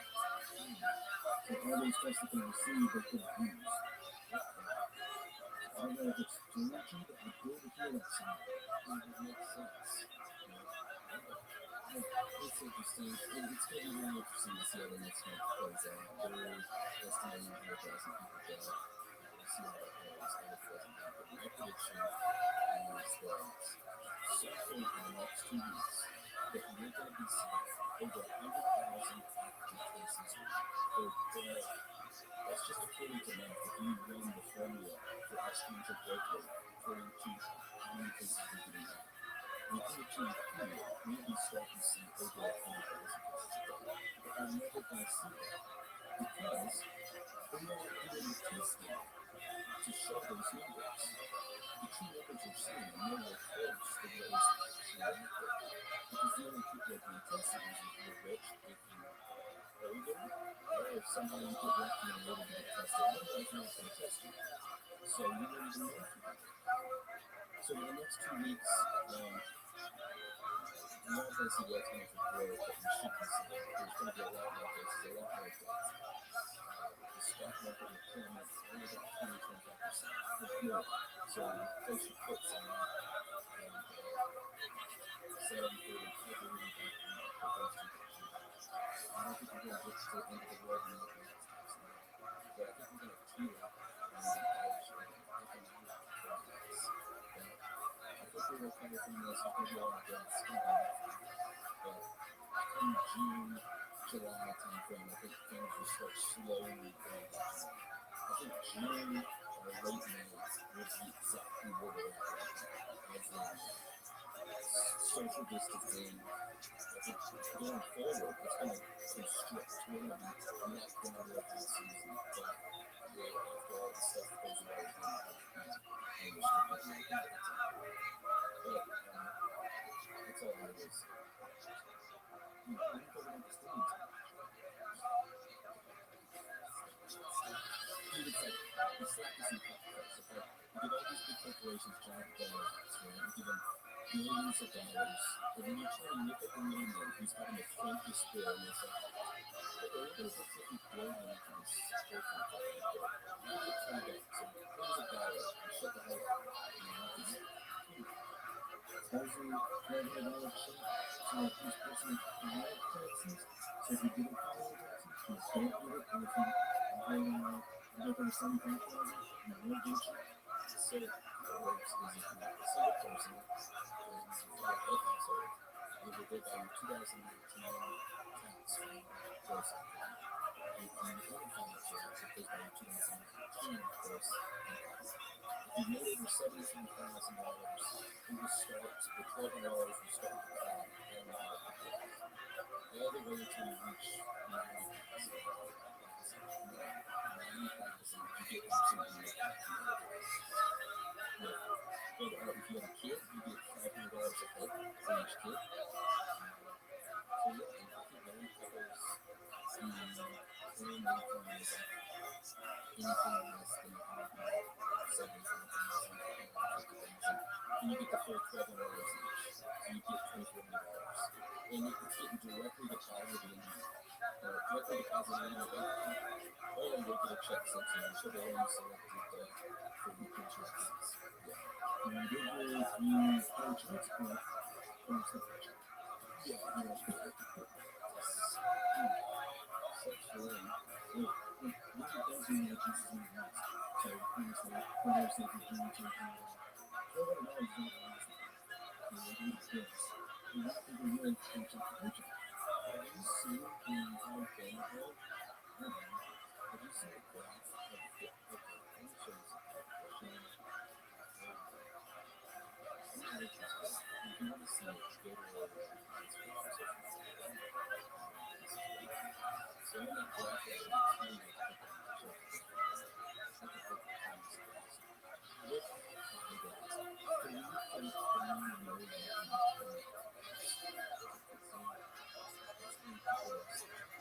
and they think this $1,200 is going to be the last thing for the next 10 years.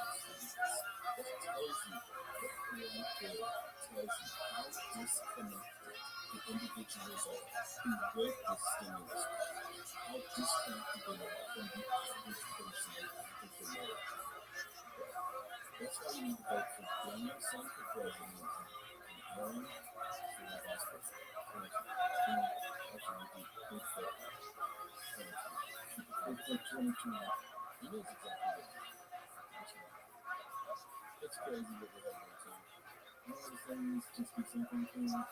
Anybody who's watching this realize, the thing that really aggravates me is most people are wearing non-stop gloves all day for all this shit.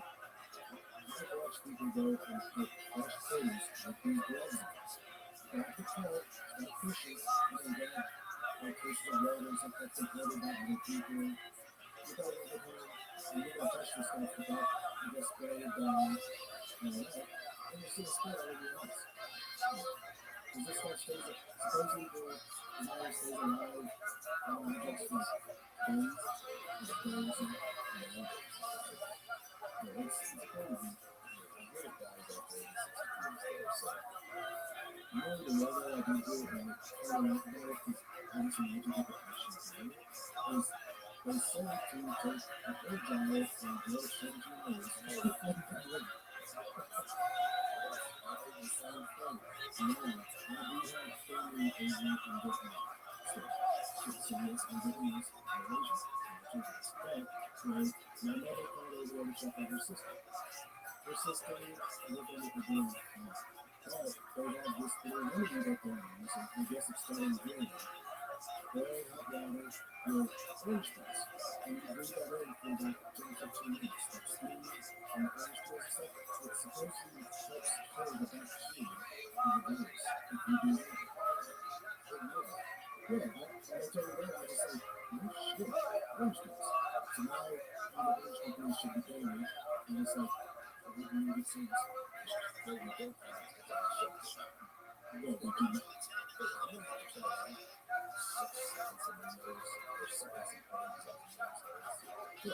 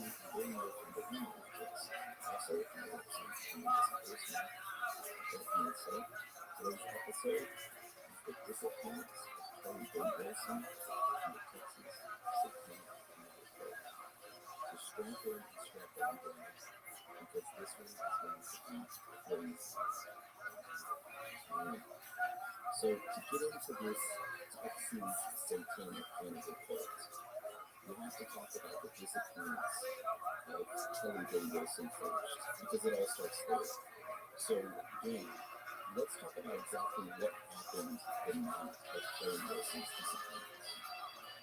May of July 5th, 1992, 17-year-old Kelly Wilson was walking up Northeast Texas Video, which is basically totally illegal.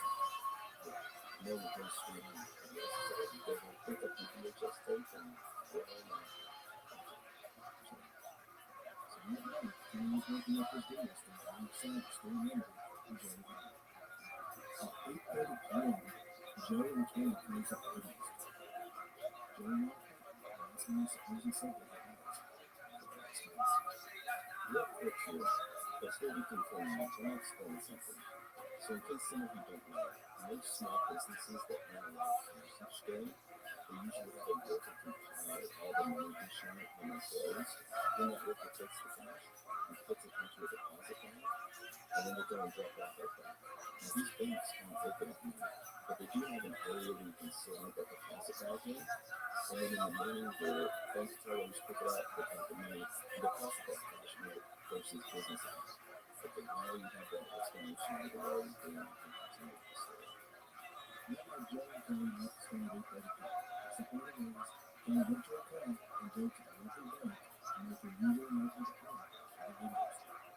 Now there was surveillance video at this bank that showed Kelly going through the drive-thru to make the deposit, but the video was so grainy because back then it was a 120p resolution. It made it hard for any investigators on the bank to actually kind of make out if there was actually her in the driver's seat. And also another side note, the deposit bag was in the bank drop-off the next morning, so she wasn't blocked. So that's all the question. Anyways, back to the story. So pretty much the video is like a bunch of images of Bigfoot.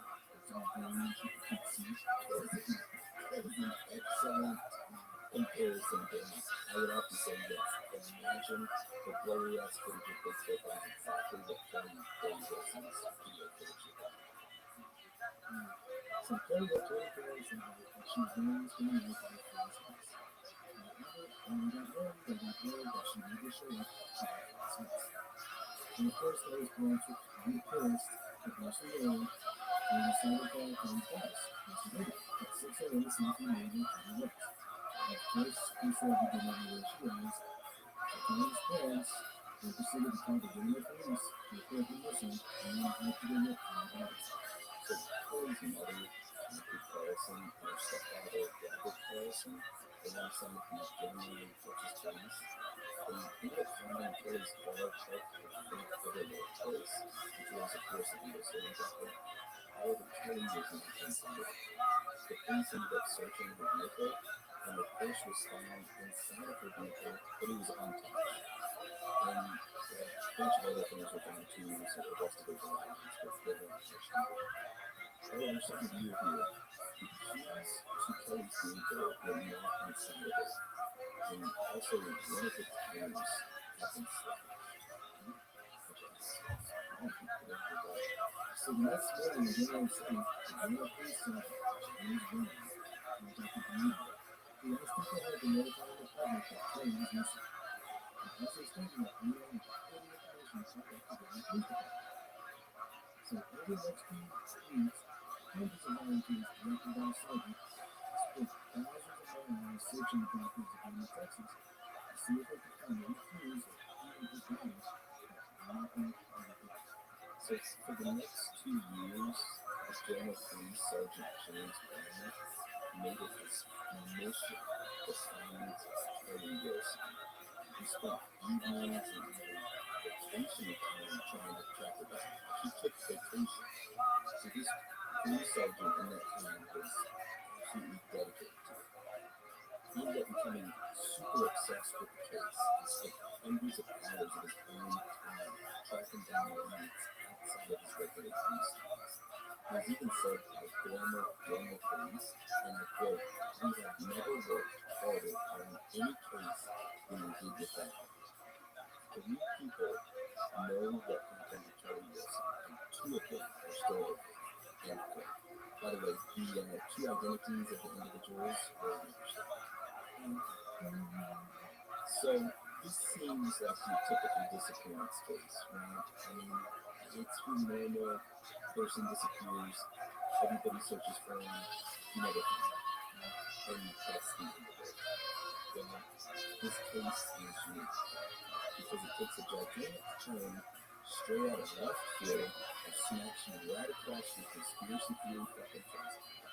So to better understand what happens next in this story, we need to talk about what happened in 1995 first before we move on. So let's go ahead and discuss that. Jake, you tell us just a little bit about 1990. So the year is 1990. Kids are playing Nintendo, watching documentaries, and obviously watching let's take something to it. However, in Pasadena, Texas, which you know looks on the cats, which what do you think about this? Because they're like, yeah, I know that some of the listeners may be thinking, okay, well, that's a criminal Texas for fairly easy. It's 1990, 2 years previous. But what the hell did Wanda Dixon and Wanda Claire to do with anything? And why are kids having a terrible time? Well, we need to talk about these people because they connect to Kelly Wilson's disappearance. But let's first talk about Wanda Claire. So it's early 1990. Wanda Claire was then married to his wife, Loretta Claire. But Wendell was unhappy with their marriage. He told Loretta that he wanted a divorce. So shortly after telling her this, Wendell started dating a woman named Wanda Davis. A few weeks later, someone called CPS, which is Child Protective Services, and reported that Wendell had been sexually abusing his own children. And Wendell called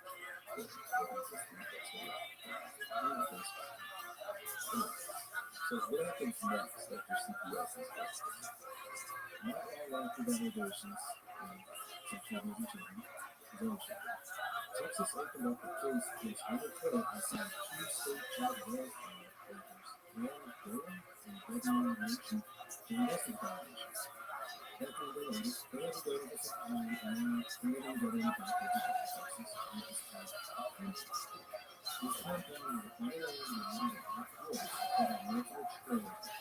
Wendell's parents, Eugene and Geneva Claire, claimed that they all lived on it together, and his daughter Gary and 2 family friends, Robert Don Women and his wife Jenny Jones Smith. Damn, that's a lot of people, man. It's not even that many.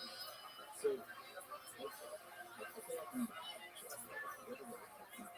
Okay, so one thing is that the criminal Texas 1990. Wendell Claire gets divorced from his wife Loretta. Wendell ends up meeting Wanda's ex. Loretta calls CPS on Wendell and said that he was sexually abusing his own children. So the state of Texas opened up the CPS case on Wendell Claire, and Ann and Debbie Nation were the investigators that were assigned to Wendell Claire. And then they talked about the compound, which they all lived on with Wendell's parents, Eugene and Joby, and his brother Danny, and 2 family friends, Roger and Red. So since Wendell and Wanda were dating and living together, Wanda's children from a previous marriage was also included in the questioning by the CPS workers and Wendell. So upon questioning those children, Wendell's children and Wanda's children, they began to tell the investigators and Betty that they were being tortured, molested, and sodomized by their parents, grandparents, and various strangers that lived that came over to the compound.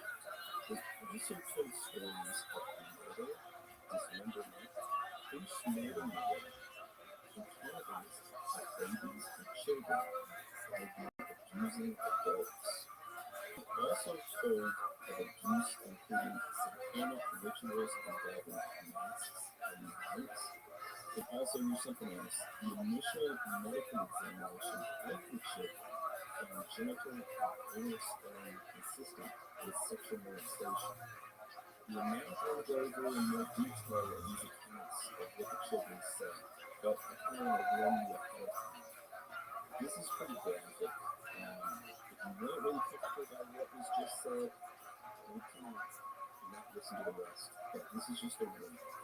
So just let me know in our channel. If not, venture forth. So, man, can you tell us some more detail of the events of what the children said? So one child said that one day, my parents, I feel like babies. I feel like people's babies. All kinds of babies. Parents, everything. Child said that the window window taught them how to take points. This child also was going to say, if it's an animal, then beat the eyes out and kick them as well.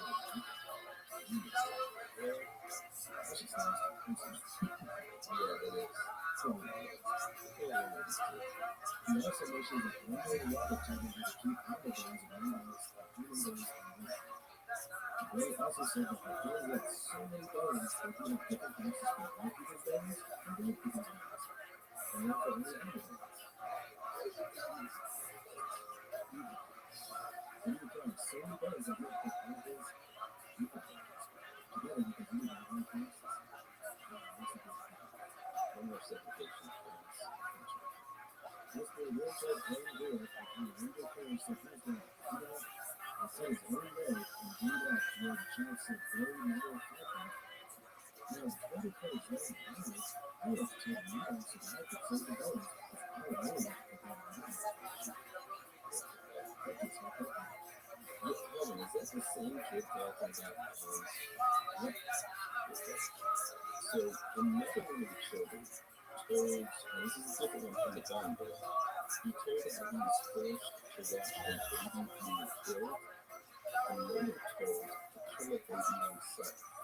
He then told how he washed the baby's heart and brain and in detail described how he buttered the baby and removed the brain. The child would also describe how this was done over the kitchen sink and how the blood was collected. The boy then shared his demeanor and appeared quite frightened as he remembered being killed by Rabbi, and if he had killed anyone, he would have been killed the same way. So all the children made a reference to a devil's quote-unquote pact in which blood was kept when they were taught. So they told us how Rhonda cut their hands and made them bleed out of this devil's pact. That was there was a reference to a photo one from last grade that I'm going to remember that child. One child with severe pain spikes from brain condition when asked, why do you have fingers? He replied that all the particular ones it's not a home care. Children think to sex as making fun, and this is what the focus going to making kids. Well, play means making accurate and being so happy that it's a fun time. Like strawberry, sprinkled on cake. You think you go on church goes down? Oh, it's just a picture. I like it for man, that's so let's continue. So after hearing all this, what did Anne and Debbie do for two statements? If you had to guess them, what do you think they did? If you sat down and heard the family and then heard what one kid talked about, saw a baby being killed and it described and thought it was the family baby. Who do you think first CPS workers would? I think they would have just taken a trip out and just did something else. You would think that, right? You would think that would be the way to go. But instead, they went and recruited two private test investigators. Yeah, they went and hired official investigators. These investigators were Brooks, Fred, and Steve Adams. And they were to assist in an investigation of these events by the children. You know, just like any normal state worker would do, they just go and hire some private investigators. Anyways, there is some light at the end of the tunnel. So in total, 15 children brought to this family. They would end up being removed from their homes and end up being placed in foster care. And the county ended up assigning a special prosecutor to this case, Scott Bradford. He participated super close with this investigation. So let's get into Scott Bradford. So So prosecutor Rothschild set up a search of the whole property to look for evidence and back up the stories of the torture and human sacrifice that Aaron Betty had said the children were doing. So they all searched for it and raided the compound. He found 3 shells laid like confessions in the scene. Shooting with blood residue on it. And all were matching the children's description of railroad pieces of carried. 2 double masks, and blood spray markers found, 4 knives. That was exactly what the children said that happened after they were dismembered children. Items were retrieved from the farmhouse as well. These were devices used to restrain and torture children. Finally, plastic bags was found, buried back in the coffin, containing bone fragments. Before Bradford took his evidence to a grand jury, the Texas human skeleton identification laboratory issued a report stating that the remains were used for retrieval. And then another report from a different laboratory 5 months after that organization concluded that the remains were wrong.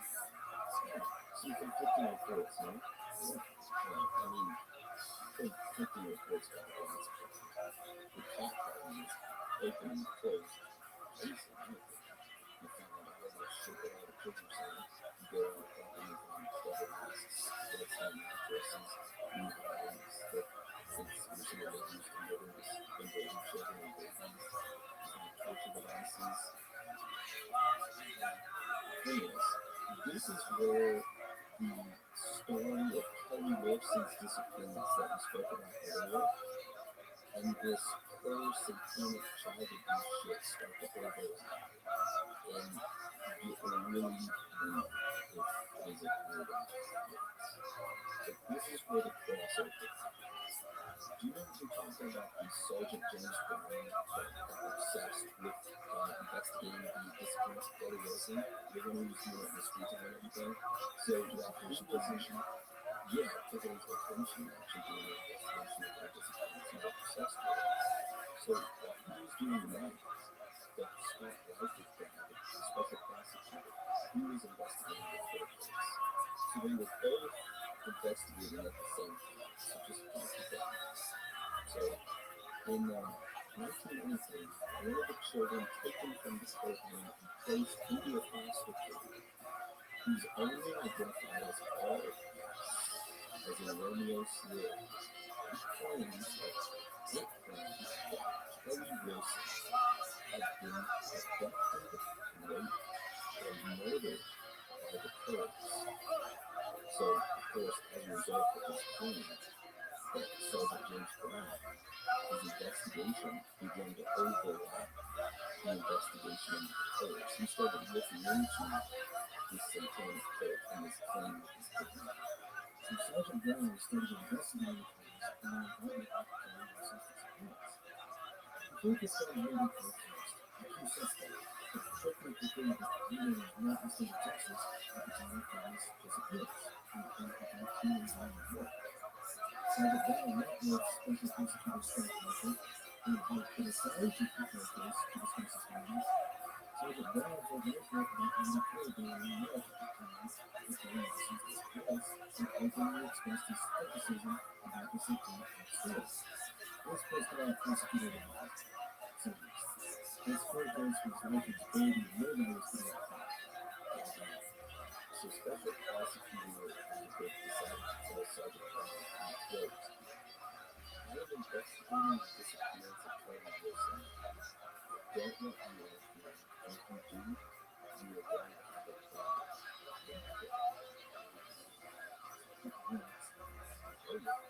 So you remember that one kid that we talked about earlier, that last videos here, the one that claimed Kelly Wilson living at that thing with the murder case and right? So a few days after Special Prosecutor Lyford told Sergeant Brown basically to fuck off with that kid RS, he ended up adding additional details to his account of Kelly Wilson. You know what it is? Right? Let's tell you this. So basically, Sergeant Brown was involved with the disappearance of Kelly Wilson. But he saw him come over to help out with torture and murder. He then went on to say that the police would not hurt, but they would also ban. And described in general terms a person who's in their life as having participated in this sexual abuse. Adding more flag to Sergeant Brown, Aaron Martin, who had been dating a member of the family at the time, He also said that some of the families in the he gave a notarized statement which said that that's going to play in court. She did not commit. He was clean. I don't think you know to. Yes, I can't. I will take that. I can't. No, I don't think it's okay. Please, Tommy. I have given myself up to kill court.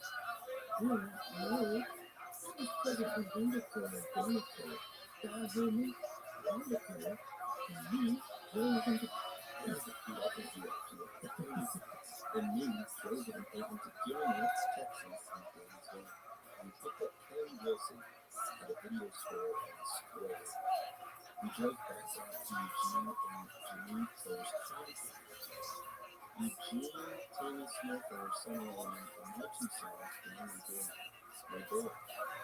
Donnie and Wendell was all out to the woods. They made me and Wanda and Sexy together. She didn't want to, but me. Danny and Wendell made her Sexy. So did Geneva and Jean and Donnie. Tammy Smith was there. They kept us quiet before we took over them. After they were through, they made me and them take a test. I don't know what they do before I do that. Yes, I either knows which is doing the anger. It's getting the nickel out. And the alert. I feel funny. Even though there was no forensic evidence to support this story, and the case was entirely on the unreliable witness testimony, no indictments were laid down to their entire contents. The grand judge was in Geneva, their son Wendell and his wife Amanda Wicks, and his brother Barry, and the two family friends, Edward John Howard and his wife Smith, as well as Gilmer Police Sergeant Williams Smith. All were charged with murder. It's not so convenience. Whenever James Brown, life of bump heads, all of a sudden, and a transition statement and said that Sergeant Brown is in charge. Both men have been faced with him. For the final statement that says Tuesday. Anyways, but it's okay with that. This is the final goal. So, what did special prosecutor Scott Radford do after he quote-unquote solved the case? Well, he went to Rabbi Wilson, which is Kelly's father, and said the following to him. He is glad after many years has finally solved my father's disappearance. This turned out really bad for the because Connie Martin ended up recanting her statement and said she made it all up. Yeah, so you take it back, you go after that man, just I don't know. It's a good question. This last special prosecutor Michael had the only other evidence that he had, which was the social worker's report that the child was selfless and witnessed the murder. Thanks to the championship twice, the Attorney General's office reversed the report and Secretary dismissed all the murder indictments. Recently, the Child Protective Services also filed their each of other duties under the investigation of the conduct images.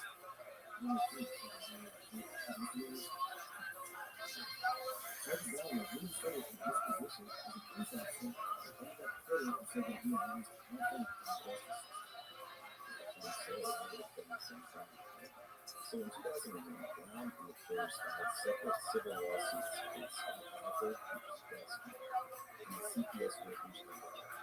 Their suits were dismissed by the federal district court of what were essentially grants of qualified immunity, is what they call it. And basically, government officials cannot be sued unless certain guidelines can be met, such as the denial of civil rights.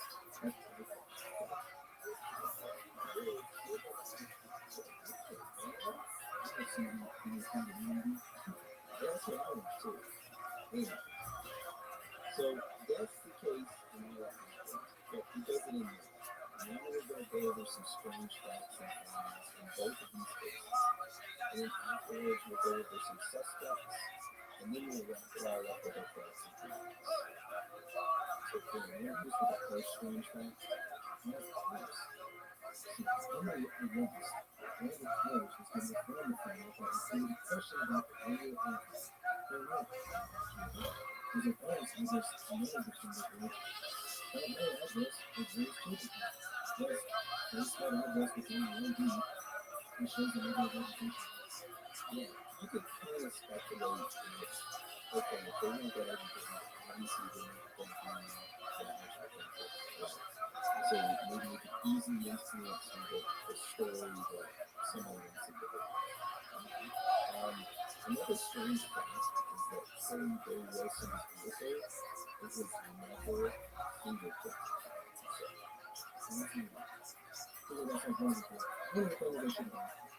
Yeah, I mean, isn't that like the very first thing they did? That's nice. Maybe not now. And then he's the family friend themselves. And the other people living with him was probably a restaurant. At one time, he had been a reserve police officer and a good service police department. Reagan was accused of sexually abusing a child with non-controlled substance, but those charges were eventually dropped. Reagan was named to be a religious fanatic and would quote scripture while being questioned during his interrogation after criminal lessons disappeared. Can you imagine that? I thought you were sick with that earlier. I'm so sorry. It was on January 5th. And the more it's said, the more like looking at it. Anyway, that's not bad.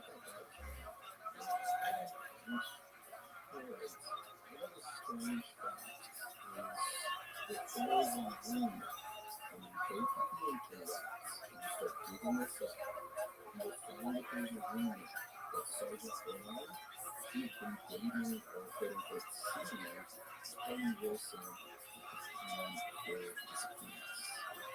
Now, this is just a rumor, okay? And Sergeant Brown denies ever actually meeting or knowing Terry Wilson, even though he did say that she may have served him coffee mats when she worked at a building parade and building maintenance.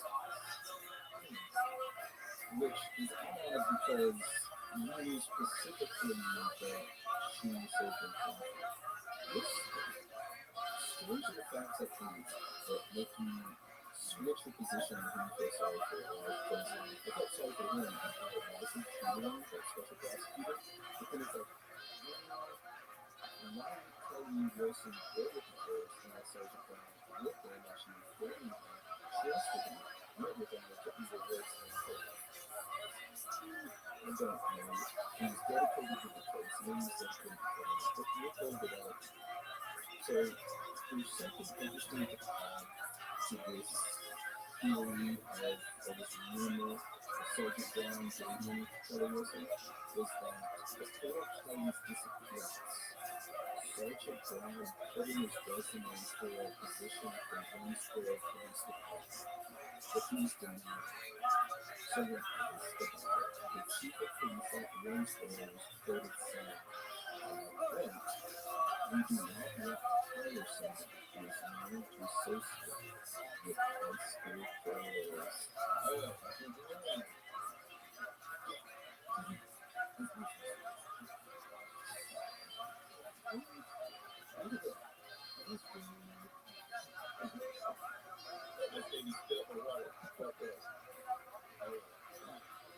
November 16, 1984, the Greta Police released a statement that 5 boxes of items in the Universities which stolen from the police fighting street.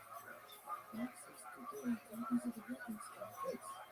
The originals were forwarded to the General's office. And guess what? He's a police officer. What happens to this shit? Is there like a bad chain of custody when it comes to most of these cases within the press? Because a lot of these are stuff that are stolen or taken away. Even as long as this person disappearing. Yeah, this is my name. Anyway, so those are some strange facts. But all of this still leaves the question of what happened to Terry Wilson. So let's discuss the suspects. So suspect number 1 was Chris Denton. Chris Denton was Terry always boyfriend at the time. He was known for having a hot temper and was seen having an argument with Chloe the night before she disappeared. He sold his car only 1 month after Chloe went missing. While traveling to Louisiana, they had a dealer ship his car to Mexico. So when investigators tracked down the car, they found strands of herbs and noticed the truck was missing. Chris also had a shaky alibi when Chloe disappeared, and he took a polygraph test next Thursday. But, I know that really matters now because of the side case because of the lip cancer in 2004. That's the first suspect. Chris, 87, the second suspect. Went Chris witnessed murder. He found there a body around a pickup truck carrying a white tiny house. He also confirmed that Michael McDonald was convicted and sentenced to 3 years in prison for picking up a lying to a grand jury while being at work on the day of Chloe's disappearance. Time sheet showed Greg was manager and supervisor testified that Greg had asked him to drive law enforcement and provide them with the best skill. They were supposed to tell the supervisor that he and 2 friends had got the video store. He was not around. They killed 15 years before it passed. Let's go to the next one. Michael BB was a 17-year-old high school acquaintance of Chloe's. He was the one who slashed the tire in the car. He actually admitted to this tire slashing and served 9 days in jail. But he claimed it was just a random act of vandalism and denied all knowledge of Chloe's disappearance.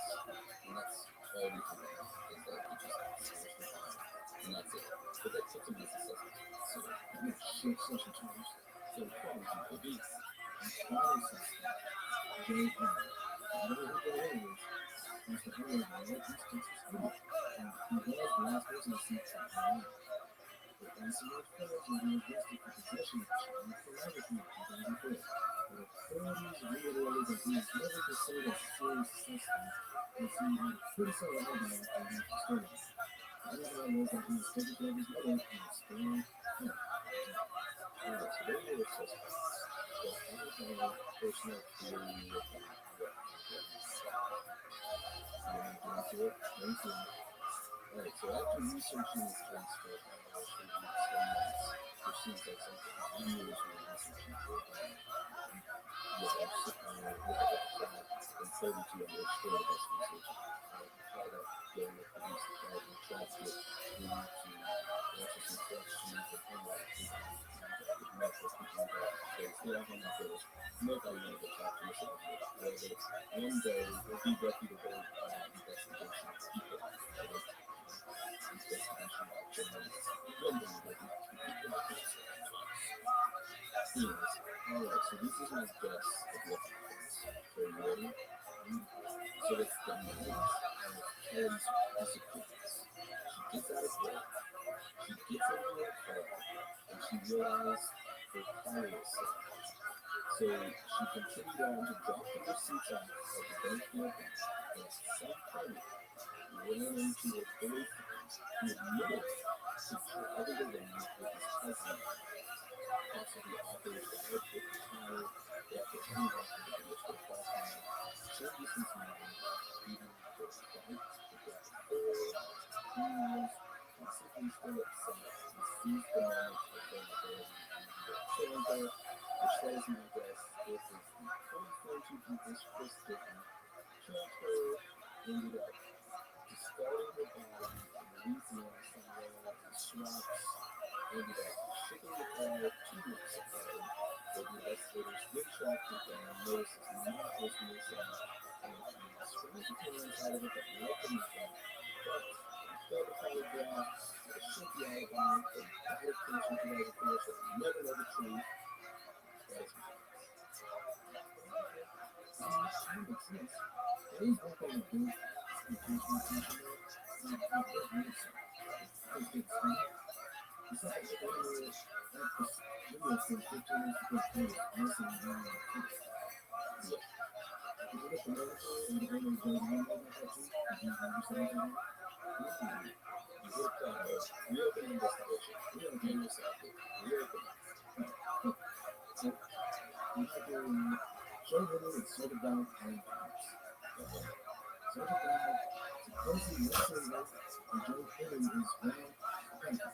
Roger Talker was charged with possession of the 2004. So the problem is that they had some more. They had some more stories. Also, if he was a surrender, you have 17-year-old female worker really keen to make sure she actually used the company and such a thing to get out. He just showed up Caesar, burned the car, and used it. He felt like all just a tire slash. Really well. I'm sorry, but not really knowing how to talk to someone else and still not about it. Well, I got Richard first. I was able to make a really inside the millions of you definitely know you got that. So her making it to the bus and back is hard to believe. I feel like she probably dropped off to the closet, went back to her bus now, looked up to her with some little beating, so I found her and told her that had just a perfect wireless car and took them out. So why did I call Sergeant Cook? I mean, Sergeant Van Donna, he was already asleep. I'm sure he probably stopped by a few times to check out the windows car, which with seeing what interest Joe has as well, pretty positive he noticed the same thing himself. So they ended up having to work together to keep each other from being caught. So the Van Donna made sure that the search and the case around to Joe and focused elsewhere. The other sergeant was charged with the matter, but he knew they didn't have much to go on, and the general attorney was more focused on the same time court. So the case was carried on. Let's just say that it was 20 feet. Was completely messed up to the absolutely crazy. And that's all I'm really asking. That's what it sits right now.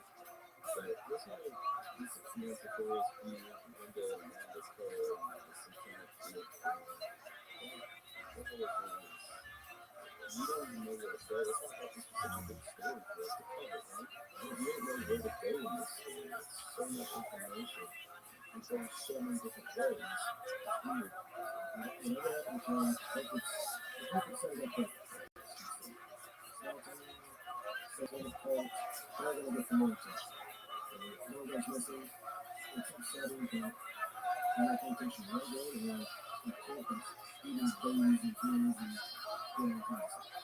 Yeah, and then at that time, the wrestling at the same time going on. So, whoever said it, like you said, set it up perfect. So there doesn't even look at just this thing forward. Just so it makes you question what the kids stuff is. With all the babies being murdered and all that, is it worth looking into? And one kid knew exactly how to back to the family, bones to cut the bones.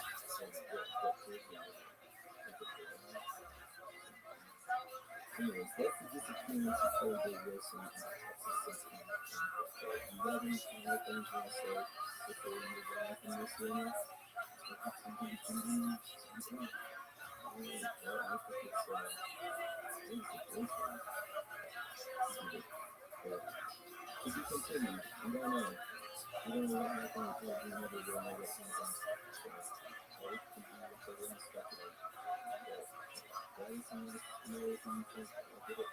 We'd love to hear your thoughts and opinions on this. If you find any more information, of course, you listen. So with that being said, I guess let's move into a couple voicemails we got here. We'll do the iTunes reviews and ratings. Alright, so this first voicemail is from Master 6420. So we're going to play that right now.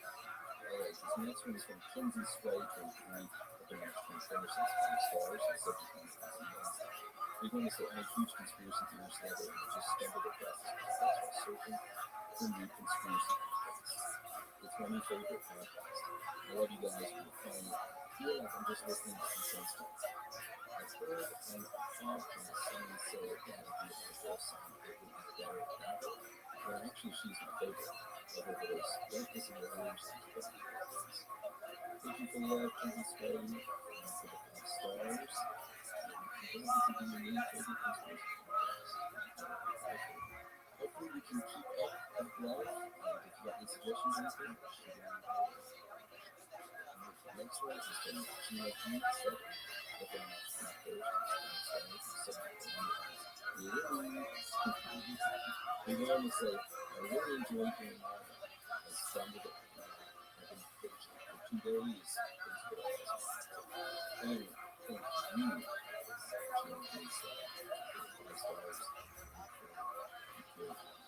Alright, this next one, one star. So this next one is from Bigfoot Stacy, which is left on the second one star. There's a subject line reads, never get that kind.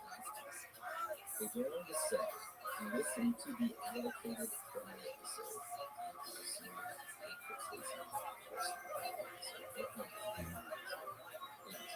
Not gonna bash it. It takes a lot to get these things going and keep it going. However, the dude was trying to be funny. Stop it. You're very annoying and not actually funny. Let the sound of your voice do your own shit and listen to the end. But I can't deal with the one dude. Very annoying. I mean, dude, just shut your mouth. Kate even had to ask you to get out of the room. Good luck.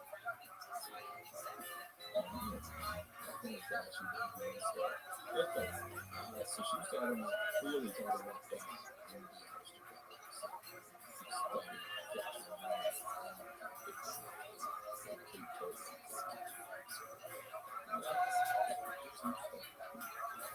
pass on the word to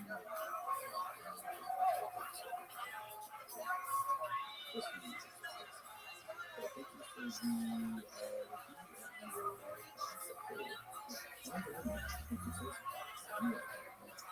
Alright, next one is from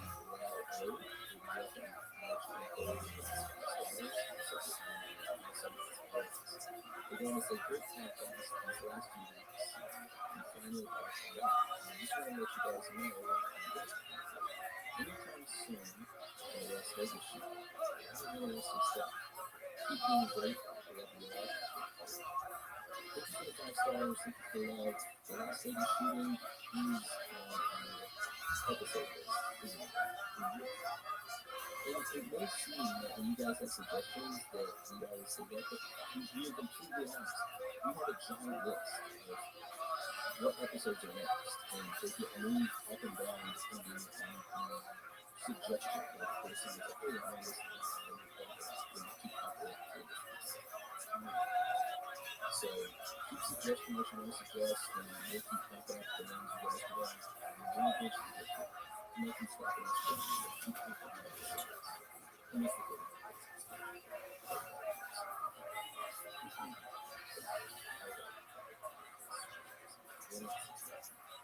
Alright, so this next one is from 46. It's left on 4. It's from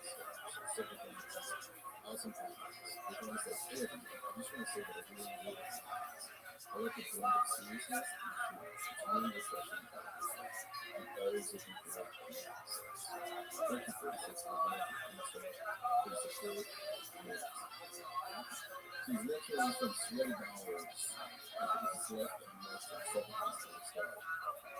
Subject line is pick it. We're going to say, you guys were my first conversation solution podcast, and you did not disappoint. Doing a fantastic job. I'd love to listen to it as a podcast. Keep so don't just swim balls and so they're suggesting as a podcast. If I recall correctly, don't bash me. As a captain was an individual who quote-unquote committed suicide, but the flag he did was outing the community, saying don't feel that family was under industry, named all these people, saying that they're saying that they were and he was quote-unquote suicide. So we do get real albums and it's not the same, but we're definitely which is great for us for 5 stars and for this next one is from Church, stars, the subject matter. Great podcasting, highlights, and topics. They go on to say, I really enjoyed the radio episode. Thanks for making a grounding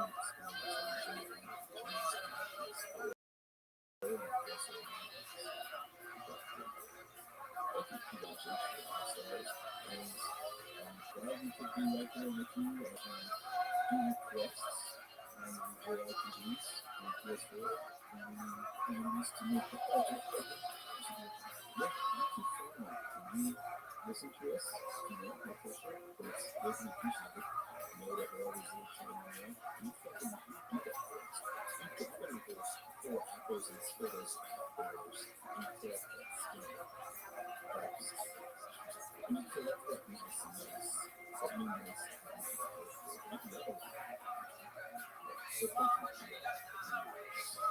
So this next one is from Sense.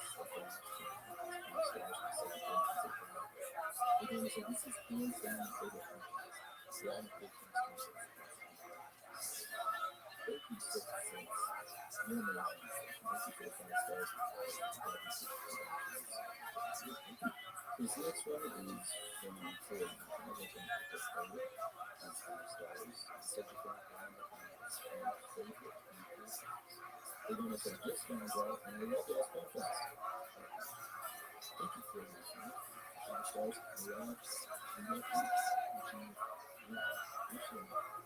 Alright, the last one is left on April 4th, and it's from Andy Beach, and it's 5 stars. Subject matter. I'm going to say, I came across this podcast that could be conducted on the shows. I took a chance and listened. I was not disappointed. It's been a couple of months since now I have new favorite shows. I went back and listened to past episodes and I thought they were Thank you for all you do. Stay safe, stay healthy. Facebook, follow, thank you, Rick, to the stars. Thank you for the love.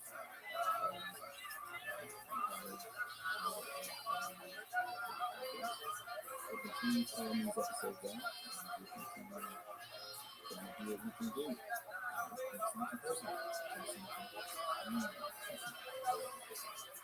Yeah, so that's all the ratings, reviews, that's all the voicemails. We'll do some quick shout-outs real quick.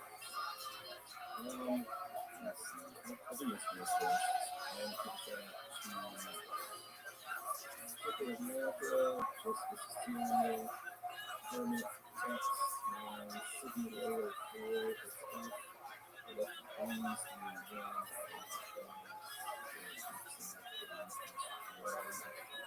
Jason, all my favorite guys. Kinsey Ray, Jones was 794, Samir Champion, Shane Shazam, JHG,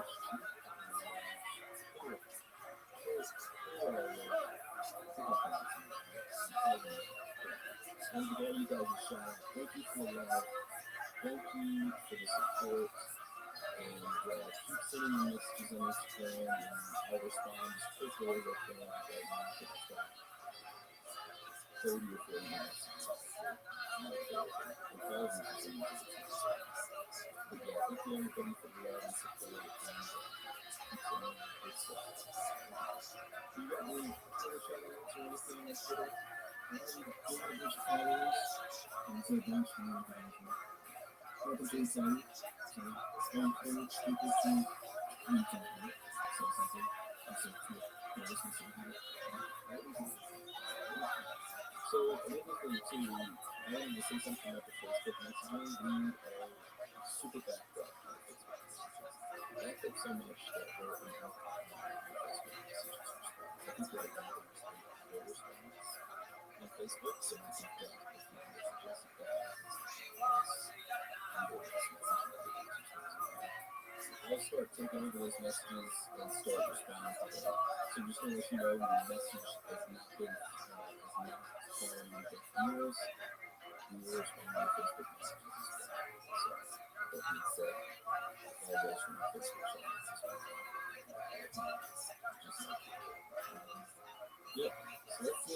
So you gotta figure out so for you, right? Stay safe out there. Keep doing social distancing. Go ahead and do your things. Stay cautious. Stay well. Practice what you do.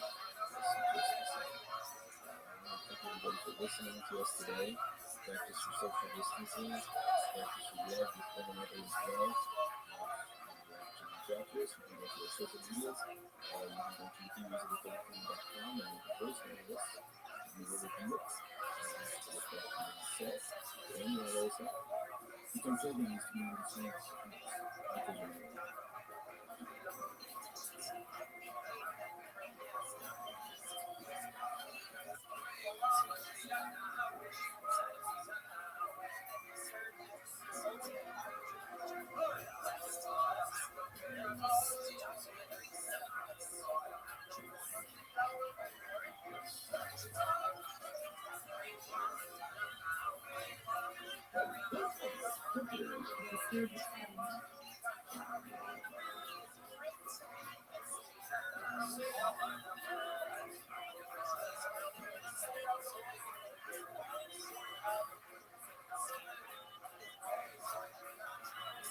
welcome to Music of Faith. My name is Aaron, and I'm your host today.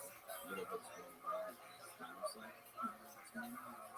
today's episode, of course, is but before we get to it, I'll give you a quick announcement. We don't run any ads, which is any money from any corporations. So if you'd like to help us out, you can leave a written review on iTunes and it helps us out quite a bit. If you don't want to leave a note, or you can't leave a review, that is fine. We just want you guys, girls, families, red children's, big fit, Sasquatches, chicken feathers, ghosts, aliens, whoever, or whatever you are, to enjoy the show. Also, if any of you would like to talk to us, you can choose the Instagram, Twitter, or Facebook. Or you can go to our website, which is themusicoffaithfully.com, and click the contact button.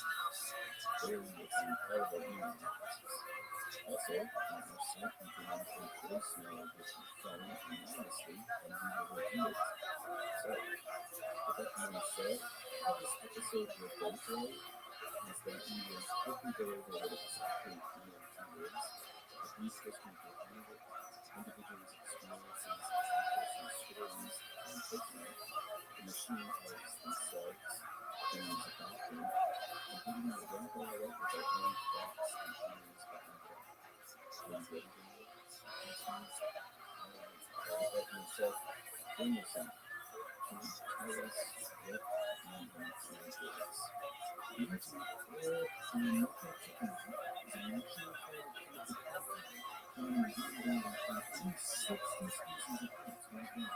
Its usage in medical warfare and treatment of psychotherapy particular sound, injections, nerve, digestion, psychotherapy, pretty much anything you can think of. Depending on the dosage and the method of administration, the effects of DMT can range from non-psychedelic states to powerful, immersive life-altering experiences, in which users are placed in a state where they experience spiritual realms, spiritual dimensions, and other realities. So DMT is found in both plants and animals. It is a good hallucinogen compound in ayahuasca, which is pretty much a LSD, which is used for ritual purposes by the indigenous people in Amazon. DMT is illegal in 194 out of 185 countries in the world. However, unlike some illegal substances, DMT is not considered to be addictive or toxic by scientific methods. In no way whatsoever are we telling people they should go out and do DMT. This is just for entertainment purposes. So now we're going to jump into a brief history behind DMT. Traditional use of DMT dates back as far as the 8th century, representing as natural term and significance. One thing in particular, the early as well as Jason, the very ritual ceremonies of Taylor, who made the indigenous people of Canada, used to take the seeds of this pagoda tree, round them up, use this giant Y-shaped pipe to smoke them with their noses, and after this again, DMT goes down with just 2 words, which translate to wash your got stuff early. Ground up some seeds and take it right up your nostrils. It's interesting. You know, try something. So we talked about the TV earlier, the excellent Amazon corporations that we introduced at the Amazon for Alaska. So DTV psychoactive ingredient kills Alaska. And evidence of Alaska's use dates back to at least the partial 19th. Researchers found that people containing the residue of Alaska ingredients and various other preserved shamanic substances in a cave in southwestern Bolivia. And that was discovered in 2010, which I thought was pretty interesting. So all these years, the other people have been using beans in the background. Everyone in this national generation knows it. Then in 1956, Stephen Zahn, a chemist and psychiatrist, Stephen Zahn, failed communist Russian pilot led a charge in one taking a spiritual view of ID. Zahn was looking for an alternative to LSD, which was an inside term for a communist chemist, and succeeded by experimenting with LSD, then it was psychotropic effects, and gradually. So, what are the effects exactly? What does it feel like taking DMT? Well, there's a researcher who suggests that you probably already felt its effects. His theory is that in times of extreme physical stress, some near-death experiences, and even during REM sleep, the body releases DMT. The man behind this theory is Rothschild, who worked for the Rabbi. From 1990 to 1999, Dr. Spencer led years later and created an clinical research team at the University of New Mexico, studying the effects of DMT on inner subjects and experimental patients. As a result of his research, Rothschild finally referred to DMT as spiritual, because its effects include many features of religious experience such as visions, blessings, powerful emotions, prophet insights, and feelings of hyper-relevant significance. Over the past 5 years, the administration has from 400 doses of DMT to nearly 5,000 human volunteers. Holy, so many doses. But do you think well, yeah. So this Strassman, he was legit. He did all of this stuff legit. So they were actually going to. These volunteers, more than half of them, reported profound feelings and interactions with these non-human beings while in this DMT state. So now we're going to hear a few stories from individuals involved with the study and their experiences as they retell what happened almost 20 years ago. All of them said that this was the most profound experience in their life. Now, while you listen to this, I want you to keep in mind that all of these individuals are not some typical people whom the media portray as, I can say, drug users. These individuals had this experience at a fairly young age. All of them are under the age of 25 and have since become successful in life. Sickle cell, non-children's spirituality, and just one of them. Now, this next audio clip is going to be 10 minutes long, but hearing it is completely worth to listen. So make sure you listen to it and you come back and we will discuss the machine learnings and the entities and what they could possibly do. So we're going to take that right here.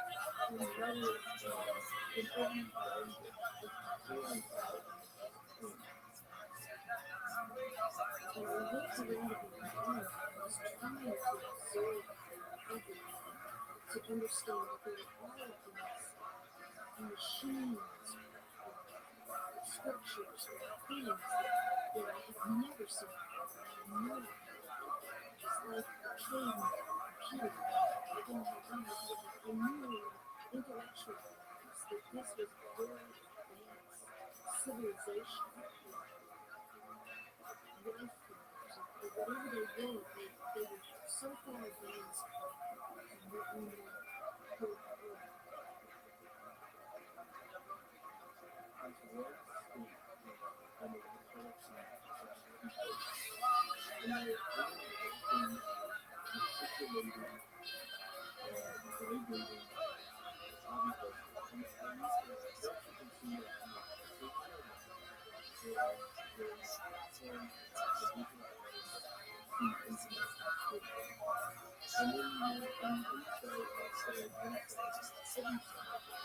And so it's less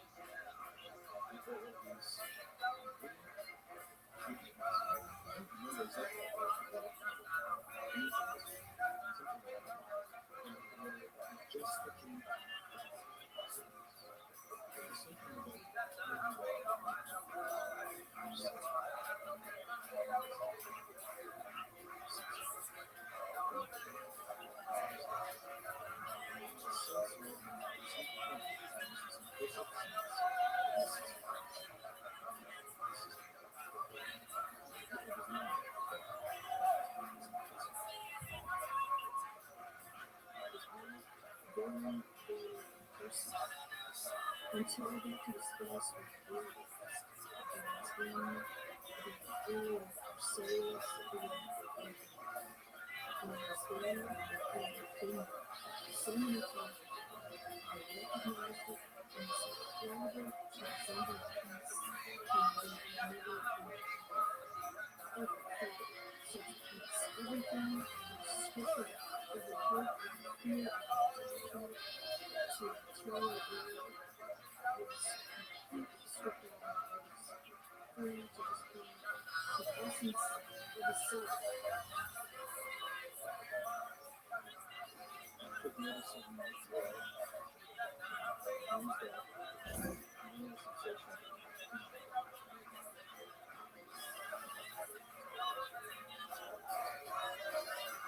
What else?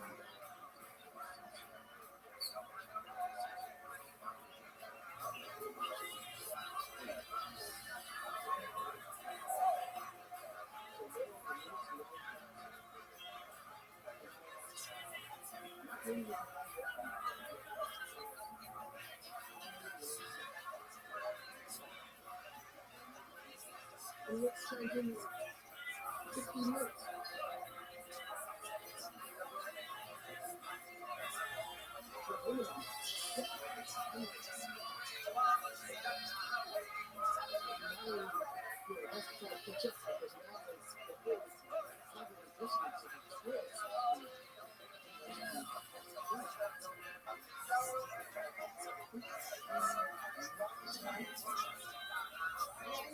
Years of experience and good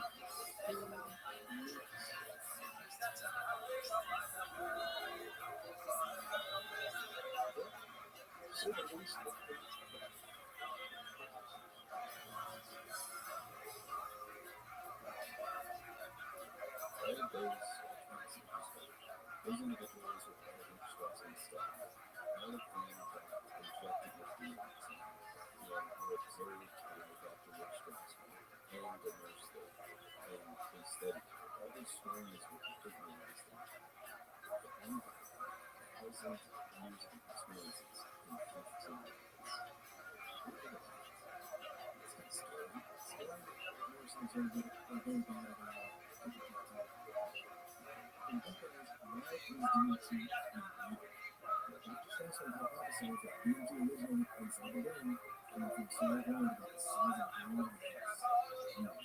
which is called the community. It has known the same as the third hand. This other way of instructing for regulating our sense of time and is found in practically every vertebrate creature. But despite DMT being naturally produced in the body, sadly it is classified as a stimulant drug, which by law makes it equivalent of national pharmaceutical. The way we practice opiates like heroin, so I have a theory as to why DMT is illegal, so can we get to that in the LCD sections? We have to. So let's go ahead and move on to the machine apps. So Danielson, what can you tell us about these machine apps? Machine apps is a term created by multiple things think humans become. Instead of non-earthly entities, the entities made by individuals with same thinking humans. However, these machine nerves think real-world framework references to such evolved standpoint and manufacturing version from the shamanic traditions, evolved and manufactured indigenous Australians. So what is it like experiencing these machines? Well, according to Terrence McKenna, about 1 minute to 2 minutes into the DMT trip, one may burst through a crystal bottle and find there's a whole bunch of entities floating on the other side, saying, how wonderful that you're here. You come so rarely. We're so delighted to see you. They're like giant self-dribbling basketballs. There are so many of them. And they come pounding towards you. And they will stop in front of you and vibrate. And then they jump into your body. And then they jump back out of you. And this whole thing is going on at a high-speed mode, where you're being presented with thousands of details per second, and you can't get a hold of them, and these things are sort of getting to astonishment, which is exactly what you want to do. You have to go nuts with crazy things, and they say, hey, do that, pay attention to what you're doing. And if they're doing this moving concepts with their voices, setting instructions into existence, they're like opposed to you saying, look at this, look at this. And as your attention goes towards these objects, you realize that what you're being shown is impossible. It's not simply intricate, beautiful, and hard to manufacture. It's impossible to make these things. And there's an idea that the probability powers, but these things are things that extend the emotions around your head. Celestial trips, and the tools themselves appear to be so alive that they send other objects into existence. So what's happening is this proliferation of entities, which are moving around somewhere, and they're saying, God, we are here. We are very insistent. And they're saying, get it. And feel like a bubble inside your body begins to move up towards your mind. And when it comes out, it is itself. It's a vision. Instead of you can step in your own head, you see it, and you encourage you to do this. You can say, that's it, that's it, keep it. What about 4.5 minutes into the trip? You speak in a kind of unknown language. There's a spontaneous outpouring of arrangement of words and phrases unaccompanied by what is normally called meaning. After a minute or so of this, the whole thing begins to collapse into itself, and they begin to physically move away from you. Usually they feel a shock, as if they engage with nothing and say, deja vu, deja vu. This is Terrence McKenna's interpretation of what I see when he's referring to machines. There's a lot of different interpretations of what people are seeing in life. And classical stories about these beings is that many other people have experienced very similar things. So now we're going to cover some personal stories of individuals experiencing these so-called things. So these are some of my experiences from someone very close to the show. Me and Daniel some of us put up meetings and we said that we had just to touch on this. So Daniel said, you want to start that first? Taking a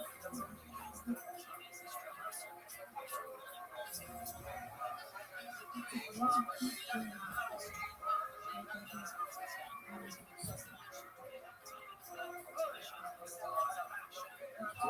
instead of jumping into the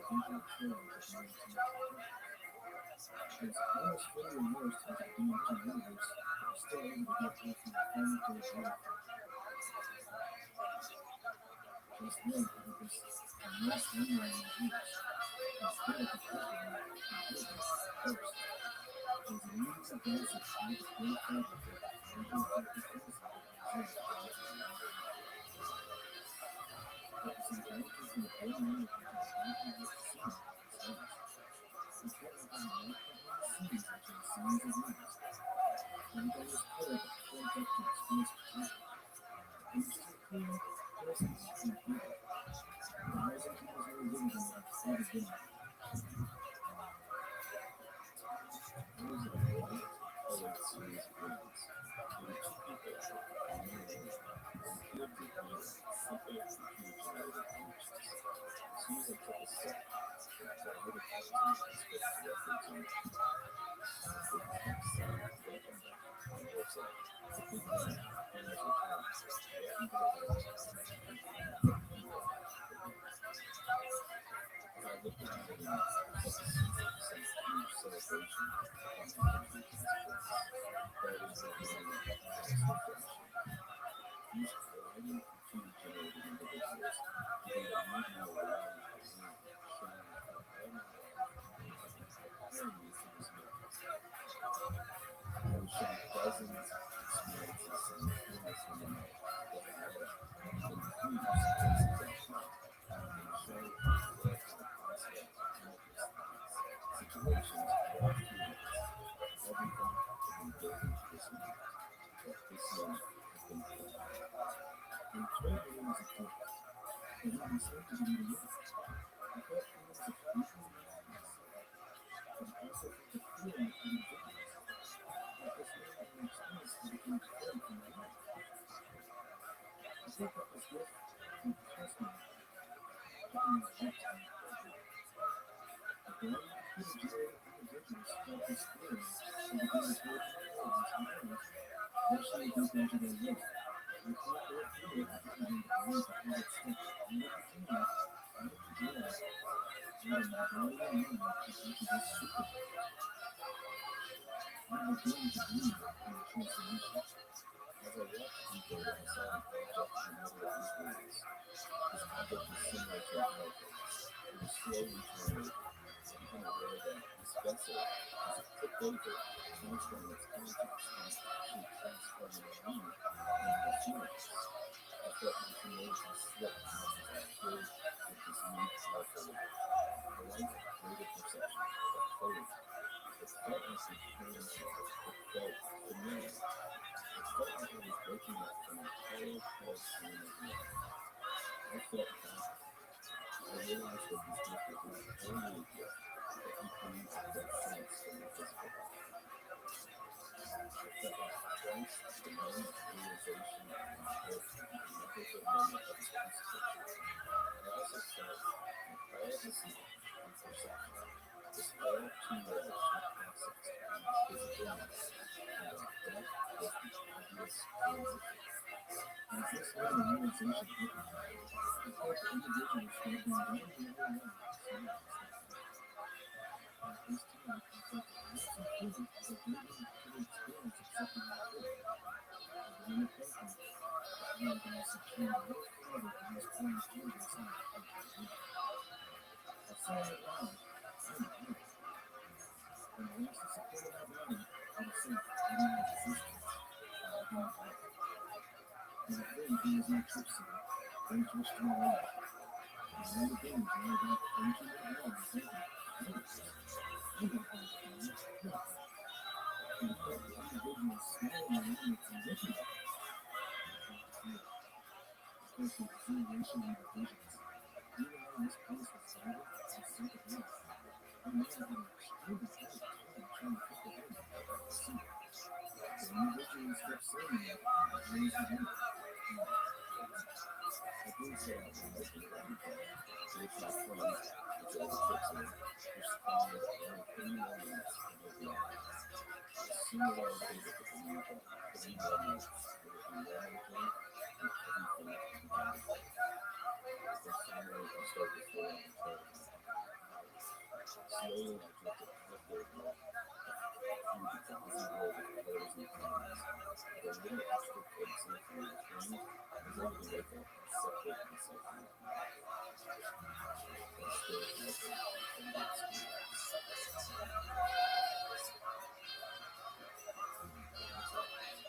So that was the first person I talked to. And that was a little while. The rest of them was maybe me that were engaged in one or two programs. Just the rest of them. Interesting.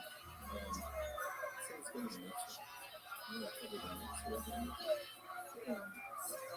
This next story is from this one shooting. I am now just realizing what I'm doing. It could be time shootings.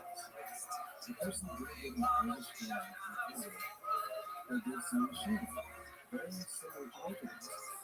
But after the last time, overall I feel like the eight victims during the universe's work. For me, they were clutch figures filled with the brightest white light and was manipulated to what via the energy they related. And they kept joining another with something like deep and high-pitched beats that incorporated the light. They were very direct and powerful tracks. I feel like the real close other example with them is about Rabbi, so that it also gives them a feeling. And so I feel like that. As paralyzed and imaginary, it also says on paralytics as a pilot's way to complete all the missions. This was just one aspect of my ayahuasca vision. It's an interesting story to share. If you actually could being worked something or someone not knowing what it was and then other ones flying over you. And it could have been like you take snipes out there doing the film. And what you think about the Indian story in the 50s and 60s and 70s, you know, people get abducted and get killed and get background. And it almost makes me wonder if for the paralyzed man, I don't know if you're talking about when you're sleeping and then you wake up and you're paralyzed and you're sleeping. Yeah, that's what I'm paralyzed with minds, but you have the United States government back in the day in the 60s and 50s and 70s and took LSD and gave it to people that had no clue that they were actually utilized. And I can't remember if that was an ocean experimentation episode or what episode. It was real early. So we covered that. And makes me wonder if these alien encounters were actually people on DMT unknowingly, or the government kept aliens and tests like this, testing trucks and going through DMT and see how they react. Alright, so we'll go to the next one. So this next story is from a listener that goes by the name of Infinite. I have witnessed an interconnected it could be as human as you recommend, or as alien as anything you have ever witnessed or seen.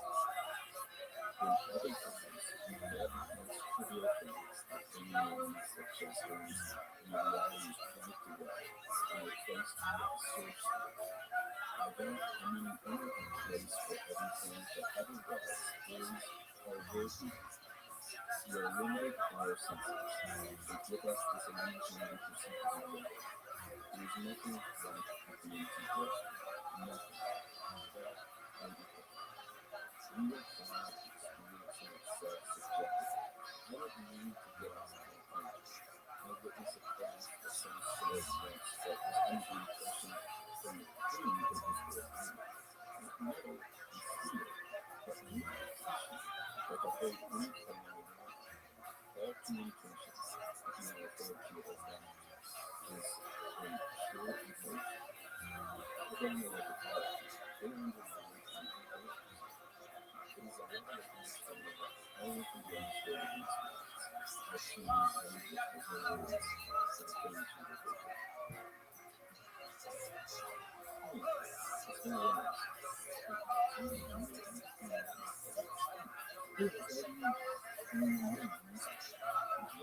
It's some people think, some people think it's all in the head, and it's like you imagine these separate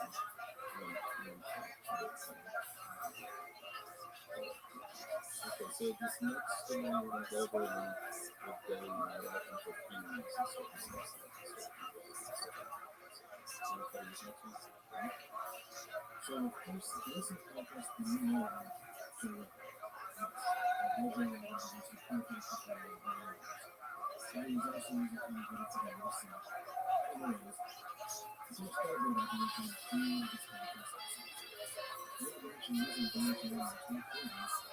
but he said that his experiences of what he said was not quite the stories, but something different. He said, and I quote, "Many exams are the last internship that I had was never strange. There is no substance that have given me the figures, which have given me the figures. I thought it's better telling you not to take yourself seriously." You may not be the first time you take things seriously. You know, it's a really emotional breakthrough, right? You're having to strip yourself of your ego and every kid ready to go and keep your mental state good for months and go and smoke it, whatever. You think you're gonna have this breakthrough, all of a sudden you see these jokers walking around giving you food. Somebody gave me some bad news.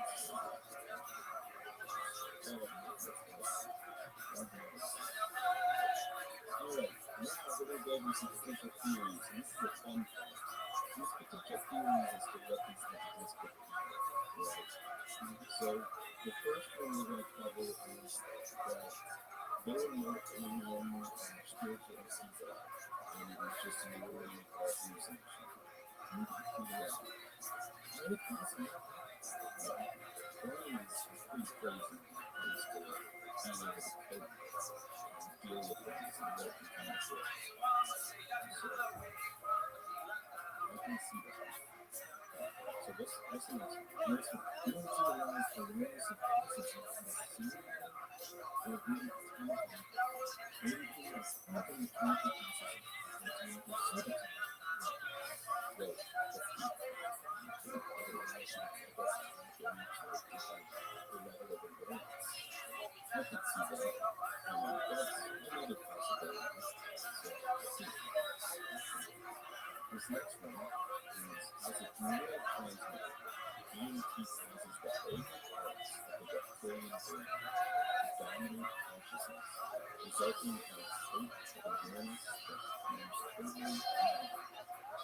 Now, okay, so I can see this because our brain has a perception of the thing that's in the planet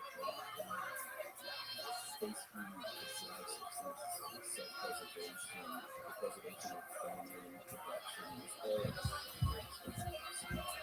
and it helps us distinguish between good and bad. I can see the argument being made that DMT somewhat, maybe let's say, enhances that reptilian part of the brain, and then it overflows and you become what everything else seems to be going on. I can see it, but I have no scientific proof to back that up. So that's just a theory. What's the next one? The next one is psychophysical theories and the biochemical meaning by which we contact the creators of the mind,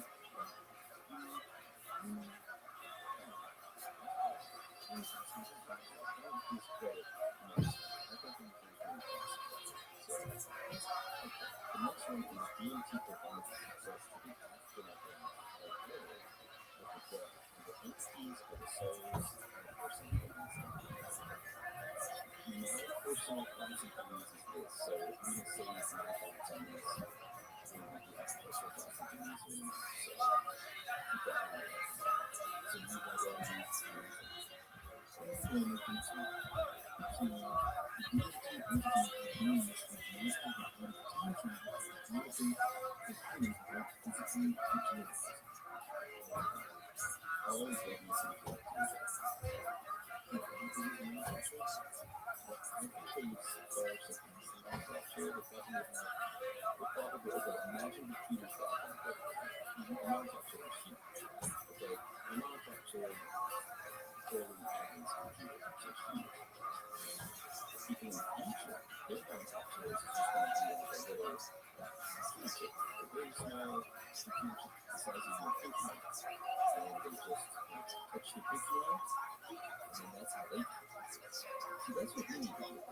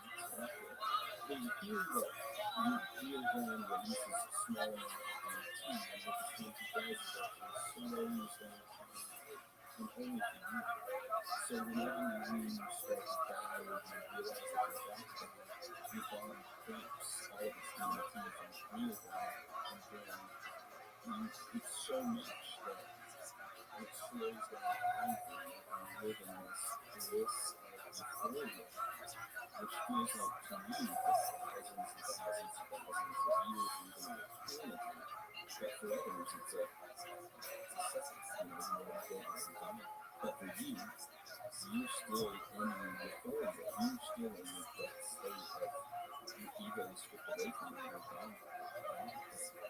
It's just one theory that I've heard of.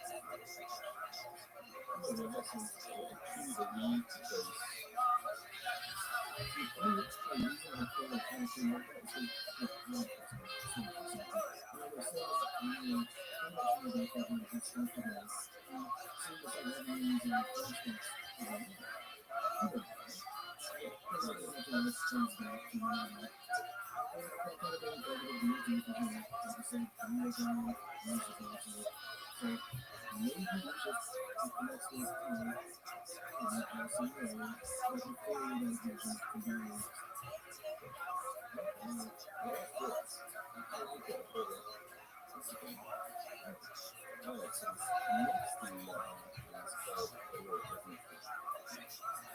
machine elves are the architects and technicians of the universe working around the clock to build you this world.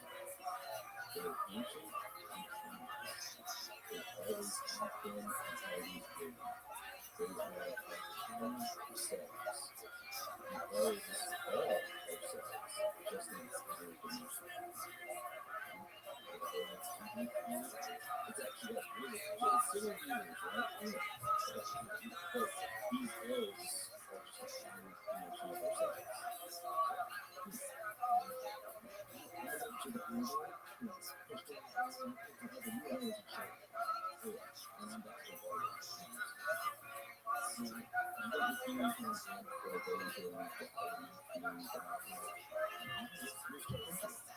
Okay, so I know we spoke about DMT being legal in Missouri. I said I would go back into why it's illegal.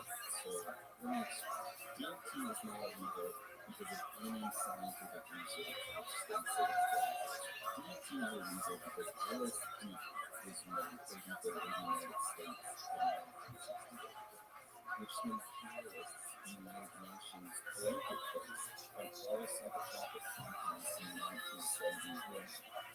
The United Nations Convention puts LSD and DMT on Schedule 1 category.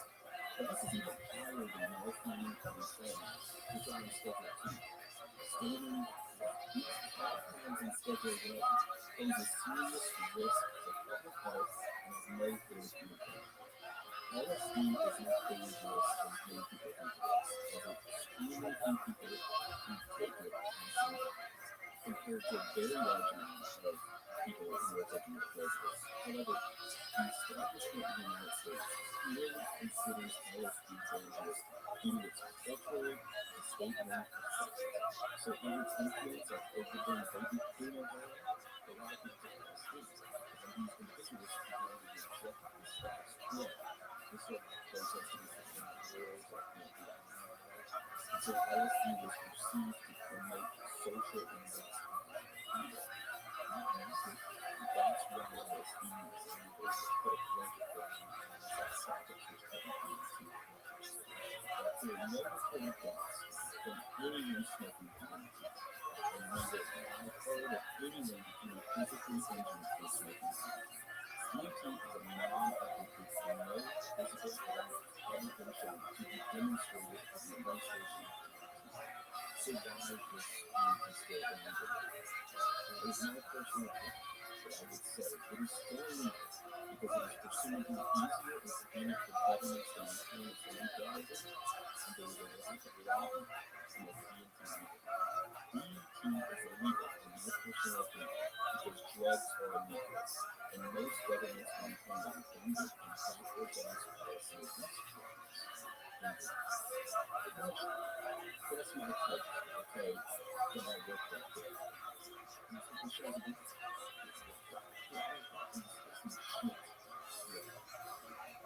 So, what if we want to add before we wrap up the DMT and machine hours? How do you want to use the tradition? And that's what it's proven. You can random person, put it on, put it on chipsy. And just saying what you can do. Yeah, I would have highly recommended electricity. Now, this is not promoting you taking up everything whatsoever. What you do with your body, what you choose, is really not information. We just want to make you aware of what it is and the studies behind it and stories behind it. So, what you do with your decision. I respect whatever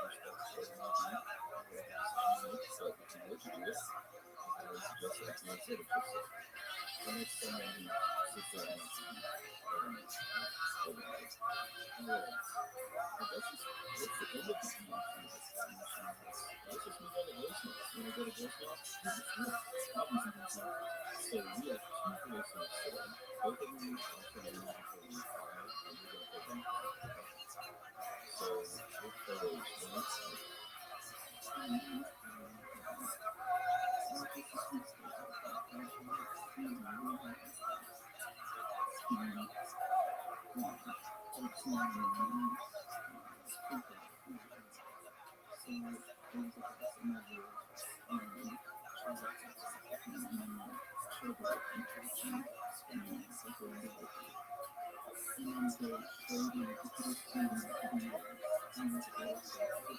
would suggest that you instead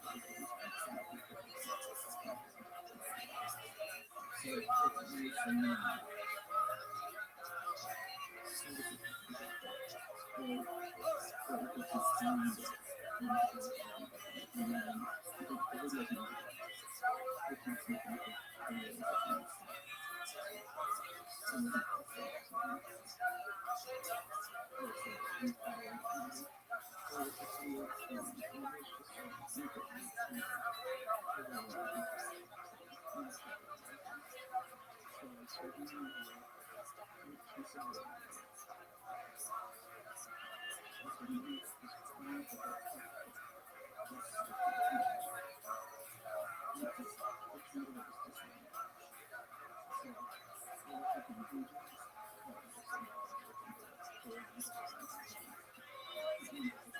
That's the end of the DMT. Let's just move on to voicemail.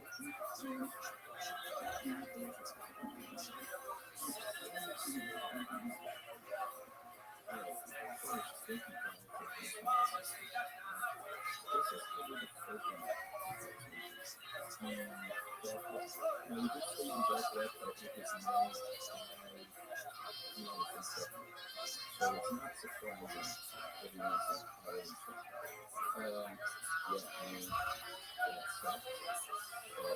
So we have two voicemails today. Both of them are from the music for the fire,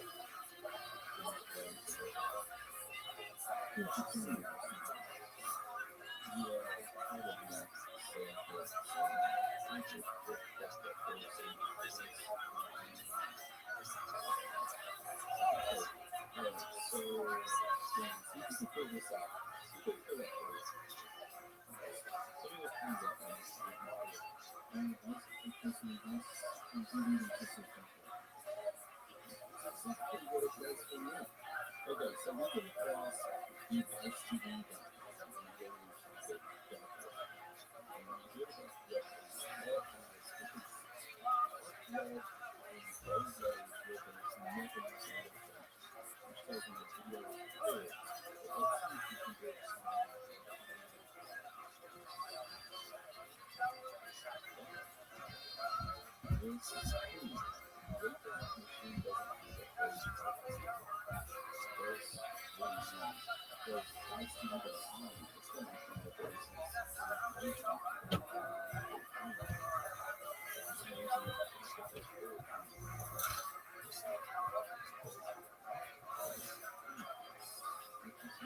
device-to-device.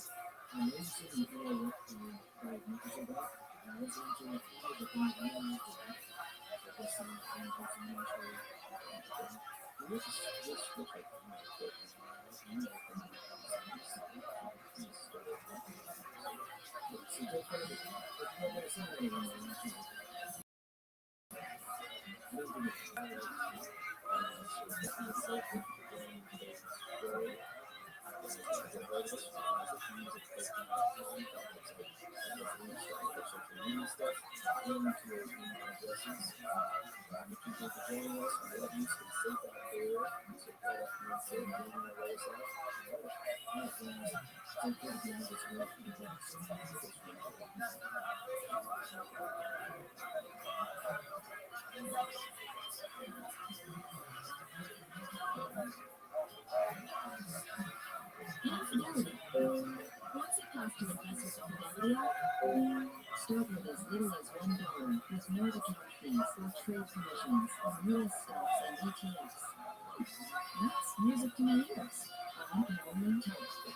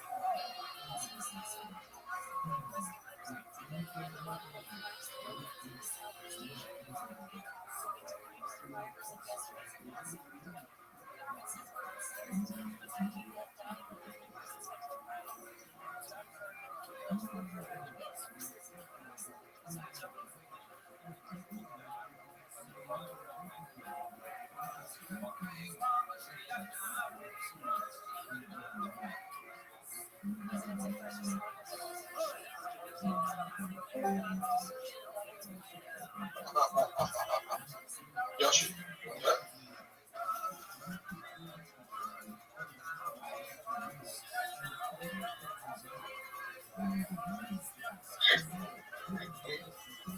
Zoop. Zoop. You what? Did you watch the documentary? Yes. What's the hidden footage? Hidden footage. Well, I can tell you. Did you watch it? Yeah, I saw the hidden footage. Then what is it?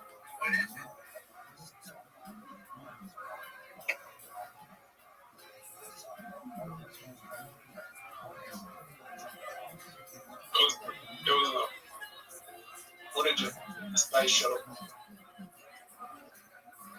No, it wasn't. landing.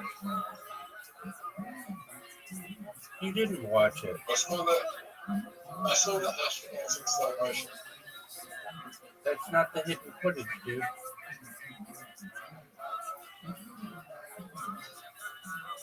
I watched it, there was no hidden footage.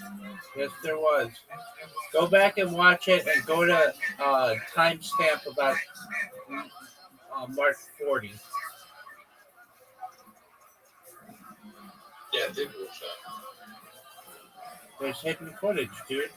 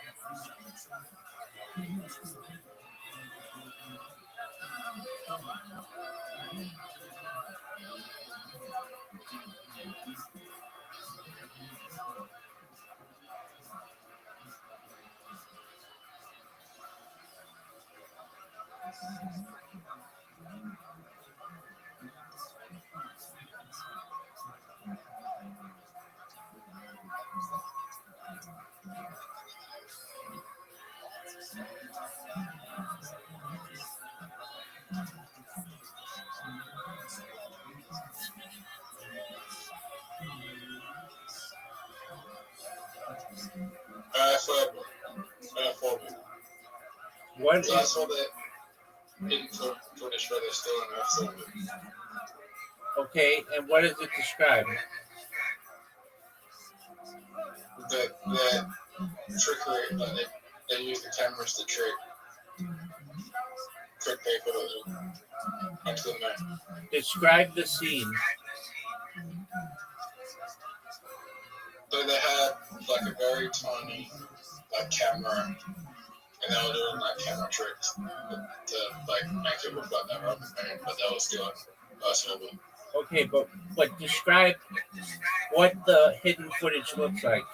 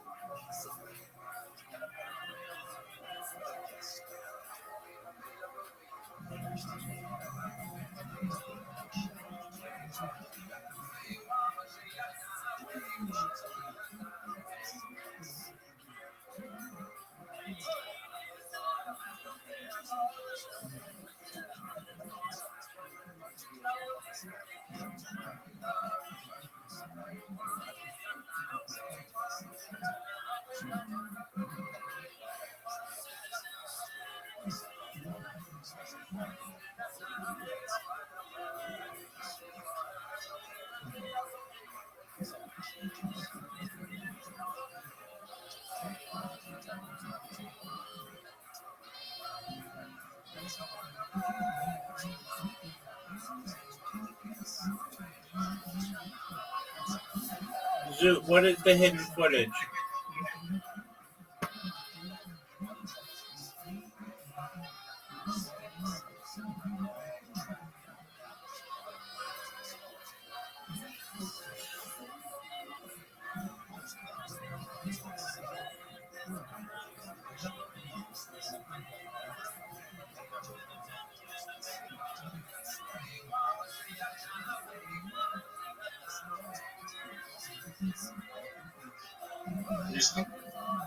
What is the hidden footage?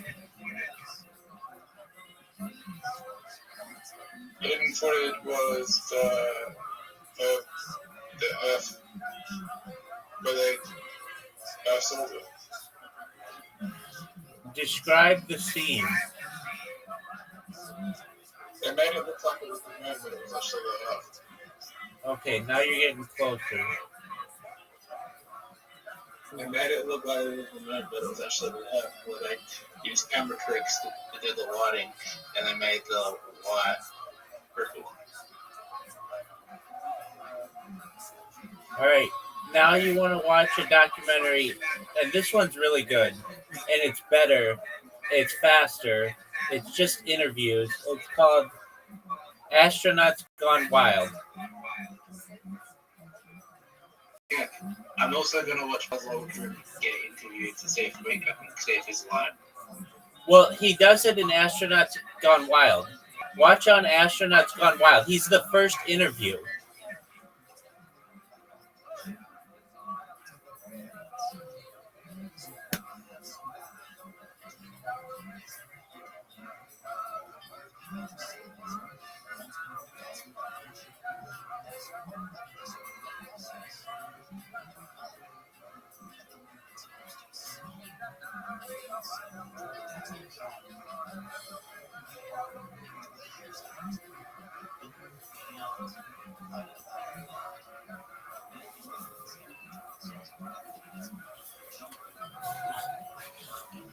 Oh, Zoot.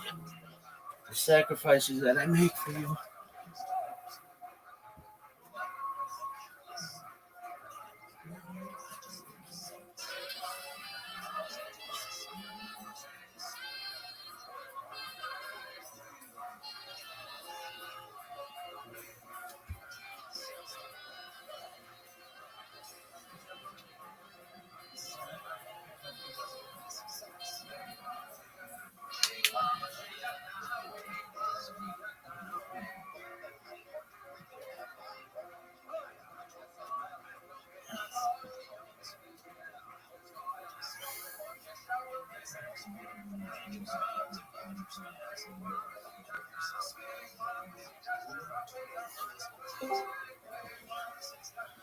Welcome, welcome. How are you? What's good in your neck of the woods? What's good in your neck of the woods? Yo, how are you? Yeah, how'd you find out about me? How much is the bill? What are you talking about?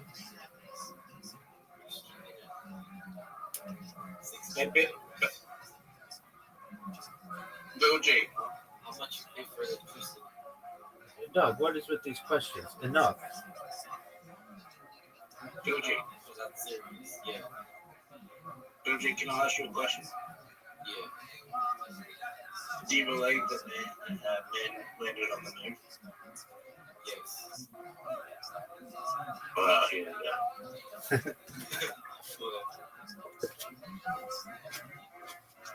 You believe the moon landing was real? Yes. It's not? No. Alright.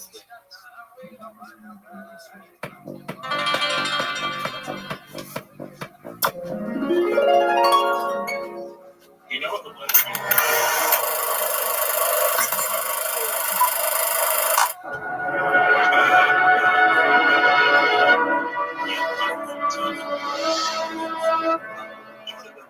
How does it know?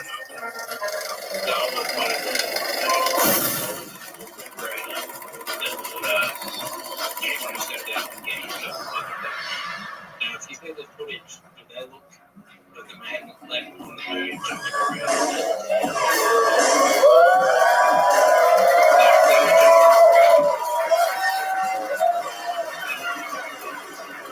Hey, this is Rabbi coming to you live from Sacramento!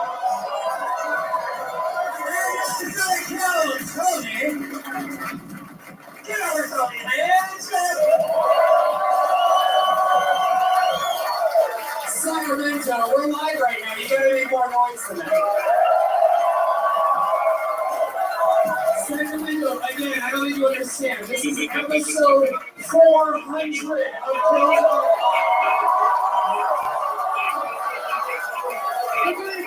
Red Band is here, everybody. Hey, guys! Red Band is here. How do people get on this stage tonight? That way? This way? There's right here. There's some stairway stairs. right there. That's the only way to do it. Do not take What the up, way Pam? that I took at all. So how much is it? Dude, it's enough. I have solar, so it's like negligible. Oh. You must have a lot of solar panels. Yeah, I mean, it'd take up the whole roof. If that's on 24/7, right? Yeah, They stream 24/7.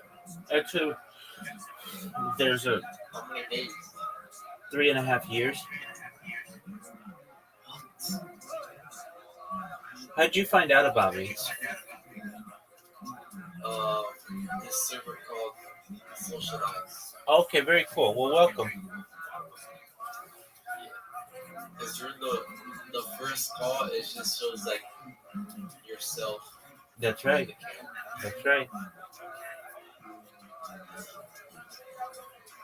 Do you know what Kiltony is? You only It's the largest, most popular live podcast in the world. It's stand-up comedy. What is it called? Kill Tony. Kill Tony. Yeah, it airs every Monday live from Joe Rogan's Comedy Mothership in Austin, Texas. So when you go out, you take your phone with you or something? Yeah.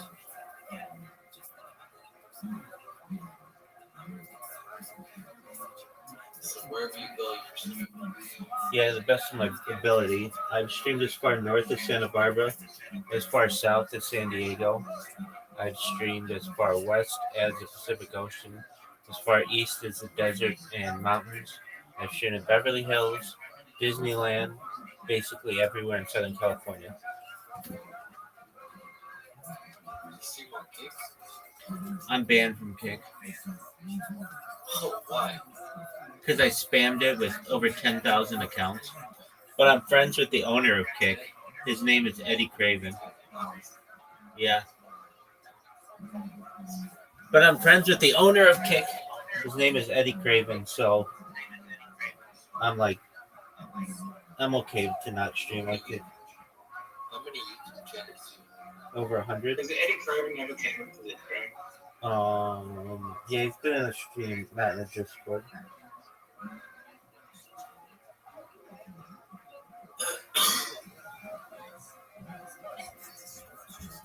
Have you tried to get banned from Kick? No, I'm really fine being banned on Kick. Kick isn't that attractive to me because they don't archive the footage.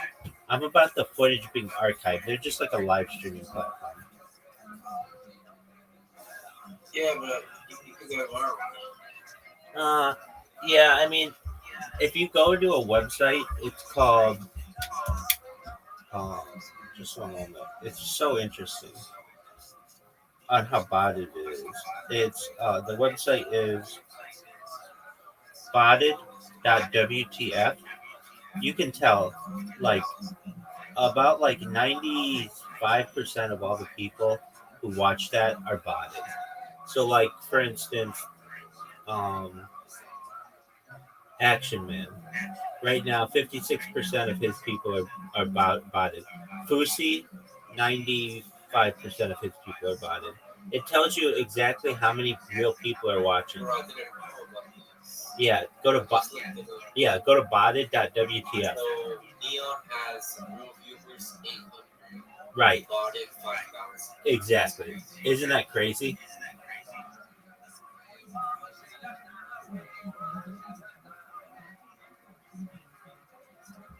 I don't know why they let him do that. I mean, I know they do it because they want it to look like a lot of people are using the site, but just make it so that people have to use real numbers.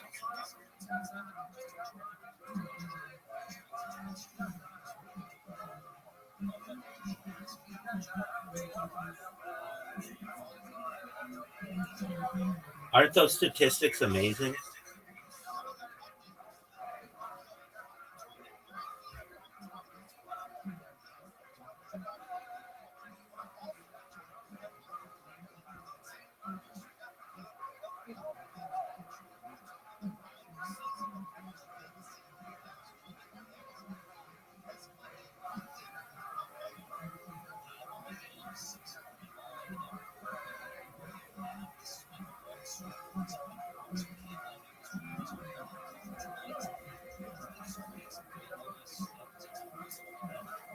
Oh, don't do it.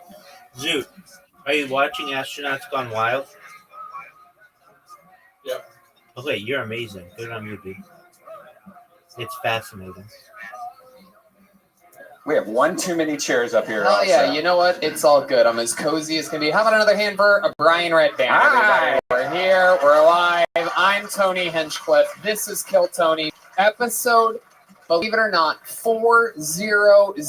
We double checked. We have more podcast episodes than any other live podcast in the world. We fucking double checked it today since we were on a goddamn 6-hour road trip. And you know what? We made a deal in honor of episode 400 being here in Sacramento. We're all smoking meth after the show together. Let's fucking go, baby. Since we're in our home state of California, how about you make some noise for our usual house artist, the great Ryan J. Ebelt is here. We all packed into a fucking nice little van today. I'm excited to be here. How many of you were here last time we did a Kill Tony in Sacramento? I don't think we've ever done a Kill Tony in Sacramento. Does it seem like we Somebody have? told me that we have. I don't remember it. Maybe Have we ever done one here before? This is the first one, episode 4. Oh, we did? Yep. Okie dokie. Super memorable. Anyway, Wow. it's good to be here. Good to be back. I'm excited. This is going to be a fucking lot of fun. So let's just jump right into it, shall we? No reason to wait. No reason to pity paddle around. As with all of our road episodes, we're going guestless tonight. Congratulations to you. You get the meat and potatoes of the goddamn show. No distractions. Nobody fucking, none of these old comics trying to fit in and fucking, come on, Tony, let me do the podcast. I have stuff to promote. I want to fucking bomb and say stuff that's unnecessary during the show to try to fit in with you guys. No, you're just getting the fucking thunder and lightning tonight. Is that okay with you guys? So let's just jump right into it. I don't know if you guys know this or not, but there is a band on this show. Every single episode, they commit to being different characters. We never know what they're going to be. Tonight, they were getting ready in the employee break room while we had the green room. And so let's all find out what they are together. They're the funniest people I know. The people that I literally crack me up and push me to be even funnier than I already think I am. Ladies and gentlemen, I present to you the best damn band in the land. It's the Kill Tony Band. Jeremiah Watkins, Joelbert Joel Jimenez, and here in Sacramento, Chroma Chris. Wow, the entire band? That doesn't happen on the road. We don't take the entire band with us, but they're here tonight. Sacramento! Whoa! Look at this! Oh my God, is that a beer? Is that a beer mug? Whoa!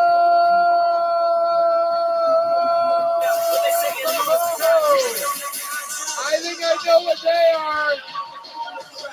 These are college frat boys for sure, everybody. How exciting is this? Come on, make some fucking noise, everyone.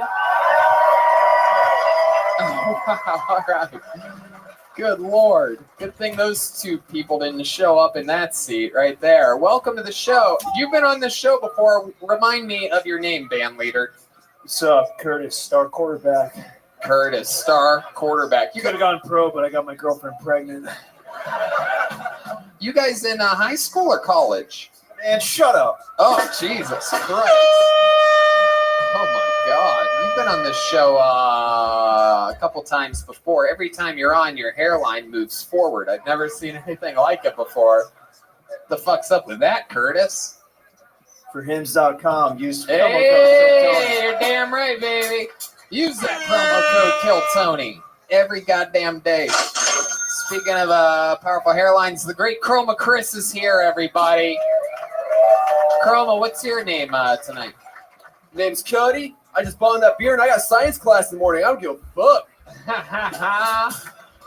And then clearly back here we have what appears to be the Mexican Munster. Perhaps a lesbian. For hers.com, use promo code Kill Tony. What the fuck? What's your name? My name's Brett. I'm the water boy, and I'll fuck your girlfriend, dude. Wow. Mrs. Steal Yo Man or something like that. Okay, Brett. We have Brett, Cody, Curtis. You guys in high school? What do you think, bitch? I don't know. I don't have an answer. I can't remember. All right, do you say so? I have no idea what's going on. I'm glad you guys are here. Those are real Letterman jackets. You guys are going to be playing music and hanging out, meeting people with us throughout the night. And since we're going guestless, I guess that just brings me to this bad motherfucker right here. This is the first time, another fun fact, this show's filled with them. This is the first time the actual Bucket of Destiny from Los Angeles has made it on the road ever. Yeah. We don't ever take it out of the main room of the Comedy Store. We've all been doing the Punchline in Sacramento for a very long time. It's been 12 years for me. You'd think I'd have one of the big headshots by now, but Clearly, no. Lots of diversity here, obviously. Asians, blacks, Mexicans. Yeah, a lot of good stuff. Where's the white people at? There's no white people anymore. We're the bad guys now. Brian, don't you know? Oh, man. Yeah, you guys know how it works. A bunch of people signed up before the show. It's pretty hardy bucket tonight. And if I pull your name out of the bucket, that means you get 60 seconds uninterrupted to try to do stand-up comedy or something entertaining. You know, you're 60 seconds up and you hear the sound of a kitten. Oh, fuck. That's the one thing I forgot to do. And then you wrap it up then, or else you're going to bring out the angry Faston's bear, everybody. I heard Fastings, even though that definitely isn't a word. What is it? Fastings? Faces, yes. That fucking crazy Sacramento Faces super gay bear is the point. So let's just jump right into it, right? So you guys ready to do this shit? We're live. Everything's happening. We're here. Sacramento. All right. Let's just get right into it then. I saw some familiar faces out there in the audience. Fucking, I'm excited about this. You guys excited? Feels good in here. They told us that I just found out tonight that this show, specifically this one, sold out in less than 24 hours. Really? I did not know that. Wow. So thank great. you guys. I don't know if that's true. By the applause, it seems like you guys probably got it a couple days ago, but they must just tell people that they don't get big headshots too to make them feel better about how at home they are in the club.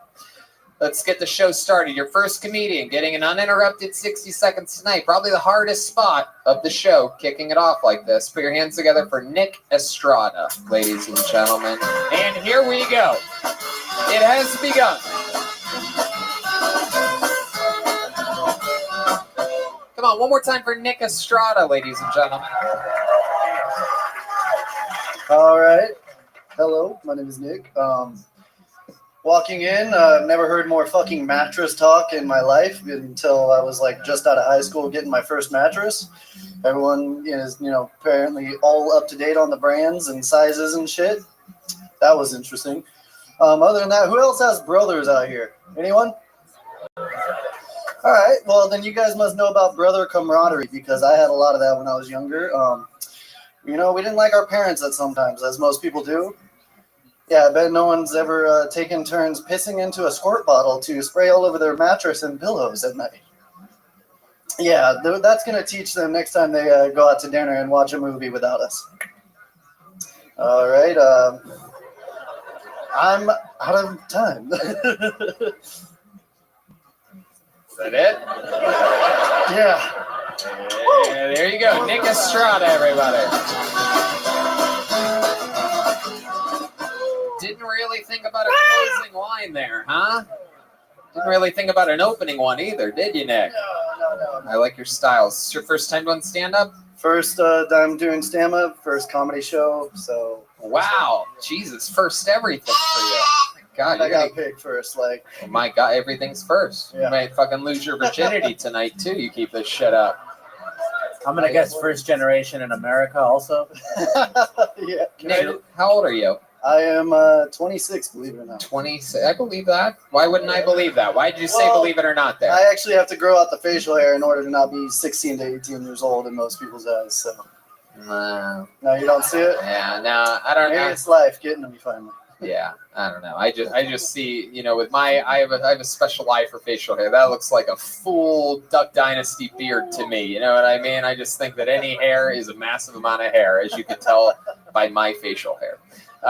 So Nick, let's talk about it. What made you want to start this? First comedy show you've ever been to? Yeah, and I started watching you guys, I want to say about 2 years ago, and ever since then I've just been watching it daily. Obviously not thinking of great jokes in those 2 years. It's crazy that you watch it daily because it only comes out once a week. Yeah, sorry. Every Monday night, and I try to get anyone I can into it because I love you guys. In the weirdest way possible. All right. So What's your tattoo mean? You have a. It looks like you have a there's a Down little syndrome monkey with a bird on it. Monkey on a branch with a bird? Yes, What yes, is what does that symbolize It's to you? just, white girls can call it your spirit animal, but it's just something that I love. I'm big into apes, and you know how we evolved from apes and stuff like Apes? that. Yeah. Apes, You're yeah. big into apes. Why are Only you, in Sacramento there would be people evolving. what do you mean from you're apes. big into apes? What does that mean exactly? Don't fuck them. Nah. Baking soda. I saw the look in your eyes. I was a little, Bro, this guy definitely has sex with apes, man. Yeah, for sure. One in the ape, two in the gape. You know what I'm saying, Nick? Let's fucking go, buddy. One in the monkey, two in the chunky. So, Nick, let's talk about this. What have you been doing with your life this whole time? You're 26 years old. You fucking sort of giggle after everything you say. Yeah, I like funny shit. I was a chef for about 7 years, and I just recently started working for Amazon. You just started working for Amazon? Yeah, Amazon. Oh, wow, your deliveries suck today. My goodness. Wow, what do you do for Amazon? I'm a delivery driver right now. Oh, you're goddamn right you are. Here's your package.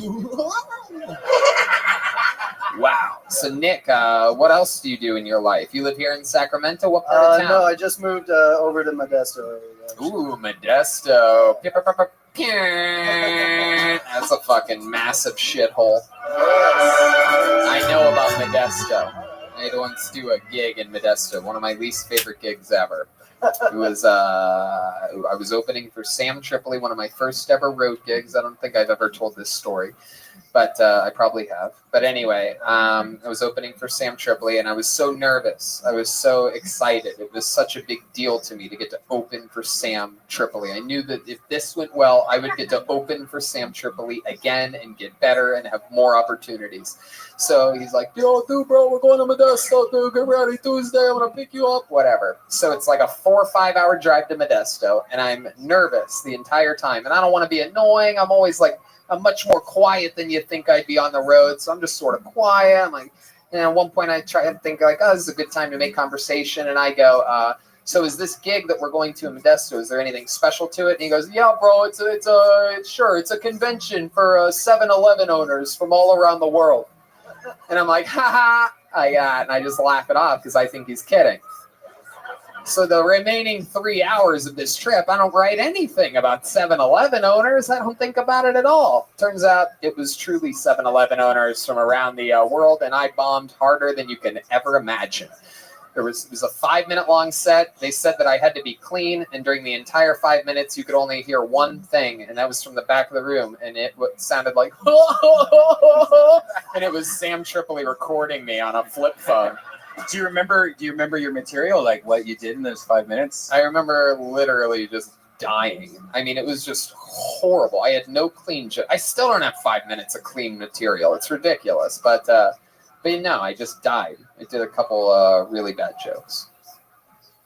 Plus, it was round tables. I'll never forget. The microphone was connected to the podium, so you're just like standing at a podium like it's a Comedy Central roast or something. And there was a dance floor in between the stage and the entire venue. And then everybody behind that was at round tables, and they just served dinner. And nobody gave a fuck about comedy. Taquitos? It's literally the worst gig you can, like, if you created it in The Sims, like, worst comedy gig ever, this is what it would be like. 7-Eleven owners, round tables, 80 feet away, just got served dinner, 7-Eleven owners. Okay, give us that was my favorite vagina monologue I've ever heard. Very good. Thank you. Thank you, Curtis. It always hurts every goddamn time. So, Nick, enough about my worst time on stage. Let's get back to yours, all right?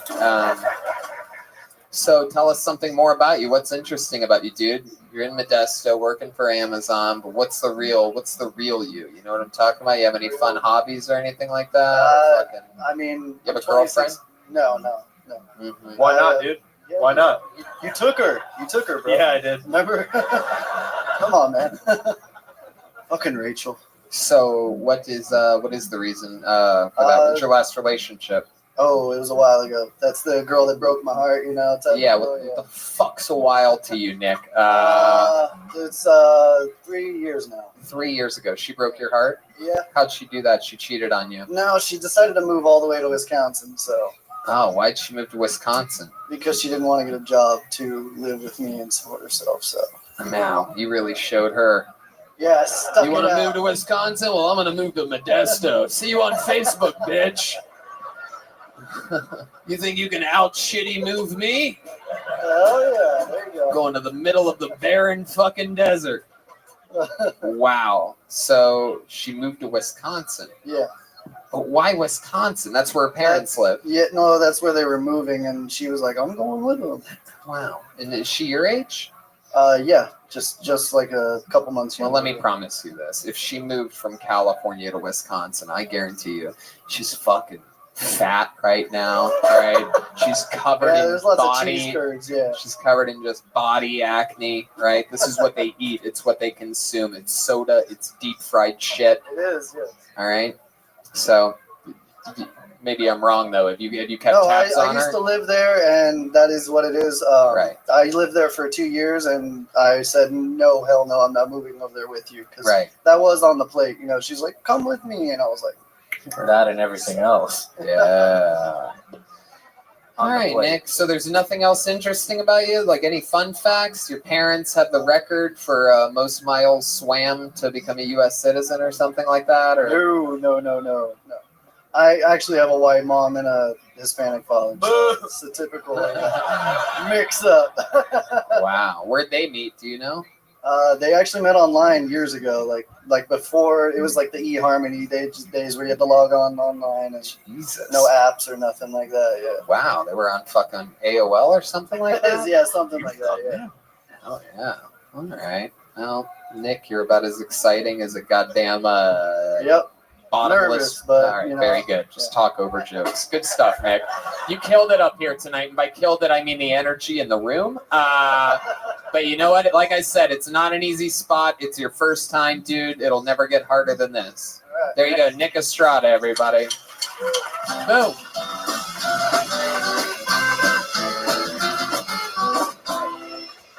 All right, that's one way to get the party started. It's sometimes good to ease into the show. You know what I mean? It doesn't always have to be fucking fireworks from the get. That's not how they do it on July 4th. One more time for Nick Estrada, everybody. Before he kills himself, or worse yet, moves to Wisconsin. Pull another name out of the bucket. Put your hands together for Drew Absher. Drew Absher. Wow, it's got a big applause there. Here we go. School's out for summer. Yeah. School's out for... Here he is, everybody. Drew Absher. How's it going, Punchline? I don't like people my age. People my age change the definitions of words all the time. I don't know if you ever noticed that. Like, we changed the definition of the word addiction. My friend said that he was trying to quit drinking coffee because he was addicted to it. I was like, that's not a real addiction, man. Like, nobody's stealing car stereos to buy green tea. You know what I mean? Like, it's not a real addiction if you're, in order to get your fix, the instructions are add hot water. You know what I mean? Like, my mom was a drug addict. I'm not saying that to get your guys' pity. I'm just saying that to, like, my life would be a lot different if she just needed a caramel macchiato every morning. You know what I mean? I'd be in college and I'm doing stand-up comedy. That same friend, he told me that he was addicted to video games. And I'm like, dude, do you realize how fucking disrespectful that is? Like, go to a 12-step meeting and tell them you're addicted to video games and just see the look on their face. Like, you haven't played enough Mario Kart, you had to start believing in God again. You know? Thanks, that's my time. Yeah. Fuck yeah, Drew Absher knows exactly what a minute is. Booyah! So I noticed you came from the bar deep back right corner. You're a comedian here in town, right? You're a local comic? Yeah. How long you been doing it for? This month's 4 years. 4 years. And you said people your age do this and that, but what is your age? 24. 24 Yeah, years there's old. more to that bit. But You said your mom was a drug addict as well. she was. I'm probably going to go on a limb and say she still is. Yeah. Oh, so she's pro. Nice. Yeah. What kind of drugs are we talking about? We talking about that fucking Sacramento special? That sweet Breaking Bad fucking. She knew where she was at. She was into the hard shit. Hell yeah. She was a spoon bender. Really? So heroin? I was too young to like remember it, you know, but must not have been that bad. Yeah, I think it was mostly meth. She was a nice. How many times was she on Live PD? I don't know. If she was on there. When's the last time you talked to her? Geez. It'll be 13 years next year. Yeah. Oh my God. Wow. Yeah. 13 years next year. So why didn't you just say 12? That's a good question. Yeah, dude. After 12, you're graduated, bro. That's really interesting. Why has it been so long since you talked to her? You don't want to, or she doesn't want to, or? Oh, you know, she's doing her time. Oh, she's in jail? Yeah. Last time I had heard from her, she was a fucking, like, she stole like $50,000 from a church in Colorado and shit. She's a cool criminal. You got real bastard blood running through you, sir. It's white trash running through the veins. Hell yeah, definitely. What's the white trashiest thing you've ever done? Are you one of those kids like, oh, my mom was addicted to drugs, I have to go to church and live a perfect life? No. The white trashiest thing. I mean, me and my friends used to like paintball people's houses in high school. That's we've all done that. We're all that white trashy. Yeah. Come on, you could do better than that. Even me, dude. Yeah. Except Joel and his buddies used to paintball the house and then finish rolling the paint on. Clean the gutters out. Hey, Juan, grab the roller. That might have been my favorite joke you've ever made. Wow, thank you. Thank you so much. Like I said, Because we did that. You really did. Wow. Yeah, I have a business now. So, any other white trashy fun facts about you, Drew? Come on, deep here. You know what the fuck I'm talking about. You know, there's something out there. I'm trying to avoid it. It just is like, of course. Yeah, I mean, I've went on like a first date to Hometown Buffet. That's there you go. Now we're talking, baby. Hey, now that's hot shit. Yeah. Were you sad when the girl moved to Wisconsin after? Brian goes on dates 1 through 500 at Hometown Buffet. It's good stuff. That's called the test, whether it's true love or not, is if the girl just keeps going to Hometown Buffet. Anyway, you said you'd be in college if your mom wasn't. Do you still think you'd be in college at 24? Is that true? I mean, the joke's a little bit outdated. I just went back to college. This is like my first semester back. Oh, yeah? What are you studying? Communications. Oh, you're trying to get back with your mom, huh? Yep. Dude, I'll give his mom a full ride, man. Wow. Communications. Yeah. My goodness. So let me get this straight. Your mom is in prison? Yeah, as far as I mean, you know, no one really has contact with her anymore, but every once in a while someone will Google her and be like, oh, you never believe what she's You have brothers and sisters? Yeah, I do. How many? I have one full we're white trash. I got one full sister and then 2 step siblings. Which one has the tighter pussy? Whoa. It works in Sacramento. We're still in Sacramento. It works. So, which one does? My stepmom. Hey. Yeah, baby. Is she here tonight? Where's stepmom at? Let's find this fucking.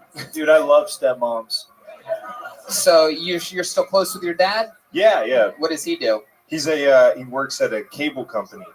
Dude, how tight's your dad's pussy? Yeah, bro. I love it, man. And how about stepmom? What does she do? She works at an elementary school. Ooh-wee. Come on, be honest with us here. How long have your dad and your stepmom been together? About 10 years. All right, that's exactly what I was hoping for. So be honest with me here. You were 14 when they met each other. She came in. She's like, "Oh, hi, Drew. Yeah, I'm an elementary school teacher, so no big deal, And then what? You started fucking stroking your meat right in front of her, right? You just spit on your hand and started jerking off. Yeah. Showed her who's boss, like your mom did her first day in prison. You know what I mean? Just went right up to the biggest lesbian she could find and fucking tried to buy drugs from her. All right. So you ever jerk off to the thought of your stepmom? Honest question. I can be 100% honest with you and say, no, I've never done that. What? Yeah. Well, when I was 14, like, stepmom porn wasn't a thing yet. Like, if it was Yes, it was, dude. Not on the front page. They just hadn't made it yet, dude. That was a 2015 revelation. Nah, dude. When your stepmom has tits and she's not related, you will masturbate to her. That's just math. And she'll do the same thing if her stepson has tits. That's right. So, Drew, tell us something crazy about you. What hobbies do you have? Normally, people with moms that have drug problems are like really good at something. They end up excelling at something because they're making up for the fact that maybe they could get their mother's love back someday and like clean up their act. So is there anything like you're good at, like counting cards or something like that? No, I wish that would be beneficial. No, I just really do stand up. Like that's kind of I quit my day job to come do this, like pursue it full time and shit. So. It's not very interesting. When did you quit your day job? In August. And what's that day job that you quit? I was an account service representative at a printing and mailing facility. Oh wow! Yeah, very exciting. That explains the haircut. Yeah. Does it?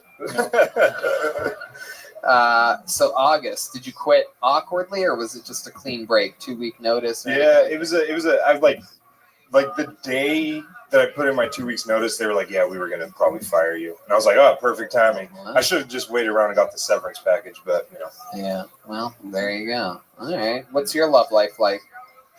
Oh, it's cool. It's, you know, nothing to complain about. It's cool. Yeah. I mean, love's cool, man. You have a girlfriend? No, nothing like that. Last date you went on, what was that like? It was cool. We went mini golfing. I upgraded from Hometown Buffet. I'd rather do that. It was way cheaper, but yeah, went mini golfing and. She's a little person. Mini golf. I get it, mini. Oh shit! Maybe, Can I get some heroin back here? Okay, Joel. All right, so you went mini golfing. Then what? Played a little fucking putt with her butt. You know what I'm saying? Then what happened? No, nothing manifested. Nothing. You didn't put your ball through the little windmill. All right, that's so stupid. You didn't give her your Tiger Wood. Yeah, just show her your fucking sack